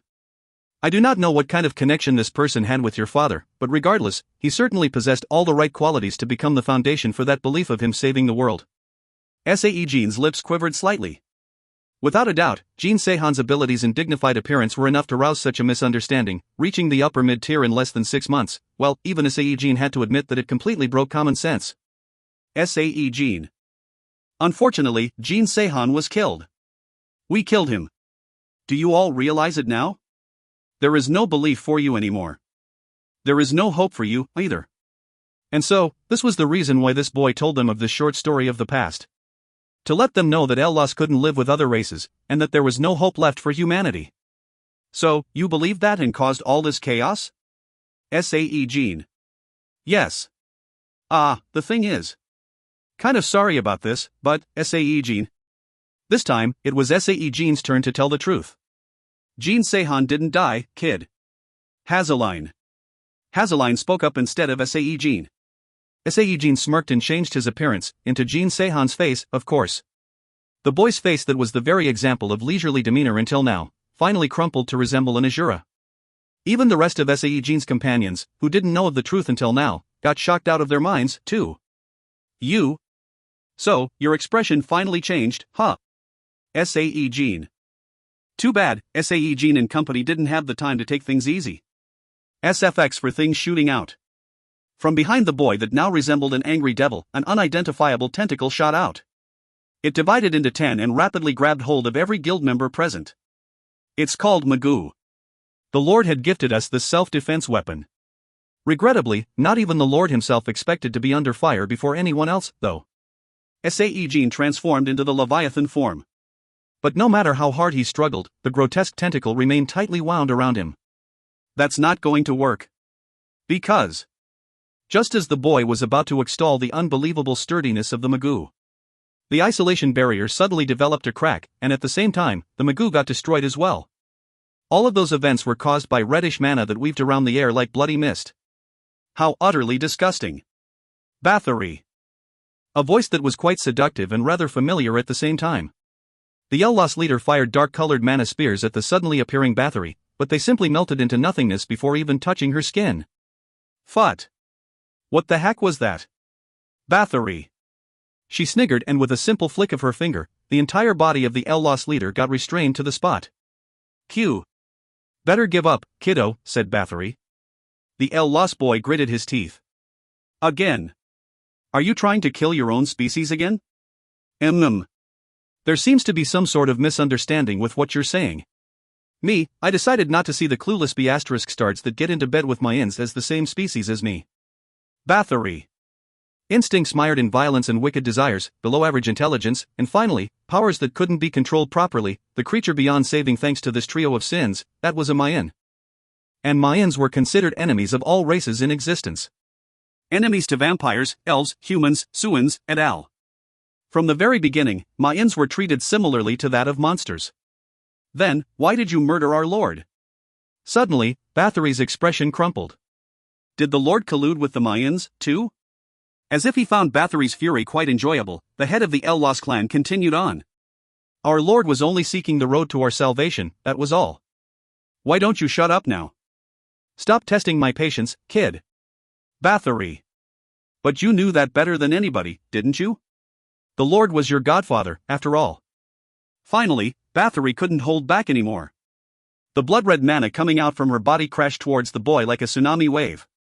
However, he didn't try to avoid that onslaught of deadly mana, and instead, accepted it with all his being. And then, formed a smile. At the same time, the floor of the research venue gave way and collapsed. Just below the falling floor, the abyss-like fissure where nothing could be seen in its darkness, a crack in space that existed between worlds, waited for them. You crazy son of a *ch. Bathory. In that instant, Bathory's eyes were dyed in panic after she figured out what the boy was about to do. From here onwards, it's your turn. I shall be waiting for you in our homeworld, Miss Bathory. The boy threw his body into the fissure. And the fissure began to shake alarmingly, after swallowing El-Los and Bathory's mana swirling within his body. Less than 48. Waves, 1, Fin. Chapter 164. Chapter 164. The ground turned to dust and disappeared, and the sky above burned in fierce red as it split apart.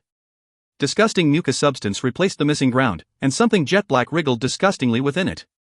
Covered in some sort of a film waiting to hatch, this something glared at me with bloodshot eyes. I felt fear for the very first time in my life when I looked into those terrifying eyes. I also realized in that moment that there was no way to fight against such a monstrosity. I must run away if I want to live. Leaving behind all my memories, my regrets, wishes, and run away to another world altogether. But I believe no human alive would grant a vampire like me passage through a portal that could admit only a finite number of travelers. After all, we've been the source of their biggest headache until now. Whatever, I still headed to the portal while thinking that I will kill all those blocking my way. However, humans unexpectedly helped us. The human wizards dispersed the incoming waves of attacks, and the human knights desperately blocked the unidentifiable creatures. In my eyes, though, they weren't resisting, simply throwing their lives away. What are you doing, Ellie? Hurry and come over here.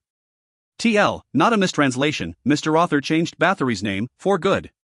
My godfather shouted at me, while I was lost in the sight of the humans fiercely fighting out there. I couldn't think for long. I entered the portal, and escaped from the homeworld. And so, a brand new world I've never even dreamed of seeing in my life spread out before my stunned eyes. Are you refugees from another world? Another, new humans were looking at me. But, why didn't those humans run away in panic? Why did they lend a helping hand to us? I never understood their reasoning back then, and even now, I can't understand it. TL, back to third-person perspective. Captured by the memories of the past, Bathory's mind sunk deeper and deeper into the darkness below where nothing existed. Suddenly, a baseless confidence rose up within her. Her homeworld must have overcome the crisis of the fissure. And so, it must have recovered the beautiful scenery she and her companions used to see. The homeworld was waiting with a warm and gentle embrace for her return. Now completely entranced, she took a step closer towards the fissure. What the hell are you doing? Sae-Jin. However, someone grabbed her arm. Her blurry, unfocused eyes regained focus. Bathory glanced at Kim Sae-Jin holding her arm, and then shifted her gaze back at the fissure. Even now, the ground below her feet was collapsing. Although still incomplete, it resembled a portal now, more or less. If she swam in those dark waves, then she might arrive back at the homeworld she'd been longing for so much. But in that moment, a solid arm tightly and rather forcefully wrapped around her waist. Hey! Bathory! Everyone, hold on! Sae-Jin. Sae-Jin shouted out while pulling Bathory into his arms. Confirming that everyone had clung tightly onto him, he quickly transformed into the Leviathan and activated the instant transmission. Star. As if the sight of that fissure stretching below their feet infinitely was nothing more than a nightmare, the team members returned to the underground conference room in an instant. But no one spoke a single word, they were suffering from the shock of the events that happened just now. And what the hell was that thing they saw? It was as if the entire face of the earth became a fissure. No one had seen one that big before, ever. What happened back there? Kim Yurin. Kim Yurin broke the heavy silence with some difficulty. She was a brave person indeed to speak up, since the person she asked and was expecting an answer from happened to be Bathory. With complicated eyes, the vampire queen stared at Kim Yurin before breaking out in a smirk. What else? That dang kid stimulated the fissure by using my mana, his own body, as well as the feather of Efrit, that's what. Bathory. What's a feather of Efrit? Kim Yurin. You know, that thing. The thing that almost killed you just now. Looking like an octopus, with tentacles and stuff. Bathory. Ah. Kim Yurin stupidly nodded her head. Bathory shook her head as if she disapproved of the reaction and then continued. That thing is a remnant of the demon god that used to live back in my homeworld. It will never disappear unless you kill the original body it came from, and its destructive power depends on the grade of mana absorbed. Bathory. Bathory stopped talking for a moment and let out a frustrated sigh. But that damn feather absorbed my mana. So, it and the body of that damn Ellos kid will be consumed as the fuel to widen up the fissure for good. Even if things get delayed, in 2 days' time, everything will come to an end. In other words, this was the worst of all possibilities. Kim Yurin gritted her teeth. Then, what should we do now? Kim Yurin. Well, you should decide. To abandon your home and escape to another world. Or, fall together with this planet. Bathory. When Bathory's words ended, Kim Yurin stumbled and sat down on the couch, as if some of her strength escaped. It was then. Sae-Jin, who had been quietly listening while his gaze was fixed to the floor, raised his head. There's something I'm curious about. Sae-Jin. Bathory glanced at Sae-Jin's direction. Does that feather function as something important? Sae-Jin. Hey, you. It's from a demonic god. A damn demon god. It's got the word God in it, for crying out loud. How can you be even worse than me in language and stuff? Bathory. Whatever. So you're saying it plays a crucial role, right? Then, we still might have more time than you think. Sae-Jin. You really are a hopelessly unsalvageable idiot, aren't you? Bathory. Even under the assault of Bathory's sneering eyes, Sae-Jin simply chuckled and produced an item tucked away within himself. It was an item procured on the spur of the moment, a jet black and surprisingly hard feather, the feather of Efrit. Seeing this, Bathory's eyes widened. But? How? Bathory. Looks like it is the correct article, then, judging by your reaction. I knew instinctively that this thing was a weakness. So, I took it. Sae-Jin. Oh well. Sure, you did something good, but it's all too late now. What you did was to delay something that was planned to happen tomorrow, for maybe 2 months, tops. Bathory. What she said was correct. No matter how positive they wanted to spin this one fact couldn't be denied, causing yet another weighty bout of silence to descend in the room. And so? Time continued to flow and soon, the day became night. Sae-Jin didn't have anything to do. Didn't feel like holding another meeting, either. But, he didn't dare to go home, not just yet. He was trying to solve the problem, but ended up exacerbating the situation even further. Was it because he was too hasty? As if this thought was shared among the rest of the team members, not one of them thought about leaving the conference room. However, Bathory had disappeared a long time ago. And Sae-Jin could only feel his chest tighten further in frustration. He lied down on the couch and closed his eyes. He didn't mind at all if this whole situation turned out to be some sort of a bad dream. Not at all. Star. Guildmaster? Someone's voice spread out like a ripple in Sae-Jin's consciousness. I have something to tell you. Lilia. When he opened his eyes a little, he saw Lilia. Like a mirage born out of his fading dream, she seemed especially beautiful under the cover of darkness. Regarding. Sae-Jin. For now, please come with me. Lilia. Sae-Jin rubbed his eyes a bit and looked around. I'm sure it's fine, since everyone's still asleep, Sae-Jin. While grumbling to himself, Sae-Jin moved towards the barrier room Hazeline used to practice, located next to the conference room. After going as far as to activate the isolation barrier, Sae-Jin yawned out loudly and stared at Lilia. What did you want to tell me? Sae-Jin. Lilia smiled thinly. For some reason, Sae-Jin thought that smile was incredibly gentle and warm. Looks like we don't have much time left, yes? Soon, the fissure will open up in full. Lilia. Ah, that. And here he was, almost forgetting it. Sae-Jin could only let out a bitter groan rising from deep within his heart. Wait. How did you find out? Sae-Jin. he could not remember telling Lilia about what had happened. She maintained the gentle smile and spoke some cryptic, enigmatic words to him. It's going to be fine. All of us.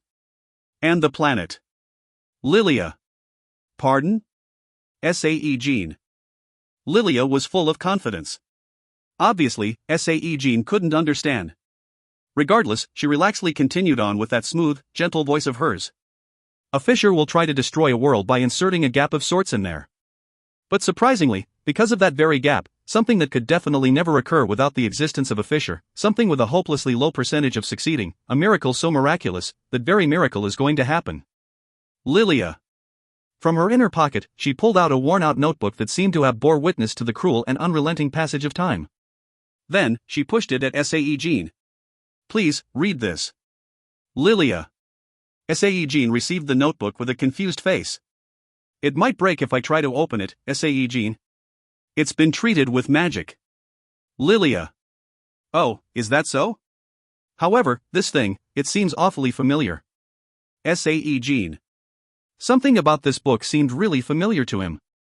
Sae-Jin tilted his head while flipping over to the first page. And almost right away, he understood the reason why. The dates jotted down, the sparse details of the daily happenings, and the feelings noted within. This was a certain someone's diary. This is Sae-Jin. The revelation was shocking. It felt like he got struck in the back of his head by the Amilajong bell, and now the insides were ringing like crazy. In that moment, he couldn't even breathe, let alone string a sentence together. TL, apparently, the largest bell in the Korean peninsula. Google it if you're curious. Lilia smiled again while looking at him. And as if she was trying to imprint every single word in his head, she spoke carefully. This notebook, it's your diary. To be more specific, it's a diary written by the future version of you. Something like that. Lilia. Ha. A wry, bitter chuckle escaped his mouth. One could traverse through time by entering the fissure. He knew this already, but he honestly did not expect things to turn out quite like this. Please, read everything in it. Lilia. For now, let's go somewhere else. Sae-Jin. Sae-Jin did his best to rein his quaking mind and hid the diary within his inner pocket. Star. Sae-Jin went to a nearby hotel and after getting a room, began reading the diary. He spent the whole day reading it.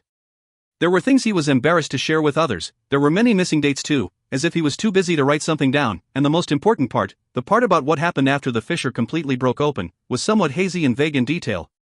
This book of prophecy, no, this diary has been our most sacred holy book, even now. Without this, we'd still be dreaming the false dream of returning to our homeworld. Lilia. Okay, fine, but just when did, me give you this? Sae-Jin. Probably, around 70 years ago. Maybe. Lilia. You look considerably young for that, though? Sae-Jin. It's only my external appearance that looks young. Lilia. Ha, Sae-Jin. But more importantly, 70 years, that was a long time ago. No, perhaps, it could have been even longer than that. Sae-Jin began smiling bitterly at the thought. Lilia tightly held his hand. And with a somewhat unsure face, she spoke words that seemed a bit out of the blue. The Earth, and us, we were fated to be saved. By Mr. Sae-Jin's hands. Lilia. Her voice contained a heavy dosage of determined reverence. I'm not planning to run away from this, so you don't have to console me. It seems like it's already set in stone, anyways. If I can save myself, the planet, all those precious to me, then it's for the better, I guess. But, it sure doesn't feel so good if I think about what's to come, you know? Sae-Jin. Sae-Jin forcibly squeezed out a smile and asked a question he was really curious about. But, just what did this diary have to do with the vampire lord? Sae-Jin. That thing the Lord said, the prophecy that still remained fleeting in his head, just how did this book relate to those words? This original book was kept within me via spiritualization, while I had a copy made to resemble an ancient tome, and had it stored in an underground vault. The Lord took away that copy and researched it. Lilia. Wait a minute. Are you saying the vampires have been researching my diary? Sae-Jin. Foot. No. No, they weren't doing that. The only one researching your diary was the Lord, no one else. The other vampires were researching the real ancient tome we brought along from our homeworld. Lilia. Aha! I was way off the mark, wasn't I? Sae-Jin. Yes, somewhat. Lilia. The conversation tinged with slight humor only lasted for an all too brief second, before a strange silence filled the gap. SFX for ticking of a clock. The ticking of the second hand felt so sharp in this moment. After looking down on the diary for a while, Sae-Jin grumbled in a voice that sounded a little dejected. By the way, if things unfold as this diary says, then it might get a bit depressing. Maybe the boredom should be a bigger worry than depression, instead. Sae-Jin. Whatever happens, you'll have to forfeit a lot of things. Lilia. Lilia gazed at him with those pair of gentle eyes. Sae-Jin met her gaze. Perhaps, do you seek company? I'm always ready. Lilia. It seemed that she mistook his gaze for something else entirely, judging by the way she began to undo the buttons of her dress. There's no need. Please leave. I'd like to be alone for now. Sae-Jin. But, in your diary, we. That was a prank? Lilia. Phut. For now, let me be alone. Please. Sae-Jin. Thanks to her, he did feel a little bit better. Star. When the dawn sun rose, Sae-Jin left the hotel. He wandered the streets aimlessly, while holding the feather of Efrit in one hand. The demon god's inheritance, the things that needed to be done with it were quite clear to him. In that case, was there a reason for him to tremble in fear and hesitate? Sae-Jin shook away all unnecessary thoughts and then chucked the feather into his mouth. As it was written on the diary, many alert windows popped up. However, he didn't feel the usual joy of evolution. He also didn't feel depressed, either. He didn't even feel the burning sense of duty, too. No, rather unexcitingly, he just felt that this was something he simply had to do. Condition complete, the wolf that kills gods, Fenrir. The dormant potential sleeping within explodes forth, after ingesting the feather of Efrit. However, as the quantity isn't enough, the host can only transform into Fenrir for one day. What the hell is a bloody Fenrir now? A groan automatically escaped from his mouth. Less than 48. Waves, 2, Finn. Chapter 165. Chapter 165. Sae-Jin returned to the conference room and told the gathered members to go home. He told them that he and Lilia had come up with a suitable plan of action, so they shouldn't worry too much. Then, he sat alone in the empty conference room and switched on the TV. The footage of everyday life shown on screen was the same as before.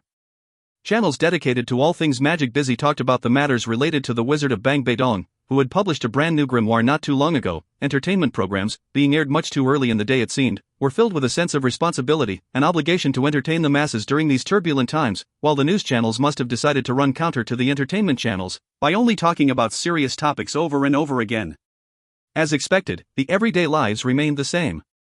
Sae-Jin spent a bit of time looking at the TV screen with a dazed face, before leaving the room himself.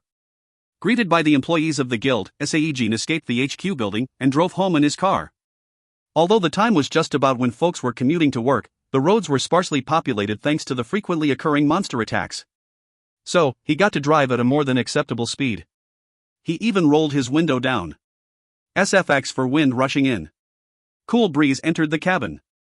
Through the open window of the car, he could see the morning sun peeking out from under the clouds. Under that clear, bright rays of the rising sun, the river below shimmered like the polished surface of a priceless jewel. He felt like concentrating on the scenery, so he put the car on autopilot. The stunning, beautiful views passed by him, and the people started their daily lives. Humans, elves, Suins, they were all starting their day. Sae-Jin carefully studied each and every one of their faces as long as he could. Star. Sae-Jin came home, and found Sae-Young still deeply asleep. While carrying a thin smile, he lightly kissed her cheek. She opened her sleepy eyes and smiled brightly, before hugging him tight. You got an off day today? Sae-Jin. Ing. I was in a raid yesterday, so I got the day off today. Sae-Young. A raid? It must have been not too long ago since you came home. Sae-Jin. Yeah, maybe an hour ago? But, it's okay. Sae-Young. It turned out, she wasn't still sleeping. As he was feeling apologetic, she suddenly pulled his head close and kissed him deeply in the mouth. She seemed especially hands-on today. There was no need for a deep discussion, then. While smiling, Sae-Jin began to slowly undress her. And so, the two of them started their precious day together. You what? Bathory. A day after that happened, Bathory got surprised by Sae-Jin's unexpected visit to her place, but then, got even more dumbfounded by what he had said to her. Have you gone insane? Bathory. Well, it doesn't matter to you anyways, right? It's not like you'll run out of blood, after all. Instead, I'll supply you with the highest quality blood packs as compensation. Blood from knights, no less. Sae-Jin. Sae-Jin maintained a crafty smile even while under Bathory's disgusted stare. What he asked her for was her blood. Do you even realize what blood means to us vampires? Bathory. It's important, I know that. Sae-Jin. It's past the level of being important, since it's used to demarcate our classes, you see? But now, you asking a vampire for her blood, doesn't that mean you're planning to commit suicide by my hands? Bathory. Bathory's forehead creased up rather deeply. Well, it can't be helped then. I'll just take it by force. Sae-Jin. Sae-Jin growled deliberately and stared fiercely at her. However, her expressions became even more angrier instead. Crazy B** starred, Bathory. Arg, just help me out here, will you? Like the boss lady you are. Sae-Jin. Just where are you planning to use my... No wait, besides that, why should I even help you out here? Bathory. Because you already helped us out? Sae-Jin. You hurt your head real bad, didn't you? Bathory. Sae-Jin chuckled and pulled out his phone. In return, let me give you a small present. Sae-Jin. He then projected one of the stored footages as a hologram. SFX for a chick chirping. It was a recording of a Korean crow-tit chick flying around in the air. Seeing that cute outer exterior, Bathory froze up. Isn't it cute? It looks cute enough, but it's unexpectedly strong, though. Sae-Jin. So, what about it? Bathory. I'll let you take it as your new pet. It's got a bit of a rotten personality, but I'm sure you'll tame it just fine. Sae-Jin. It seemed Bathory got interested, but she quickly regained her senses and shook head fiercely. Why should I, Bathory? But Sae-Jin wasn't finished with his sales pitch. I hear that thing was created by the vampire lord. Sae-Jin. He heard it from the Nosferatus that this bird was actually a chimera carefully created by the lord himself. Which sounded about right, since common sense dictated that a monster wouldn't look that cute no matter what. And his reason for creating that thing was to give it to Bathory as a present at some stage. It seemed that the lord was aware of Bathory's slightly strange taste in hobbies. Sae-Jin chose not to pass on those emotive truths to her, however. As if she had figured that out without him saying anything else, Bathory didn't utter a single word. Judging by how her chin protruded out and trembled at the same time, she seemed to be fighting hard against the tide of emotions right now. She finally opened her mouth after a lengthy bout of silence. Her voice was weak and shaky. But, isn't that mine already? I mean, I'm the lord now, Bathory. Sae-Jin averted his gaze in order to pretend that he didn't see the hints of tears on her facade of steady strength. Technically, sure. But that dang thing is really fast, so even you'll have trouble catching it. Most likely, you will end up wasting time flying around this way and that. Sae-Jin. What the? So, how the heck will you catch something that even I can't? Bathory. Kim Sae-Jin smirked confidently. There is a way. Sae-Jin. Bathory glared at him wordlessly. Sae-Jin nervously swallowed, feeling the tension. The suffocating time crept by. He already knew she'd say yes, yet the tension was really mounting up. Suddenly, Bathory lowered the shoulder lace of her red dress. Her pale smooth skin got exposed to his eyes quite unexpectedly, so Sae-Jin blushed a little bit and averted his gaze once more. Hey. It's too sudden, you know, Sae-Jin. Why don't you just shut up? How much do you need? Bathory. There wasn't too much time left. That was why he couldn't afford to waste one single day. So, the day after he got Bathory's permission, Sae-Jin called for a regular guild members conference to be held. Scheduled for the 17th every month, its purpose was to let the guild members gather together and foster friendship and camaraderie. The very first person he ran into was Kim Yurin, known for her strict policy of arriving before the promised time. As a matter of fact, she arrived almost 1 hour early, but her complexion wasn't so good. More than likely, many worries and fears were tumbling around within her mind. He took her to a 5-star restaurant that even the self-proclaimed Epicurean like himself found utterly beyond reproach. Less than 10 minutes ago, she protested that she had no appetite whatsoever, but as soon as a juicy slab of steak was placed in front, she began chugging it down her throat. Sae-Jin found it quite humorous, seeing her looking depressed while busy shoving the delectable meat into her mouth. Is it good? Sae-Jin. Yes. Kim Yurin. While he studied her interestedly, another member arrived. This time, it was Hazeline. Her complexion was just as poor, but when she discovered both Sae-Jin and Kim Yurin, some color did return. Hazeline hesitated by the end of the table, wondering whether to sit next to Sae-Jin or next to Kim Yurin. But then, Yu Baek-song entered the venue, let off a short exclamation, and dived into the open seat right next to Sae-Jin's.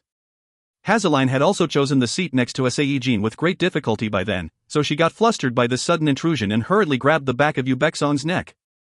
Hey, you! Get out of there! Hazeline! Where the hell do you think you are grabbing right now? Yu Baek-song. Too bad, there was no way Hazeline could win in the physical battle, so the situation got reversed in a heartbeat.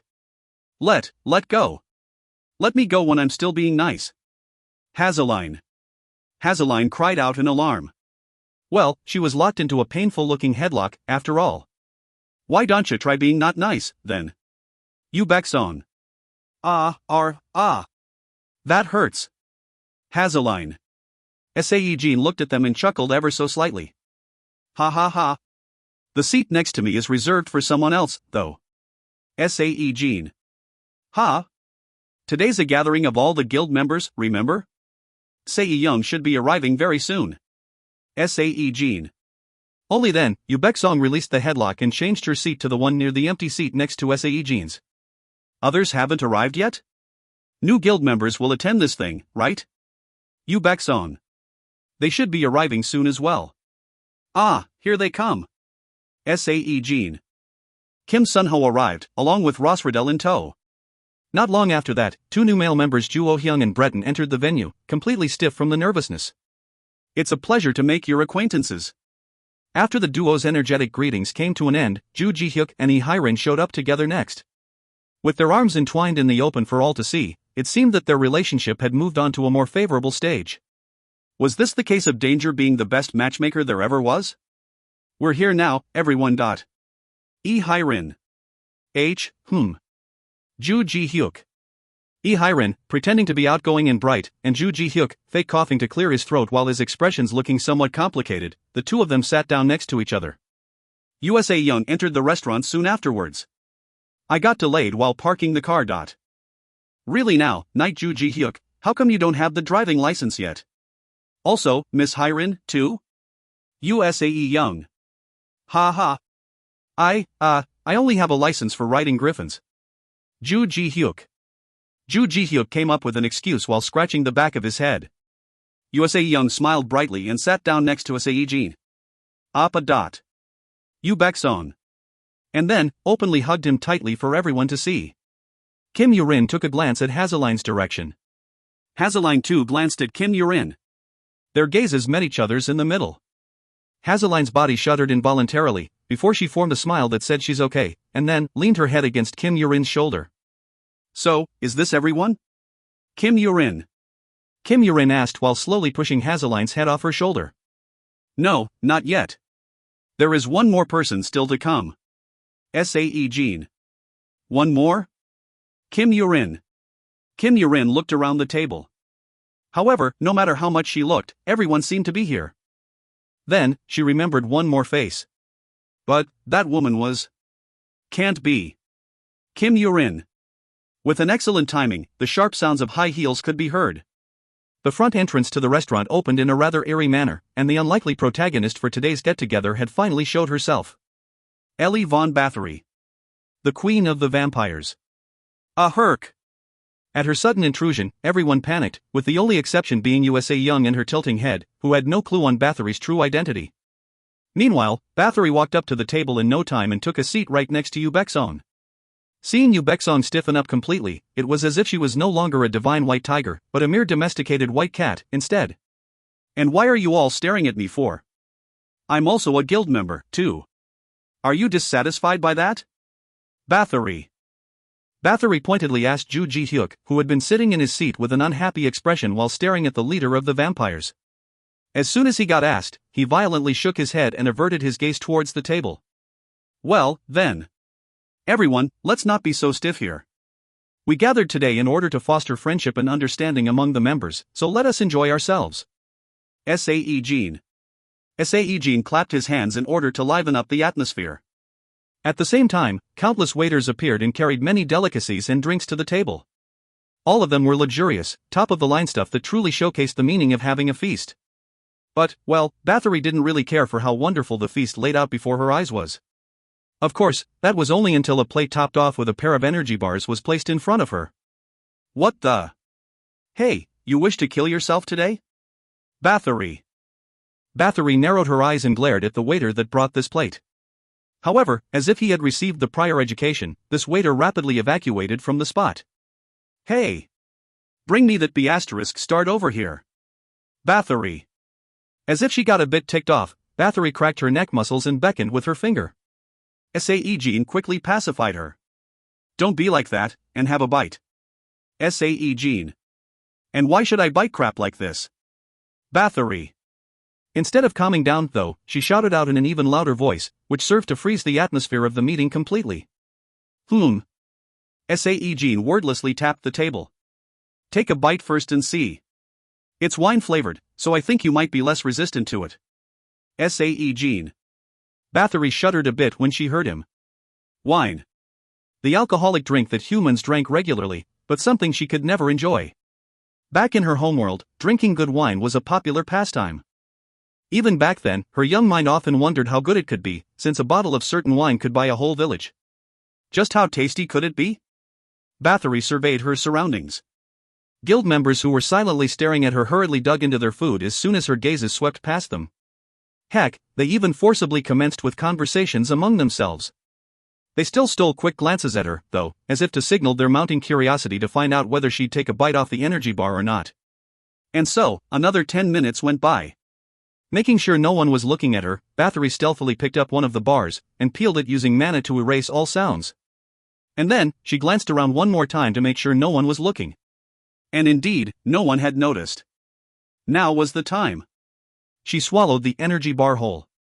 And at that moment, her eyes shot right open. The faint aroma of grapes that seemed to arrest every pore of her body caused her face to blush, and her spine spasmed violently. It completely, utterly suited her preference. A huff.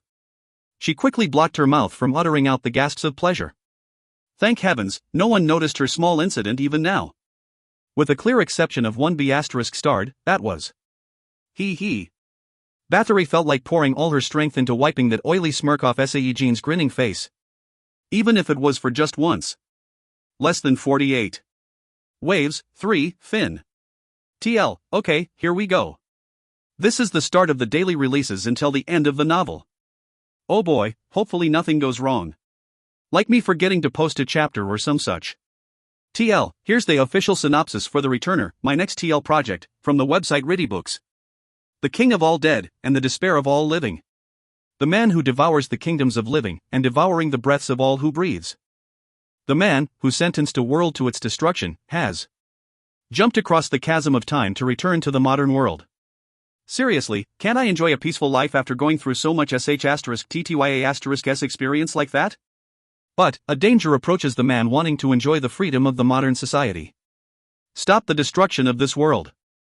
And now, the story of the world's least trustworthy hero starts. TL, my synopsis is. The main character Ji-hyuk has been flung to another world called Berafe with a pair of curses inflicted on him. Naturally, he wishes to come back home to Earth, and does whatever means necessary to do so, going as far as to destroy the world he's been sent to.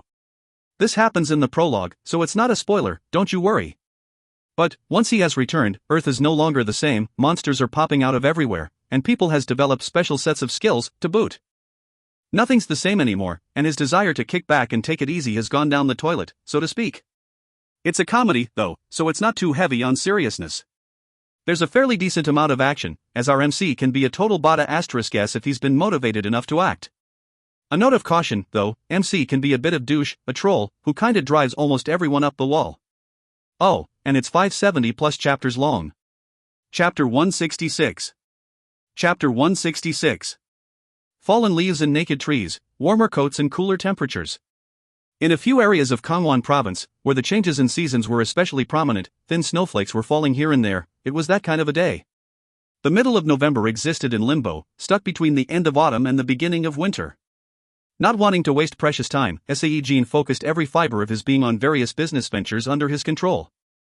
Firstly, his company constructed an artificial island the size of Uedo off the Gangwon's coastline for the East Sea, and the nesting area for griffins was built there. He also spent half of each day on crafting various artifacts and armaments as well as writing grimoires. Of course, that meant he didn't get to enjoy the luxury of sleep at all during this time. Uedo might sound like a fakey tongue twister, but it's an actual island in the middle of Han River flowing through Seoul. Think of it as Manhattan and you're almost there. He also actively participated on the matters of foreign affairs as well. He met and held talks with local and overseas politicians, presidents, and prime ministers. And he assured them that the humanity would definitely overcome the current crisis, so they must never give up hope and endure for a little bit longer. Some people accused him of preaching baseless hope to the masses, but Sae-Jin ignored them and did not stop his work. Cooperating with the government, he was able to restrict access to the home base of the Los clan where the fissure had opened up. The estimated size of the fissure was around 1,000 pyong.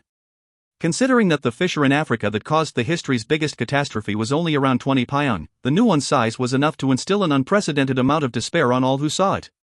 The survey team comprised of the monster's staff and government employees fell into a deep state of panic once they clapped their eyes on the actual fissure.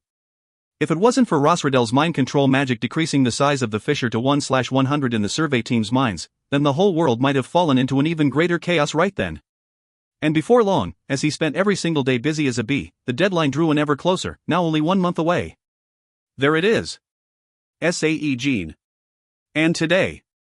Just as it was written on his diary, Sae-Jin came to a coastline near Yangdo located in Busan. And in between the distant white, fluffy clouds, he could see the blurry shape of that Korean krotit chick. It's an island off the south coast of the city of Busan. Bathory followed Sae-Jin's pointing fingers and took a very long look at the bird-like monster. She was more than satisfied by the adorable exterior of the creature. It's bigger than I expected. Bathory. What, you don't like it? Sae-Jin. Nope. Bathory. After spitting out a short reply, Bathory extended out her mana towards the monster. Sae-Jin expected the creature to fiercely rebel against them, but to his surprise, it chased after the mana's trail and descended. Heck, it even nasally chirped Pyak, Pyak, too. Sae-Jin broke out in a hollow chuckle. Did the dang thing recognize its destined master or something? When the bird monster got close enough, Bathory reached out her hand. The creature was busy smiling as it approached, but then spotted Sae-Jin next to her and became very cautious for a minute. Eventually, though, it crept up closer and settled quietly down on Bathory's arm, like some dang pirate's parrot or something. Would you look at that? Sae-Jin. Finally, Sae-Jin got to take a detailed look at the bird monster. A small protruding beak, the wide and flattish face, and a pair of round and clear eyes that nicely shone in contrast to that face. But what caught his attention the most were faint letters visible on where the wing met the shoulder. It was neither English nor Korean. But Sae-Jin could more or less tell the meaning of those letters. That's my name. Ellie von Bathory. As if she had realized the true meaning of it, Bathory murmured with a complicated emotion. Her voice contained a faint trace of sadness. Sae-Jin didn't have anything particularly important to say, so he said whatever. It's a pretty name. Sae-Jin. Shut up. Bathory. It seemed that he shouldn't have said anything. When Bathory took a glance at him. Heck. The bird monster, that had been busy rubbing its body on Bathory's arm until now, suddenly spat out a breath of flames at Sae-Jin's face. It was as if it would not tolerate a human being annoying its master. Sae-Jin's blackened face crumpled unsightly. Well done, my chokream. This is a Konglish word describing a certain type of custard. Google it if you're curious. She had named it already. Sae-Jin grinned thinly and extended his hand towards the monster. Hand it over. Let me hit it just once. Sae-Jin. Get lost. Bathory. Bathory mockingly laughed as if he got what he deserved, and then used instant transmission along with the bird monster. Suddenly left all alone, Sae-Jin wiped the ashes off his face and searched after her mana signature. Well, there was a little bit of blood he needed to receive from her still. December 1st. Kim Yurin, Sae-Jin, Hazeline, USA Young, and Yu Baek-song were staring at the rectangular card resting on top of the conference table and were thinking very deeply. Just what was this card supposed to be? It's my wedding invitation. Hye-rin. Hye-rin solved all their questions with a cheerful voice. The five people's heads shot right up. So suddenly? We don't know what's going to happen in the future, so I should get married before something does happen, right? Hye-rin. Unlike her smiling face, her words spoke of a rather depressing future possibility. Does Mr. Ji-hyuk know he's getting married to you? Kim Yurin. Sae-Jin couldn't help but chuckle at Kim Yurin's cautious inquiry.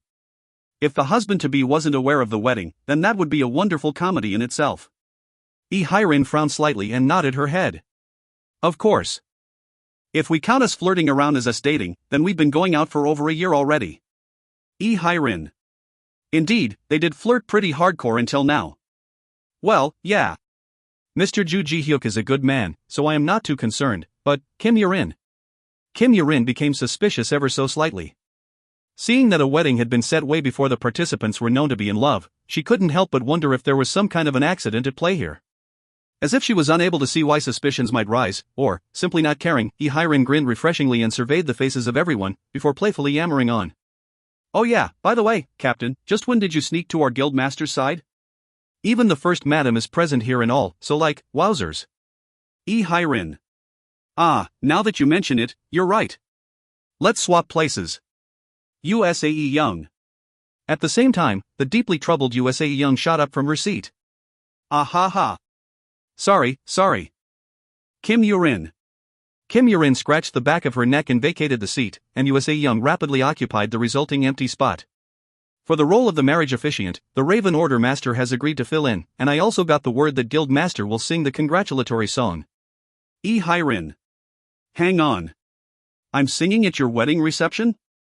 Sae-Jin. Yep. Hye-rin. But, I can't sing, though? No, wait. You've never even asked me about this until now, so, how? Sae-Jin. He couldn't remember ever agreeing to sing, not even in his dreams did he agree to do such a thing. When Sae-Jin became flustered, Hye-rin also became somewhat confused as well. But, I got the permission from Sae-Young? Back when we went out for a night out, just couple of us nights. Hye-rin. Sae-Jin glared at USA Young with eyes demanding explanations. She evaded his pointed stares and whispered in a low voice. I forgot to mention it to you, USA Young. But. You're already so famous for your dreamy voice, Guildmaster. That's why I definitely believe you'll sing beautifully, really. And I even boasted to others you'd be singing at the ceremony, Hye-rin. Sae-Jin couldn't bring himself to say no to Hye-rin's desperately pleading eyes. Still, he needed to punish USA Young appropriately. Okay, I understand. I will do it. But... Miss Yurin, I think you should change your seat again. Sae-Jin. Ah. No, you can't. I'm sorry, Appa. USA Young. Change the seat. Sae-Jin. USA Young. And so, USA Young was unceremoniously demoted. But, not too long afterwards, even Kim Yurin lost her spot to Hazeline after she was found to be lusting after Sae-Jin's portion of snacks. Hye-rin couldn't help but laugh out loudly while watching these four people. *SFX for a loud guffaw *. It would be wonderful if she could spend the rest of her life this happy.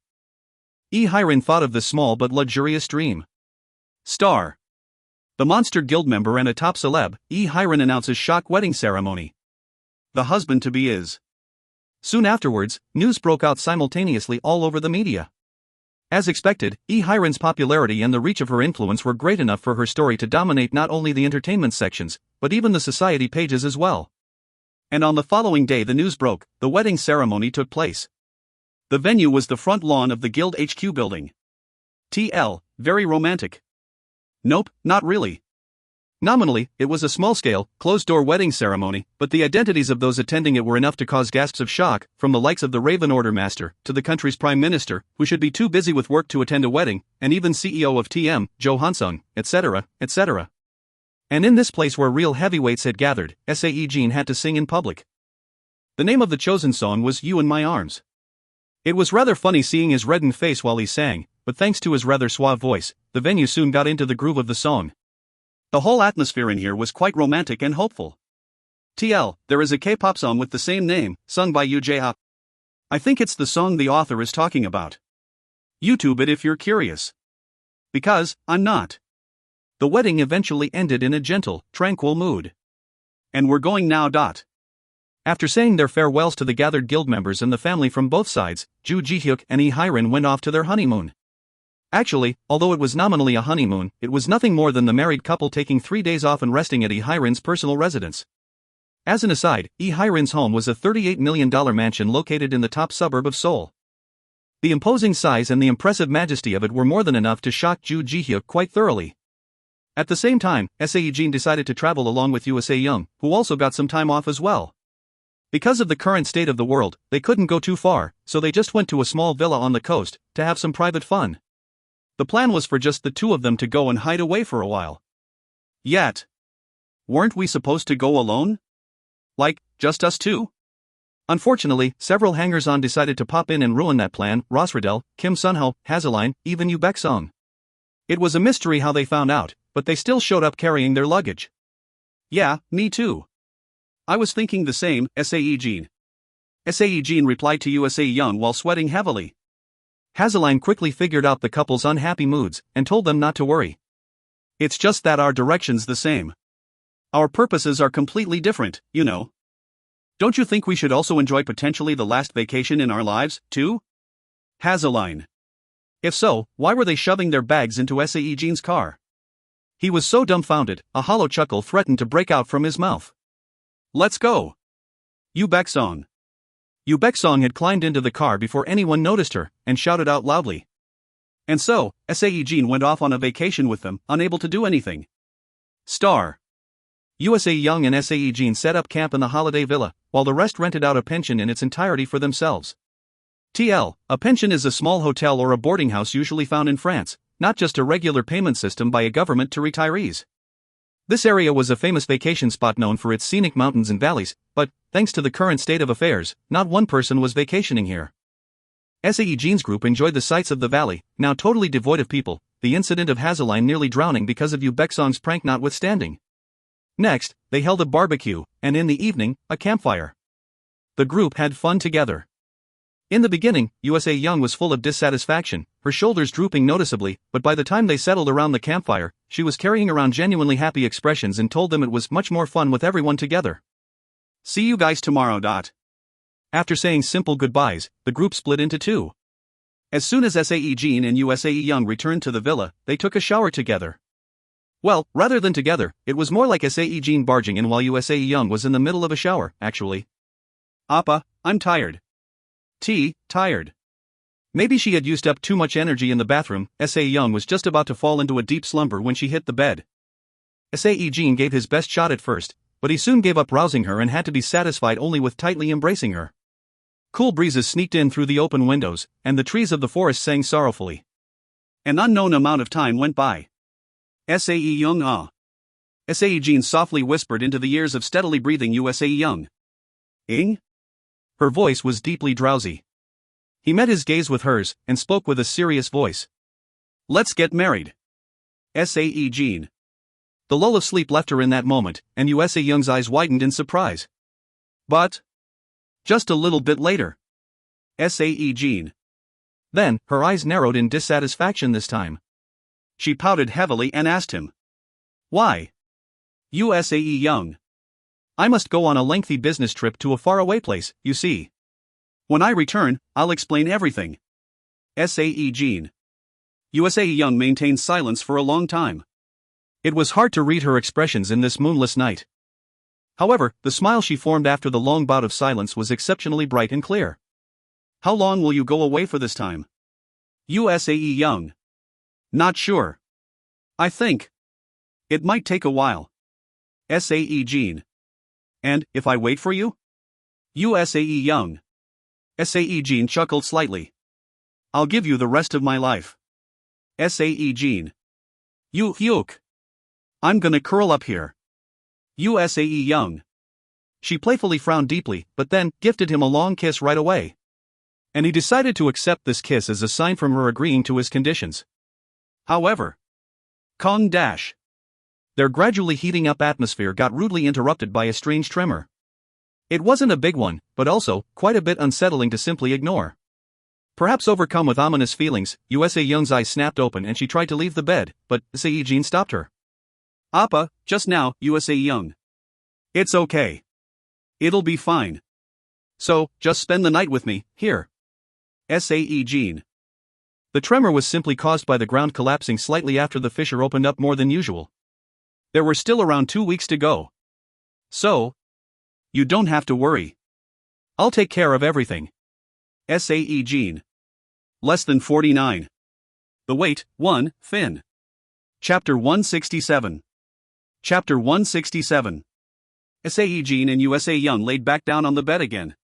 And then, while using each other's body as blankets, they tried to invite back the goddess of slumber. The whispers of nature tickled their ears. If time flowed by quietly like this, then surely, sleep would wash over them sooner rather than later. Unfortunately, they overlooked one little thing: they hadn't come to this vacation by themselves. The distance between the pension where the rest of the group were staying and the countryside villa was less than 15 minutes, and well, they ran to the villa and pounded on the front door like crazy. Sae-Jing. Mr. Sae-Jin. There must be something big happening right now, but there was a strange tremor just now. Hey, stop pushing, will you?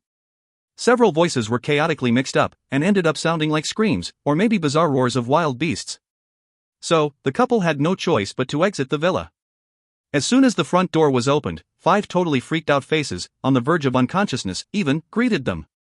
Sae-Jin tried to pacify them by saying there was nothing to worry about, but no one would relax simply because he told them to. In the end, Sae-Jin told them to enter the villa, asked them to have a sit on the floor, and then called a certain person waiting near the fisher's location via phone, Lilia.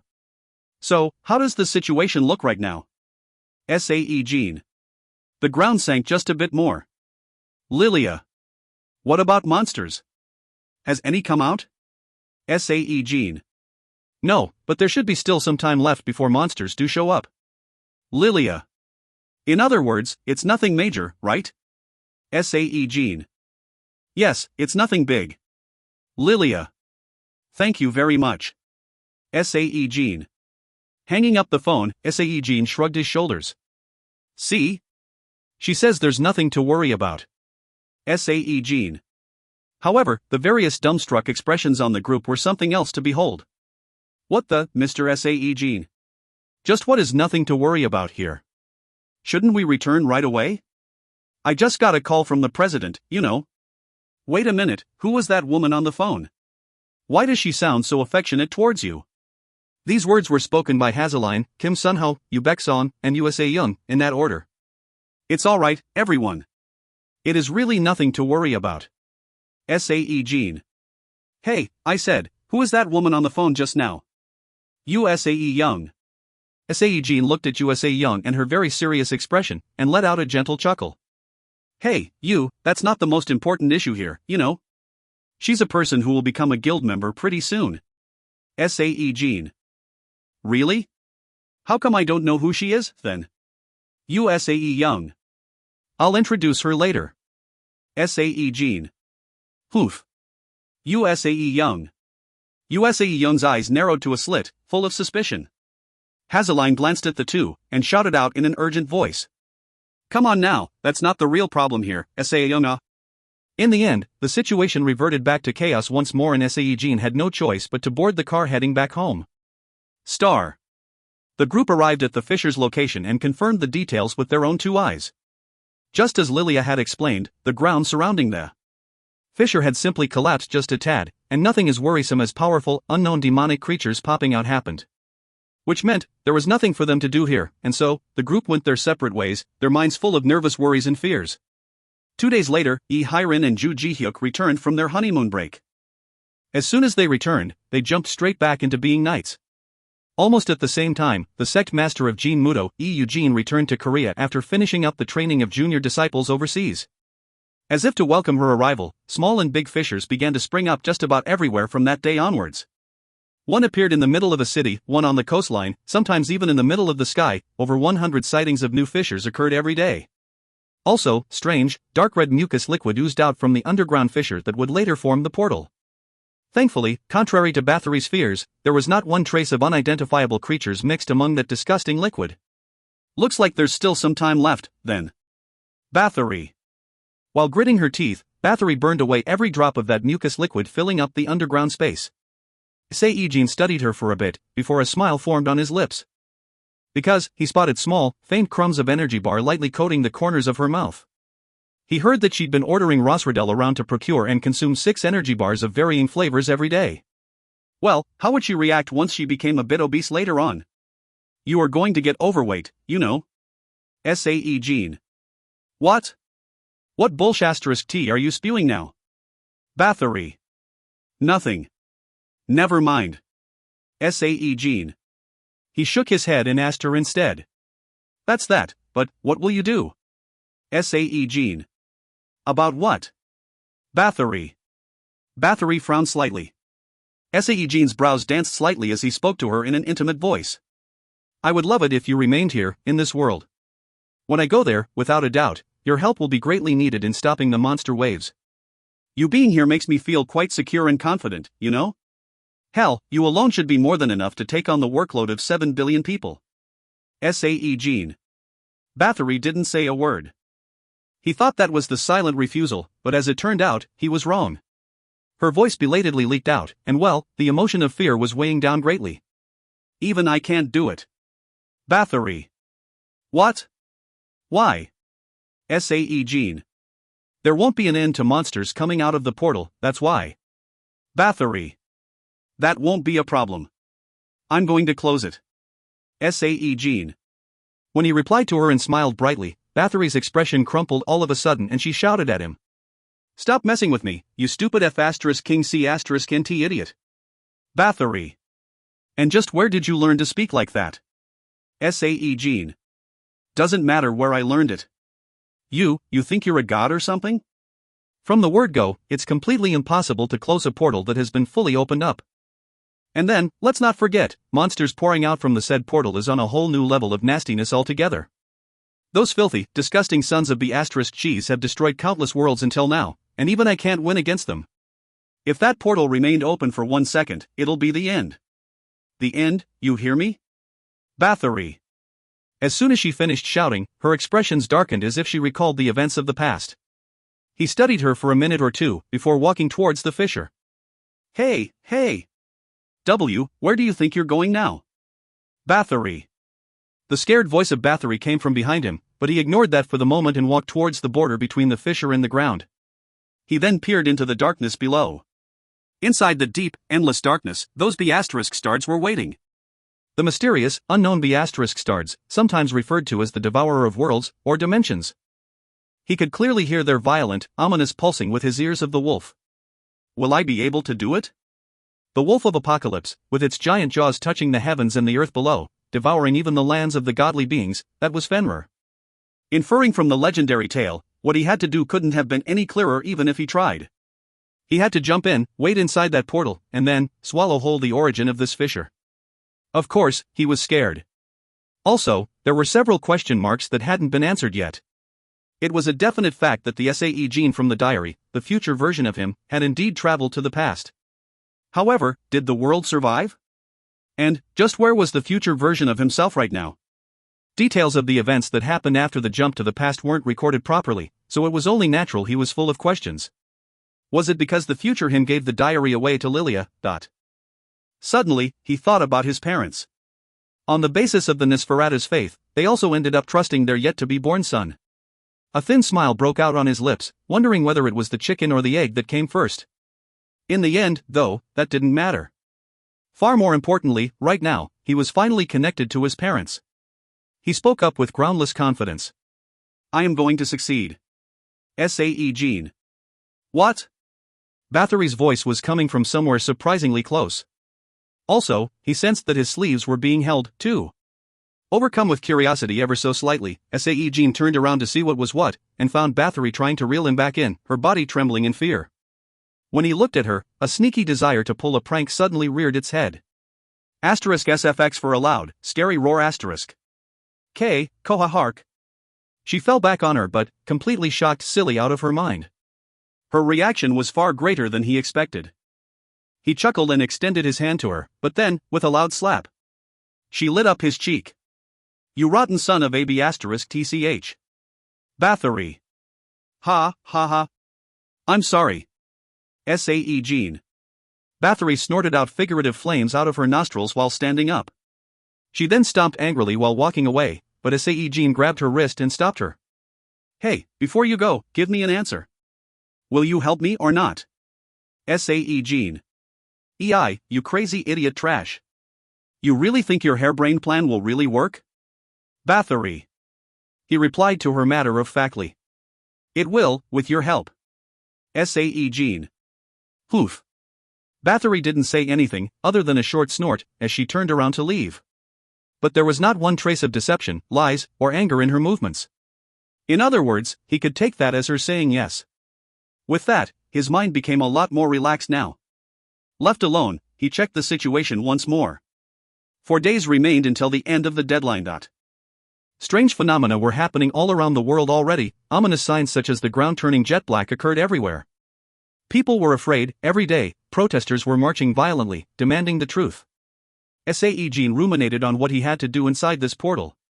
If he was brutally honest, then, rather than the obligation from the thoughts of I must do this in order to save the world filling him up, it was instead the instinctive fear slowly overtaking everything, as the date loomed ever so closer.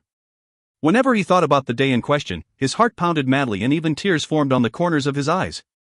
He dreamed nightmares throughout the night, and woke up drenched in cold perspiration. This was probably the results born out of his self-doubt. Could he really do it? If he had no trait, then he would be an orphan who would have died as an orphan, a life even worse than an unremarkable one. So, could someone like him really succeed? Such doubts and worries plagued him every single night. If so, could he have lived a normal, boring life if no trait manifested in him? If he thought about it, that wasn't possible. From the very beginning, a normal life was an impossible dream since his father was a Mayan, and more importantly, he would have lived and died a worthless life where he'd have never met any of the precious people surrounding him now. Such a life was completely worthless compared to the one he was living right now. Right. He had no choice. In order to protect this happiness, he had no choice but to do it.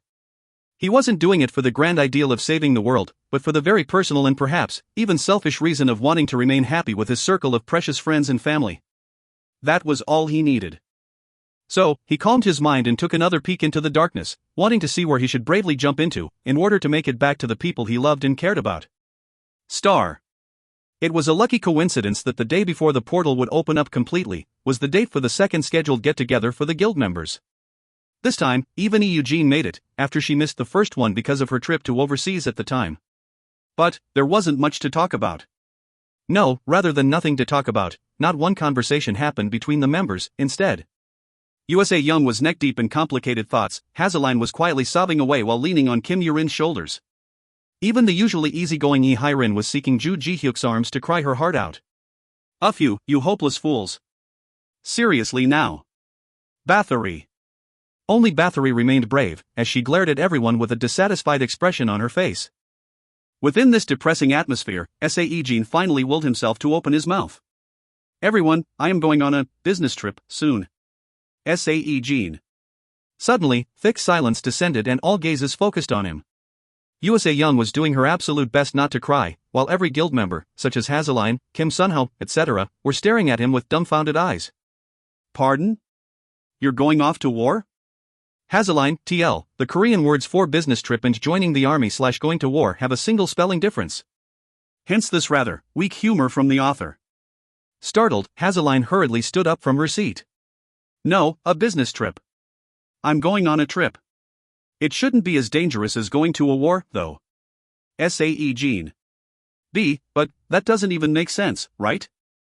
I mean, under the current state of the world, just what kind of a business trip? Kim Yurin. At Kim Yurin's query, Sae-Jin fell into a dilemma. Should he tell them the truth?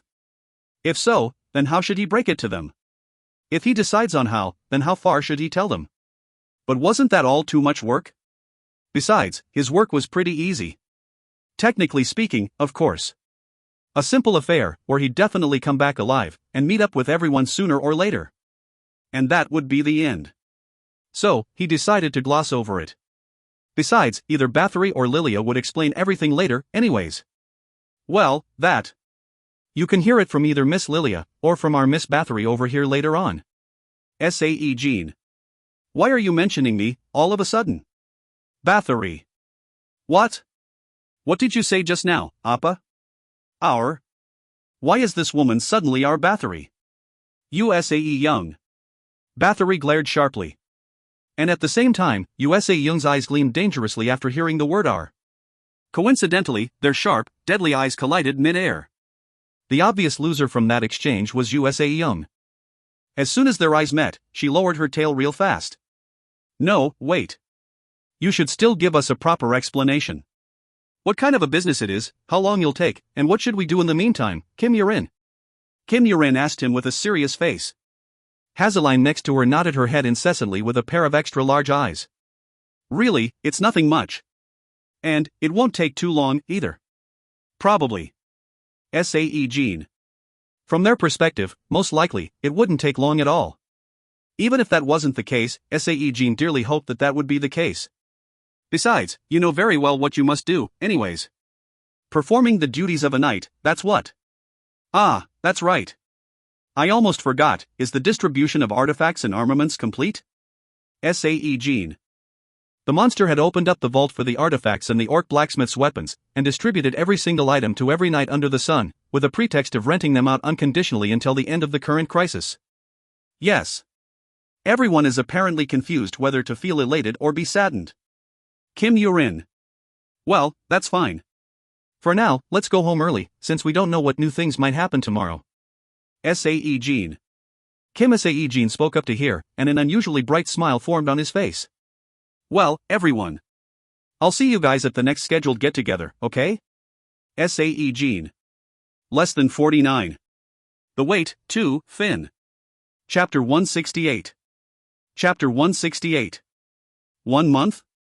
Or will it be 2 months? Sae Young. It's the night before. Sae Young was asking me, while fidgeting within my arms. But I could not be sure how long it might take, so I was unable to answer her with anything concrete. Then, maybe 3 months? Sae Young. Sae Young's voice was getting progressively smaller. Maybe. Sae-Jin. 4 months? Sae Young. She was whispering now. I did my best to form a believable smile, and lightly kissed her forehead. I will come back as soon as I can. Hell, I might even show up tomorrow, as if nothing has happened at all. Sae-Jin. Liar. Sae Young. No, really. Sae-Jin. There was always the possibility, since the future was not set in stone. I spoke to her with a light grin, and Sae Young returned a bit more relaxed smile of her own. In that case, I should just select the venue and send out invitations in the meantime, right? Sae Young. Ing. Be ready and wait for me. Sae-Jin.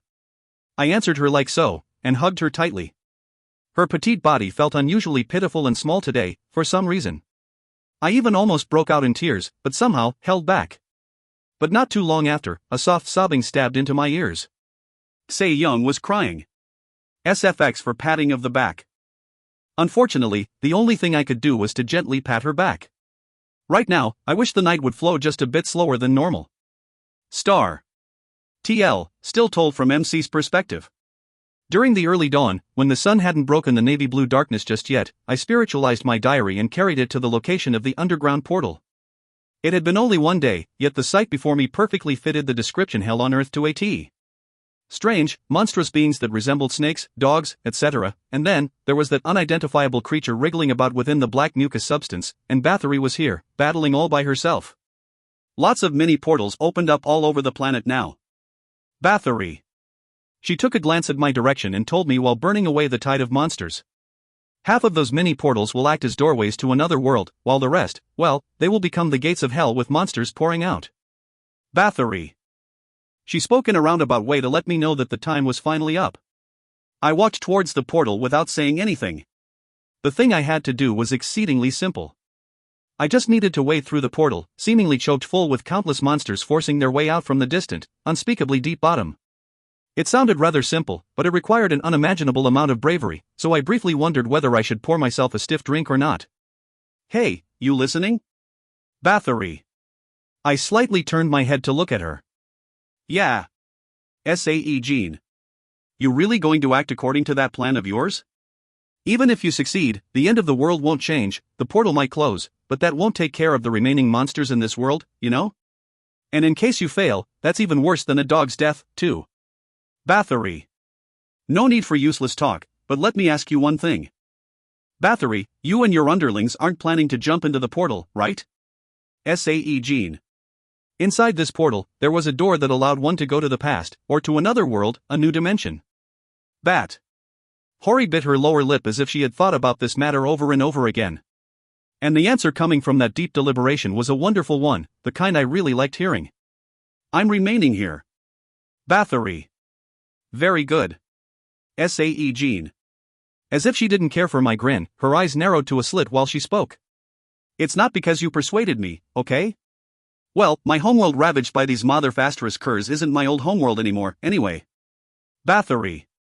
It's the correct decision. Sae-Jin. Now that Bathory agreed to help, there was nothing to stop me here. There was no need for a grand ceremony, either. Oh, and no point in hesitating, too. I transformed into the Leakin form, and carefully observed the other side of the portal. The portal was spitting out things as if it was erupting out like a volcano. These things kind of resembled bits of human flesh, but also wriggled around like an individual organism. That grotesque sight was truly disgusting, but at the same time, fear-inducing. But I needed to be brave. In order to live, this was something I just had to do. Well, I'm off. Sae-Jin. I didn't need a countdown. The ticking of a clock would only erode my resolve, anyway.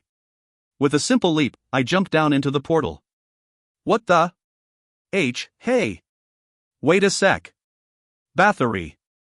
I heard Bathory's surprised voice behind me. But soon enough, all sounds disappeared, and I sank deeper and deeper into the gap of nothingness. Star. TL, still from MCs, well, you get the idea. The sticky, unwelcome sensation of the mucous membrane only hung around in the beginning. As time passed, I could feel nothing at all. It was as if the sensation of touch had been robbed from me. I tried to look around. I once heard that the inside of a portal resembled that of the wild, unclaimed nature, but all I saw was the jet-black darkness. Even the stars that blinked faintly in the distance got swallowed up by this all-conquering darkness. Was I looking at the vast expanse of the outer space? Wait, didn't the space also form a part of the nature, too? My mind got drowsy and my thoughts were blurring. It was hard to tell whether I was still breathing, moving, or even if I was still alive or dead. Suddenly, a turbid stream of something rushed past me quite violently, and it shot up and up. Within this black stream, I witnessed the hidden creature's pulsing beats and felt their maddened eyes on me. But thanks to them, I remembered the reason why I was here in the first place. I had to go to where this stream came from, so I fixed my heading opposite to the direction of the flow. And then, time flowed and flowed. Was it a minute, or 1 hour? 1 day? Maybe a month, or even a whole year? Trapped within this unexplainable world, I feared that my ego, the sense of self, would retard and scatter away, never to become whole again. There. Not too long after, or perhaps an eternity later, a massive black gap that looked like a black hole revealed itself in the far distance. That black hole quivered continuously and spat out monstrous creatures non-stop. Instinctively, my eyes snapped open wide. My fatigued and weakened body was revitalized by the pulse of life, and it felt like my head was burning up now. As if they had sensed the change, the creatures spat out from the black hole left the turbid stream and surrounded me, clinging onto me. Unexpectedly, it felt very cold, and painful, too. So, I transformed into the Fenrir. The host has transformed into the legendary Fenrir. For the next 12 hours, the wolf that kills gods, Fenrir. Suddenly, my eye level changed, and my sight cleared up completely. A monster busy clinging onto my waist seemed as small as a speck of dust. Even the black hole looked like a slightly big cotton candy to me. So, I swallowed it whole, just like that. The black hole got crushed like a pulp and got sucked into my mouth. An existence that cannot be handled by the host has been absorbed. If this was what I had to do, then well, without a fanfare, I've done it. But then, too many of the monsters had left towards Earth. If I was to help Bathory and kill them, I had to go back as soon as possible. It hurts a bit, though. But my body didn't want to move. Was this a severe case of indigestion? Or was I dying for good? Unable to budge an inch, I just floated within the dark emptiness while submerged in thoughts. One possibility I'd been denying until now entered my head. Perhaps, did the future me die and no longer exist? It really did feel like that was the case. It really was a persuasive argument, and I stopped my endless voyage. I wanted to disappear along with the cold yet burning sensation of the stars wrapping around my body, and every little thing wriggling so naughtily within me. I began recalling old memories, one by one. I remembered going home while holding Mom's hand when I was really young, but then, I couldn't recall anything for the next 15 years after that. Maybe that was par for the course, really. Before my trait manifested, I lived a shadow-like life where I was neither alive nor dead, after all. However, the memories of the past 5 years were so vivid and real. I met Kim Yurin, met Hazeline, met Sae-Jin, met Kim Yuson, and met Ju Ji-hyuk, and a brilliantly shining life interconnected by many encounters and friendships.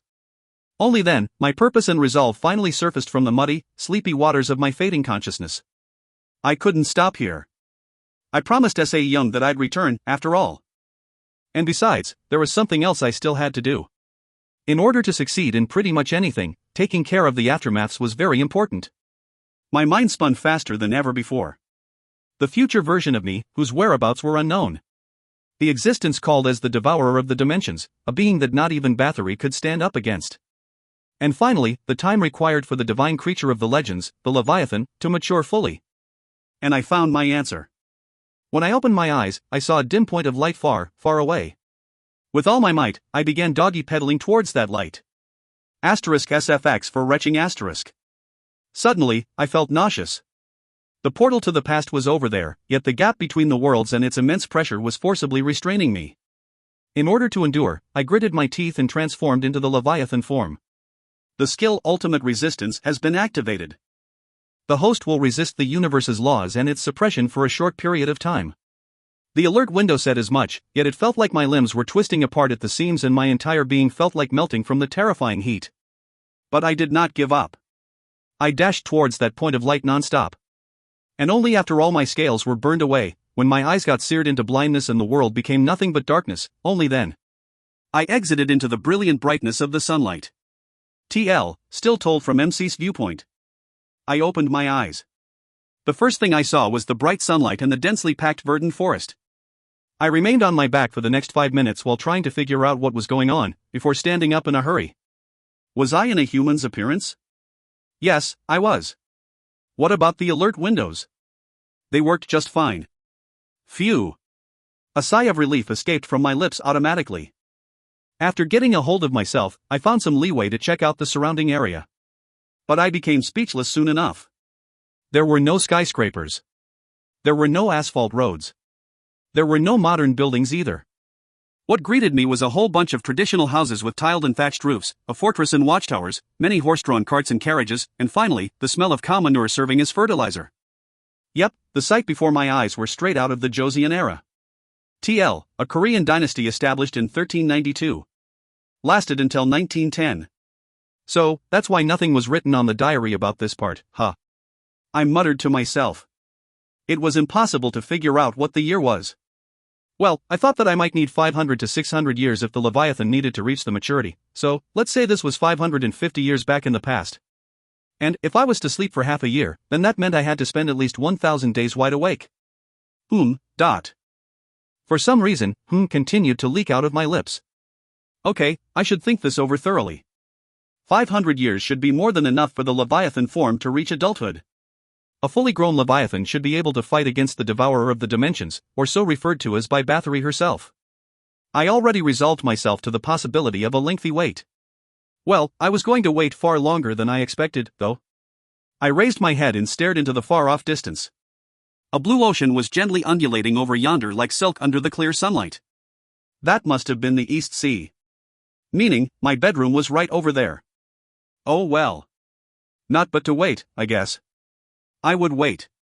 If I endure a bit more, then it'd be the correct time sooner rather than later. TL, still told from the MC's point of view. When the Leviathan went to sleep, it'd be for 3 months straight. And when it woke up, well, it had to stay awake for a week. Most of the time while I was in slumber, I remained at the bottom of the ocean, but when I was awake, I walked around Joseon to see what was what. And so, I got to witness with my own two eyes the historical moment when the creation of Hanmumjingeum took place, the wretchedness and horrors of the Japanese invasion between 1592 and 1598, the humiliation of the Manchu War of 1636. TL, Hanmumjingeum is the original Korean alphabet system invented under the rule of King Sejong. I lost count how many times I clenched my fist while watching the foreign invaders rape and pillage the land, when witnessing the common folk suffer through horrible unfairness completely unimaginable in a modern society. But I never once tried to do something that might change the history. Things I could influence were limited to a few events, after all. And so, time continued to flow by while I waited. I remained awake for only 3 weeks a year, but still, the remaining days were just too many. It became progressively harder to maintain my sanity. Sometimes, I missed everyone terribly. Sometimes, my urges became a problem. Sometimes, a rage that couldn't be kept down tried to drown me. Every passing day was a torture, and I gradually grew to fear the sun setting and the moon rising over each passing day. That was why I sometimes went to a village of human beings. Rather happily enough, I could converse just fine with people, although there were some differences in pronunciation and the meaning of certain words. "Barmaid, get me a bowl of rice and soup, please." I got a hankering for food with grain, so I sought out a traditional roadside tavern. A big dude with 188cm tall height was ordering with a loud voice, so perhaps inevitably, all attention got focused to my direction. While I waited for my food in somewhat of a daze, a man who had been watching me with strange eyes initiated a conversation. "You have a good physique there, young man." "Ha ha. Thank you. Sae-Jin. Are you perchance a military man?"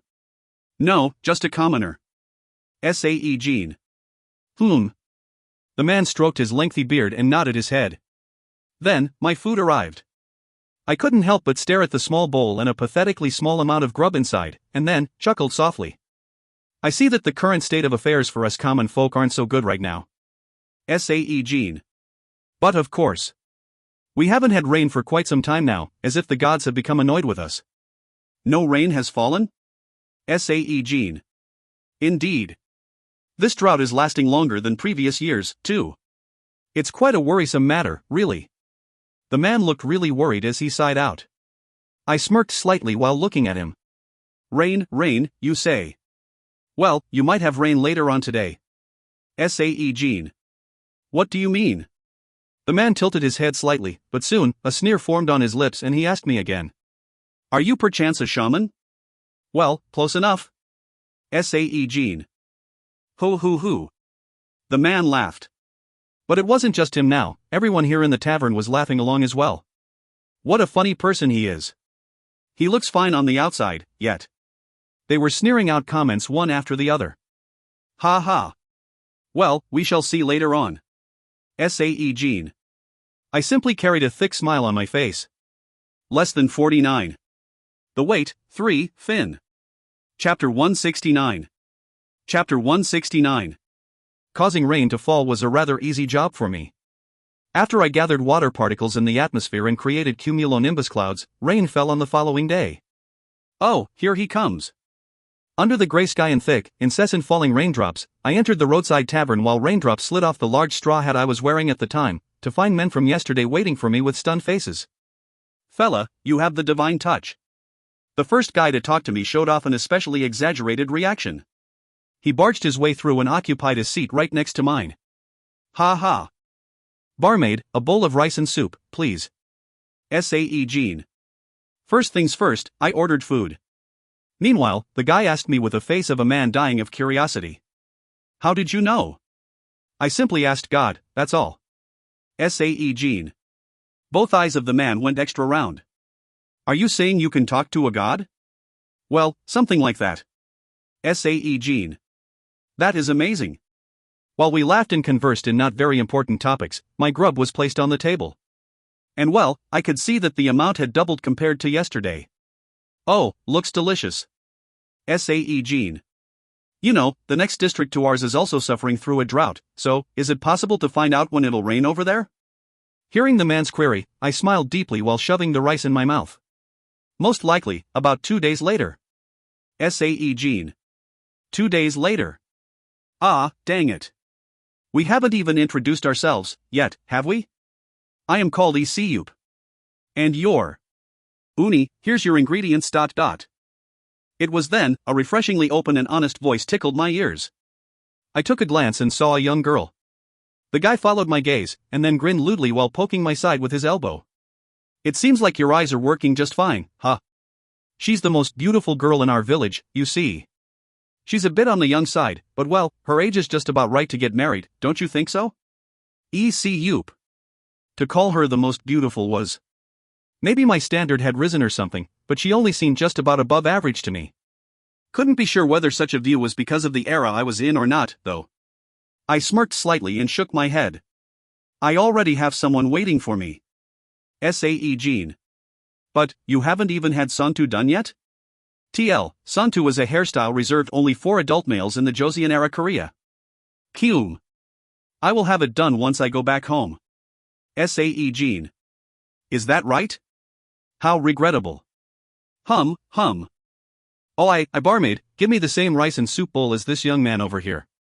However, Isiyup received only half a bowl and as a side dish, and received an earful of complaints. The barmaid, the tavern owner as it turned out, told him to settle his tab first. I grinned faintly and gazed at the two, then felt a pair of eyes on me. Turning my head around, I found that most beautiful girl in the county staring at me quite openly. Hup.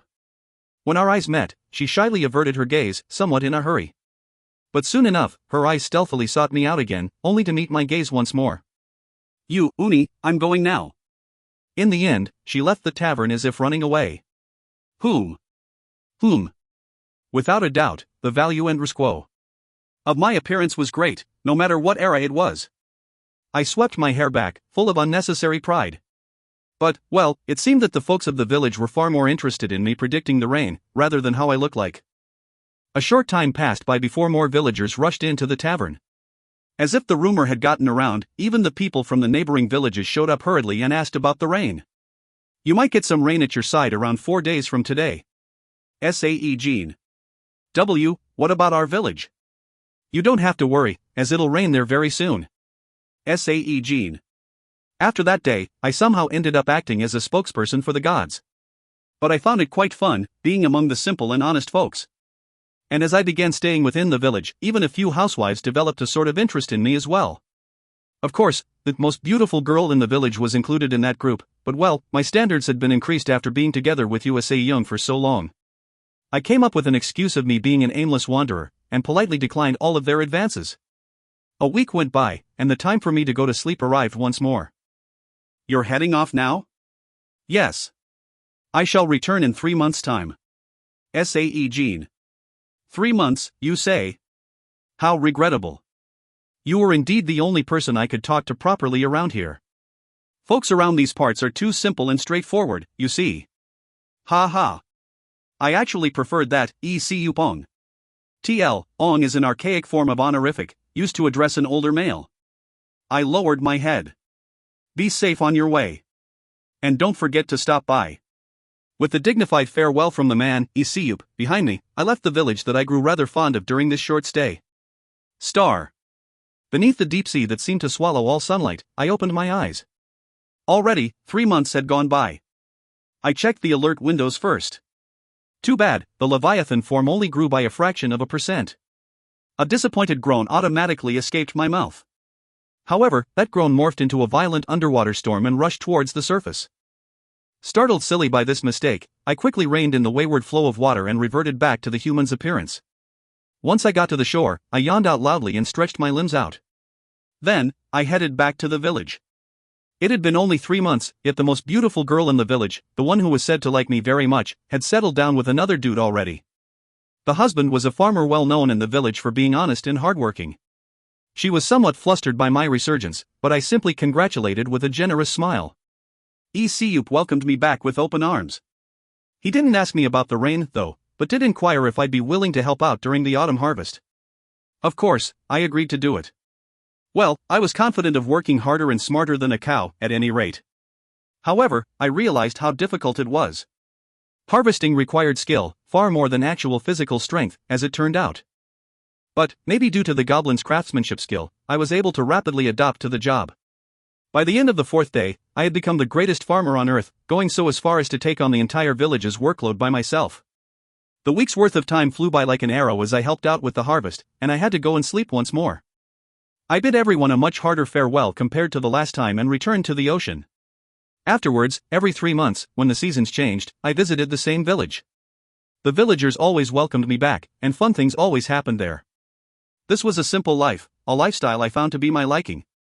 However, the villagers and I weren't living on the same flow of time. As the days went by, sorrowful events began to occur. 3 years later, the very first person to engage me in small talk, Sae-Jin, contracted tuberculosis and passed away. 2 years after that, his wife also passed on. A year after that, the barmaid of the tavern I frequented came down with an illness. Naturally, the tavern had to close. It was over 6 years to them. It was just over 3 months for me. With that much time passing by, it became increasingly difficult to visit the village anymore. People began suspecting me who didn't seem to age one bit. Some started treating me as if I was a god, while a few idiots who thought I was some kind of a devil also emerged. And so, I had to leave the village for good. Afterwards, I never remained in one village for too long, and wandered around without a destination. Flowers bloomed and wilted countless times, monsoon flooded the world numerous times, and snow dyed the ground white many more times. I thought of living through the ages as my duty, a job that I had to do and lived on, while disinterestedly watching the world flow by. Coincidentally, I ran into Daesun Jong-Yakyong. TL note at the end. Just as he was known in the history book, I got to see his saint-like actions firsthand. And then, the period of in-law governance of the Joseon era, that would eventually cause the downfall of the kingdom, began. Every village I went to, people seemed to get more distrusting and callous than before, and the number of highwaymen attacking travelers increased as well. When Gojong became the new king, his royal regent Prince Lee Ha-young seized all political power.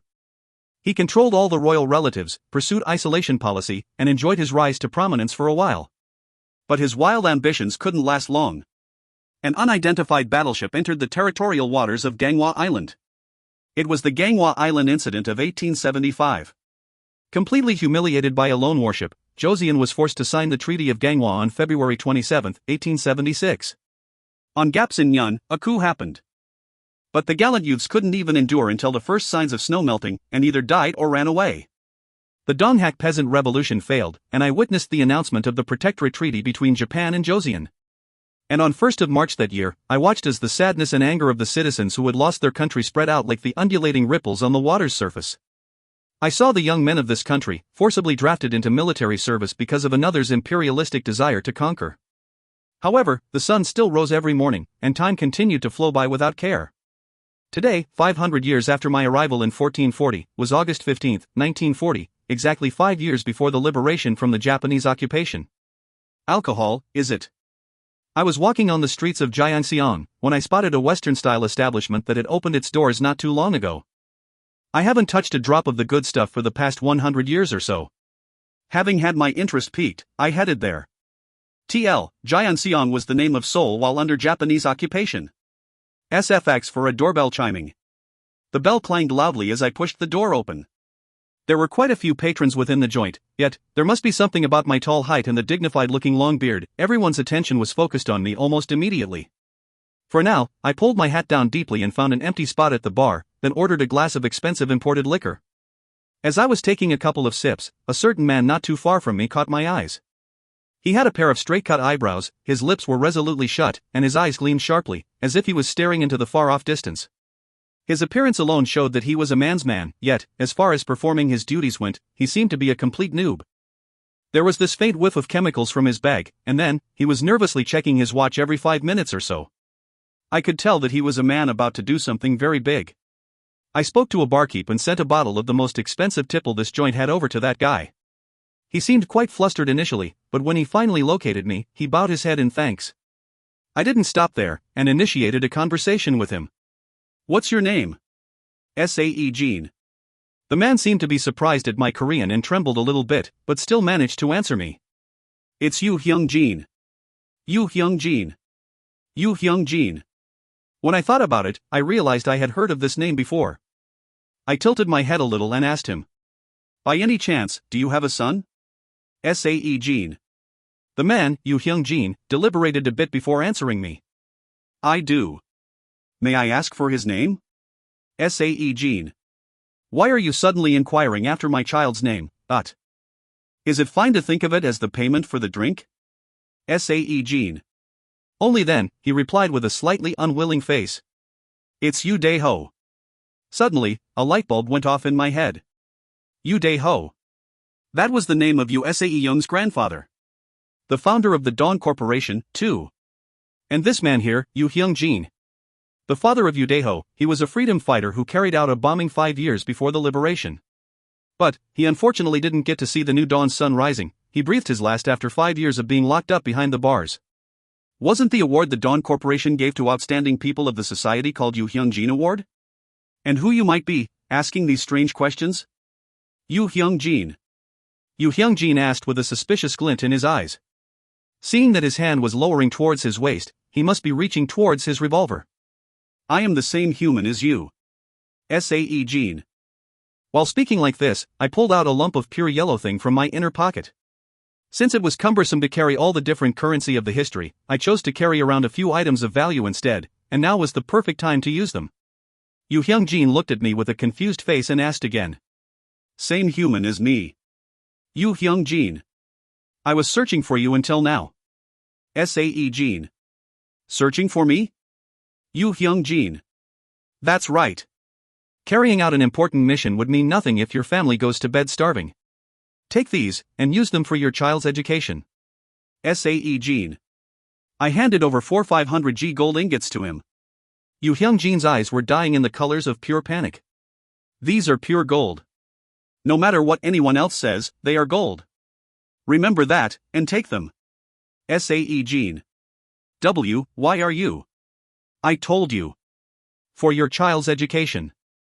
Sae-Jin. Yu Hyung-jin swallowed nervously. But, I couldn't see a single trace of greed in his eyes, only the desperation he felt for the family he was about to leave behind. What are you waiting for? Take them with you, already. Sae-Jin. When I urged him on, he hesitantly reached out towards the gold ingots. However. Sae-Jin. Just as his hands touched the gold, I roughly grabbed his arm. You must swear you will never use these for your personal gain. You must swear that you'll never give these to the resistance movement, and that you will only spend them for your family. Sae-Jin. Well, these gold ingots needed to become the starting capital for Yu Dae-ho in the future, after all. Yu Hyung-jin stared at me with dumbfounded eyes, and soon, nodded his head. I will. Star. After that encounter with the unexpected person, I headed back to the hotel I was staying at. Pouring myself another glass of that imported liquor, I sat down on a chair and opened my diary. The diary that I looked at whenever I missed everyone so much, whenever I was about to lose sense of who I was. There were stains from my fingers, along with dried spots of tears, clearly visible on the pages. I have waited for a really long time, haven't I? Sae-Jin. Enduring for over 500 years, the day I encountered Lilia for the first time was drawing nearer. The date was another 5 years after the liberation. I've already heard about the very first place Lilia began her journey on this planet from her own mouth, so I knew where to go. Thump, thump. It had been a long time, and my heart began pounding heavily once more. Finally, the independence arrived, and within the desperate poverty of the people, 5 years flew by. And the date today was June 20th, 1950, 5 days before the Korean War commenced. I went to the underwater cavern near Gangwon Province, the one Lilia told me about. She said that, back then, she was the Nosferatu's advanced scout and had crossed over before everyone else, in order to suss out potential places for her clansmen to live. And well, I found her, a silhouette of an old man with his bent back, checking out the cavern with the head tilted slightly as if deep in thought. If I pull off that robe, then she'd return to the appearance of a woman. I sneaked to her rear and lightly tapped on her shoulder. Hi there. Sae-Jin. $$ and asterisk. Grace Hobiak? Her robe melted away powerlessly, and Lilia screamed out in curse words while falling on her rear. Even I was taken back. Was Lilia's original personality like this? That face definitely belonged to Lilia, so... Her face completely reddened now, Lilia continued to pour out curses as if she had no clue of my inner turmoil. Spem Fabahak Resobiak. Speak in Korean, will you? Sae-Jin. Frag. I told you to speak in Korean. Sae-Jin. As if she had finally understood me, Lilia took several deep breaths, and then... What the F***CK? Who the F***CK are you, you son of a B***TCH? Lilia. I became completely speechless. But, well, me getting older wasn't a waste of time, after all. I had matured enough not to get flustered by the advent of an unexpected situation, and be able to figure out what was going on calmly enough. Right. 70 years into the past, then her age would be just about on the money for the youthful, energetic phase. Didn't someone once say that even a mighty mountain would change in 10 years? In that case, such a massive change in personality could certainly happen, sure. Die. Lilia. Well, before I could gather myself properly, Lilia began swinging her sharp nails quite aggressively. I easily evaded her attacks, reached out with my hand, and tightly grasped her neck. 5 minutes later. I'm terribly sorry, Dot. She was kneeling on the floor with a black eye decorating her face. Less than 49. The weight, 4, Fin. Daesun Jongyakyong, a Korean philosopher who lived between 1762 to 1836. Daesun is a title he was known by, and it simply means the mountain of tea. He has a Wikipedia page in English if you're curious. The Ganghwa Island incident refers to when a Japanese warship entered Joseon's territorial waters under the pretext of searching for drinkable water. Battle ensued and Joseon lost, leading to the signing of the treaty which gave Japan a lot of benefits. Gapsin-ku is also a dedicated Wikipedia page in English. A Gapsin-yun is an ancient calendar system used in Joseon era. In the modern calendar system, it's 1884. Think of it as those Edo or whatever system you read about in Japanese WN, and you're almost there. Donghak Peasant Revolution also has a fairly substantial Wikipedia page, in English. Go check it out if you're interested, especially if you wish to find out what eventually led to the Sino-Japanese War. The clue: this failed revolution. Japan-Korea Protectorate Treaty was signed on at the end of February, 1904. Another one was signed on 1905, which completely deprived Korea of sovereignty. The dedicated Wikipedia page can tell you a lot more than me in this small space, so if you have the time, check it out. As an aside, I'd like to thank this author for making me Google all these historical facts. I really appreciate it. Not. Chapter 170. Chapter 170. A vampire's lifespan was usually twice that of a modern-day human being. Plus, the nobler a bloodline was, the longer the life expectancy became, and then, there were unique vampires with ageless appearance as well, those boasting much longer lifespan as well, such as that El-Lost Kid. So, after considering all those points, Lilia decided that she'd refuse to believe Sae-Jin was a human being. You say you're a human, yet you've lived for how long? Lilia. Her expressions showed her complete failure to understand this quandary. Of course, this was par for the course, really. To share the same time period with others were a prerequisite element to being alive, so, no longer constrained by the normal flow of time, Sae-Jin came very close to losing his sense of self, his ego. Technically, I haven't lived for that long time. The actual time I spent awake is only around 50 years or so. Sae-Jin. Waiting around had become too much burden to endure. It was just too unbearable nowadays. Hell, he even ended up suffering the worst of all bad inflictions he could have come down with, insomnia. He probably couldn't fall asleep for almost 2 years back then. Whenever he remembered back to those times, Sae-Jin had to wonder just how he had endured until now. It was to a point where even he himself was mystified by it, and felt somewhat proud, as well. Whatever the case may have been, the Leviathan's growth rate had finally reached 95%. If he waited for another 70 years or so, he was confident of reaching the fully matured state. Lilia, there's something I want to ask you about. Sae-Jin. Sae-Jin looked down at the kneeling Lilia and grinned slightly. Even at that simple gesture, she was trembling quite pitifully. She was reminded of the past not too long ago when she got mercilessly pummeled by nothing more than Sae-Jin's single magic spell. That was why. And your reply should be. Sae-Jin. Why, yes, sir. Ask me anything, Lilia. Compared to how on the knife edge she sounded before the beating, her voice was far more softer now. It sounded more or less like Lilia from his memories, so Sae-Jin felt quite chuffed by that. By any chance, do you want to go back to your homeworld? Sae-Jin. In a way, what he asked about was completely out of the blue. Lilia became dazed for a minute there, before she shook her head quite vigorously. No. No way.